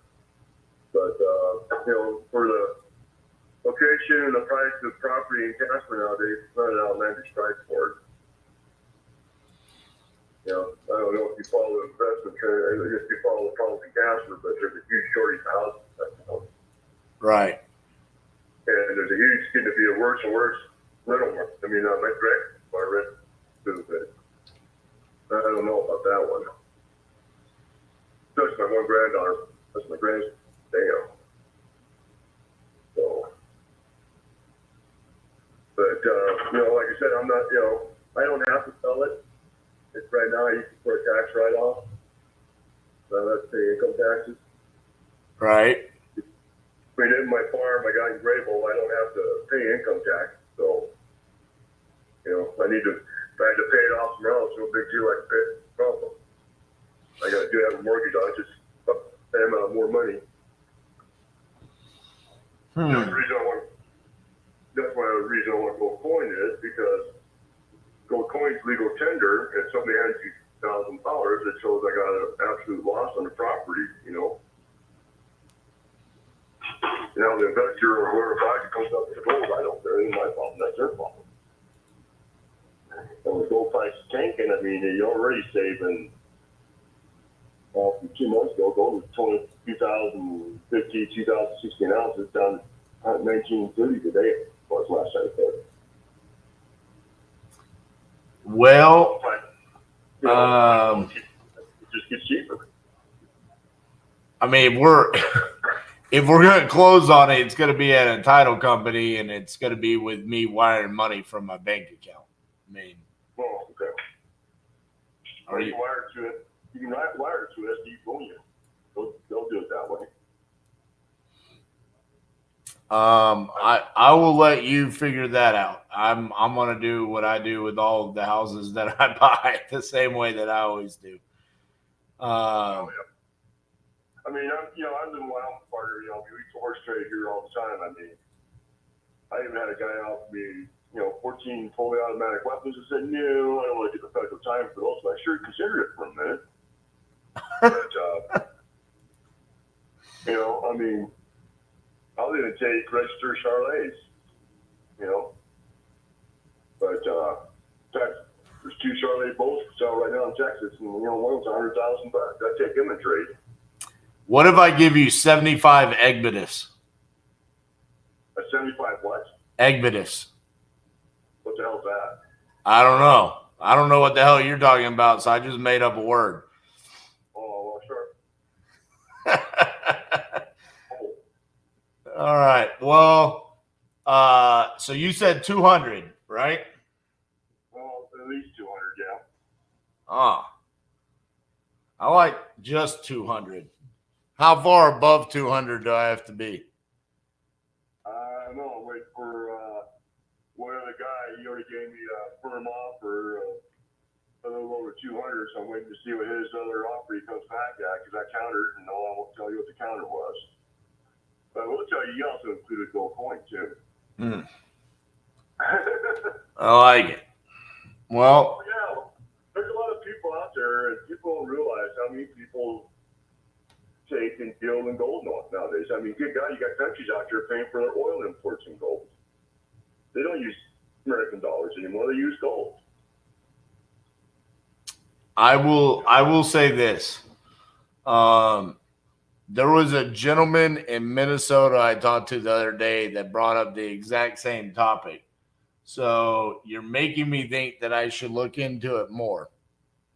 However, since the guy that made you the offer and then you countered and you won't tell me what the counter is, I do just have to say that there is no way in the world that guy made up a word like Egbitif on the phone with you. So there should be a potential for you to tell me what the actual magical number is. Well, it's north of 200, but a hell of a lot less than 300. Now, how about that? And there is a word such as Exodus. It's a book in the Bible. There's a what? You said Exodus, right? No, Egbedif. Like every good boy does find some, when they teach you that in school on how to sing. I just combined it into a word. Egbedif. EGBDF. Oh, okay. I thought you were saying Exodus. Like No, Exodus. No, I know about that. Oh, okay. I wouldn't be making up a word. That would just be saying a word. All right. Well, let me do this. Let me figure out what my number needs to be, and I'll call you back probably tomorrow and let you know. I'll be north of 200 and way south of 300. Okay. All right. All right. I'll call you tomorrow, Eddie. Thank you. Bye-bye. Well, there you go, people. You got your Egbedif in a call, in an offer, and he didn't hang up on me. What'd you think about that, Miss Cassandra? I have been cackling ever since you dropped it. How about 75 Egbedifs? What do you think about that? My favorite part about it is he was like, "What's that?" I'm like, while you're sitting over here freaking talking in your own language, like, are they in 75 silver coins and 6 gold? And I'm like, bro, what? Come on, dude. Just you want me to show up with 20 nickels? I mean, honestly, that was pretty epic. I'm not gonna lie. Oh, I didn't see Josh's comment that said follow up with calling him Daddy-O. Yeah, I mean, considering you're actually gonna make him an offer, I feel like that's too much in one conversation. He might not take you seriously if you're like, all right, talk to you tomorrow, Daddy-O. I don't know. It would be impressive if I ended up closing the deal while saying Egbedif and Daddy-O. You know that I don't really love creating obstacles that don't exist in real estate is a big thing of mine. Okay, well, we already created one because we're trying to buy a house in freaking Casper, Wyoming. Dude, Casper, Wyoming's got some stuff going on, okay? All right, well, I'm going to let you comp this one because it's got some things going on. Yeah, I'm sure that's the reason why you're having me comp it. All right, ladies and gents, it was a fantastic week. I can't believe none of those. Not only did none of those contracts sign today, they haven't even been viewed. So I think it's just these people are out and about and whatnot. I'm going to make a prediction. When we come back next week on Monday, we will be in the 90s in the contract signed. That's my prediction. Sorry. Say the last part again. I said I am making the prediction that on Monday, when we come back, we will be in the 90s in signed contracts. Oh, I believe it. And we will be in the 30s in dispositions. Well, I hope so. Yeah. So we did get a closed deal today. We should have quite a few tomorrow. So we've had 3 so far. 3 closed this week. How many closes do you think? Whoa, that's not accurate at all. What are you talking about? I have Birmingham. What else closed? We've already closed 5 this week. What? We have 2 more that are one that closed today and is funding tomorrow, and then one that's closing and funding tomorrow. Okay, we'll look at it together. Yeah. So, regardless, these numbers are going to look drastically different come Monday because we've got obviously a lot always happens on Fridays just with closings. It's just the nature of real estate for whatever reason. As much as we try not to set closings up for Mondays and Fridays, and we try to group them into like Tuesday through Thursday, between title companies and sellers and buyers, they're always trying to push it to Mondays and Fridays. Yeah.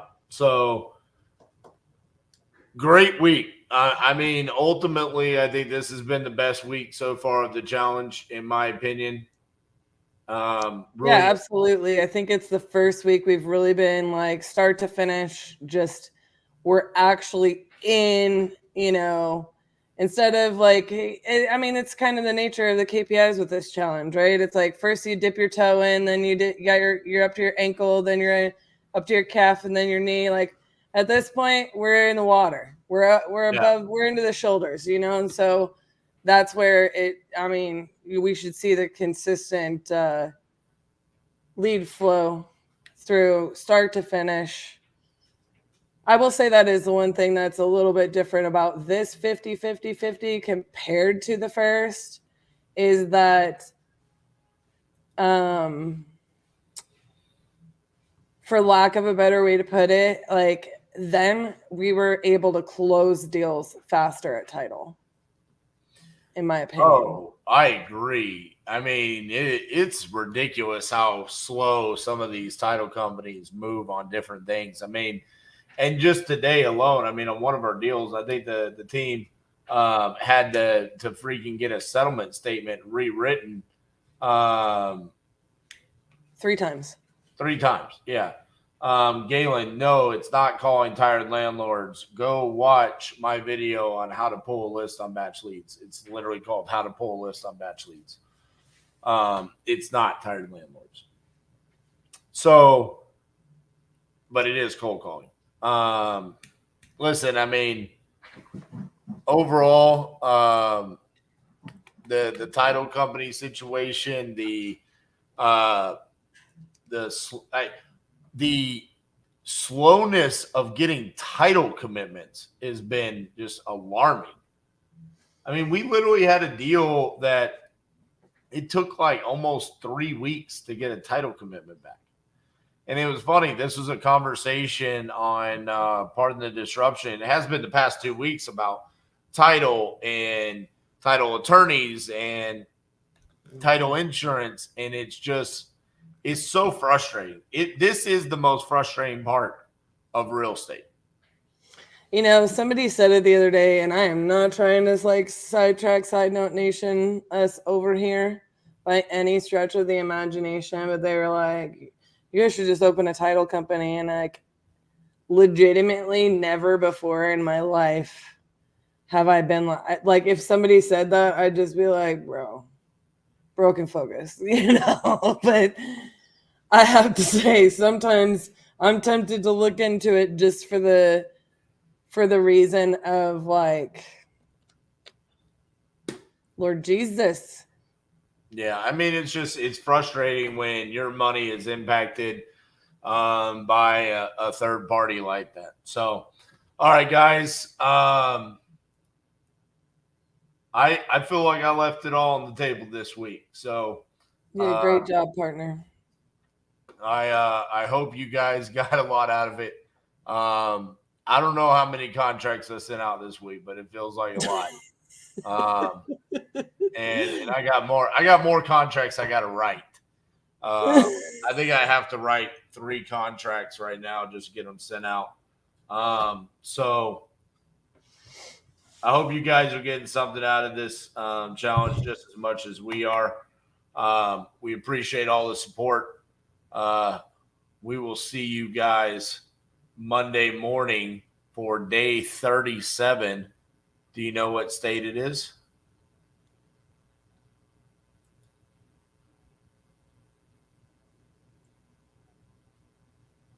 Oregon. Poop. You almost got there. Day 37. We'll see you guys on Monday. Thank you. I stuck my straw and your milkshake, and I drank your milkshake.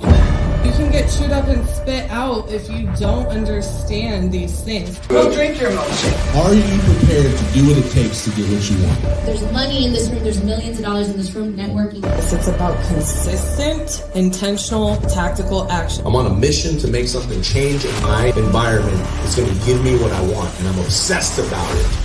It's the crucible! Oh, this is what we do.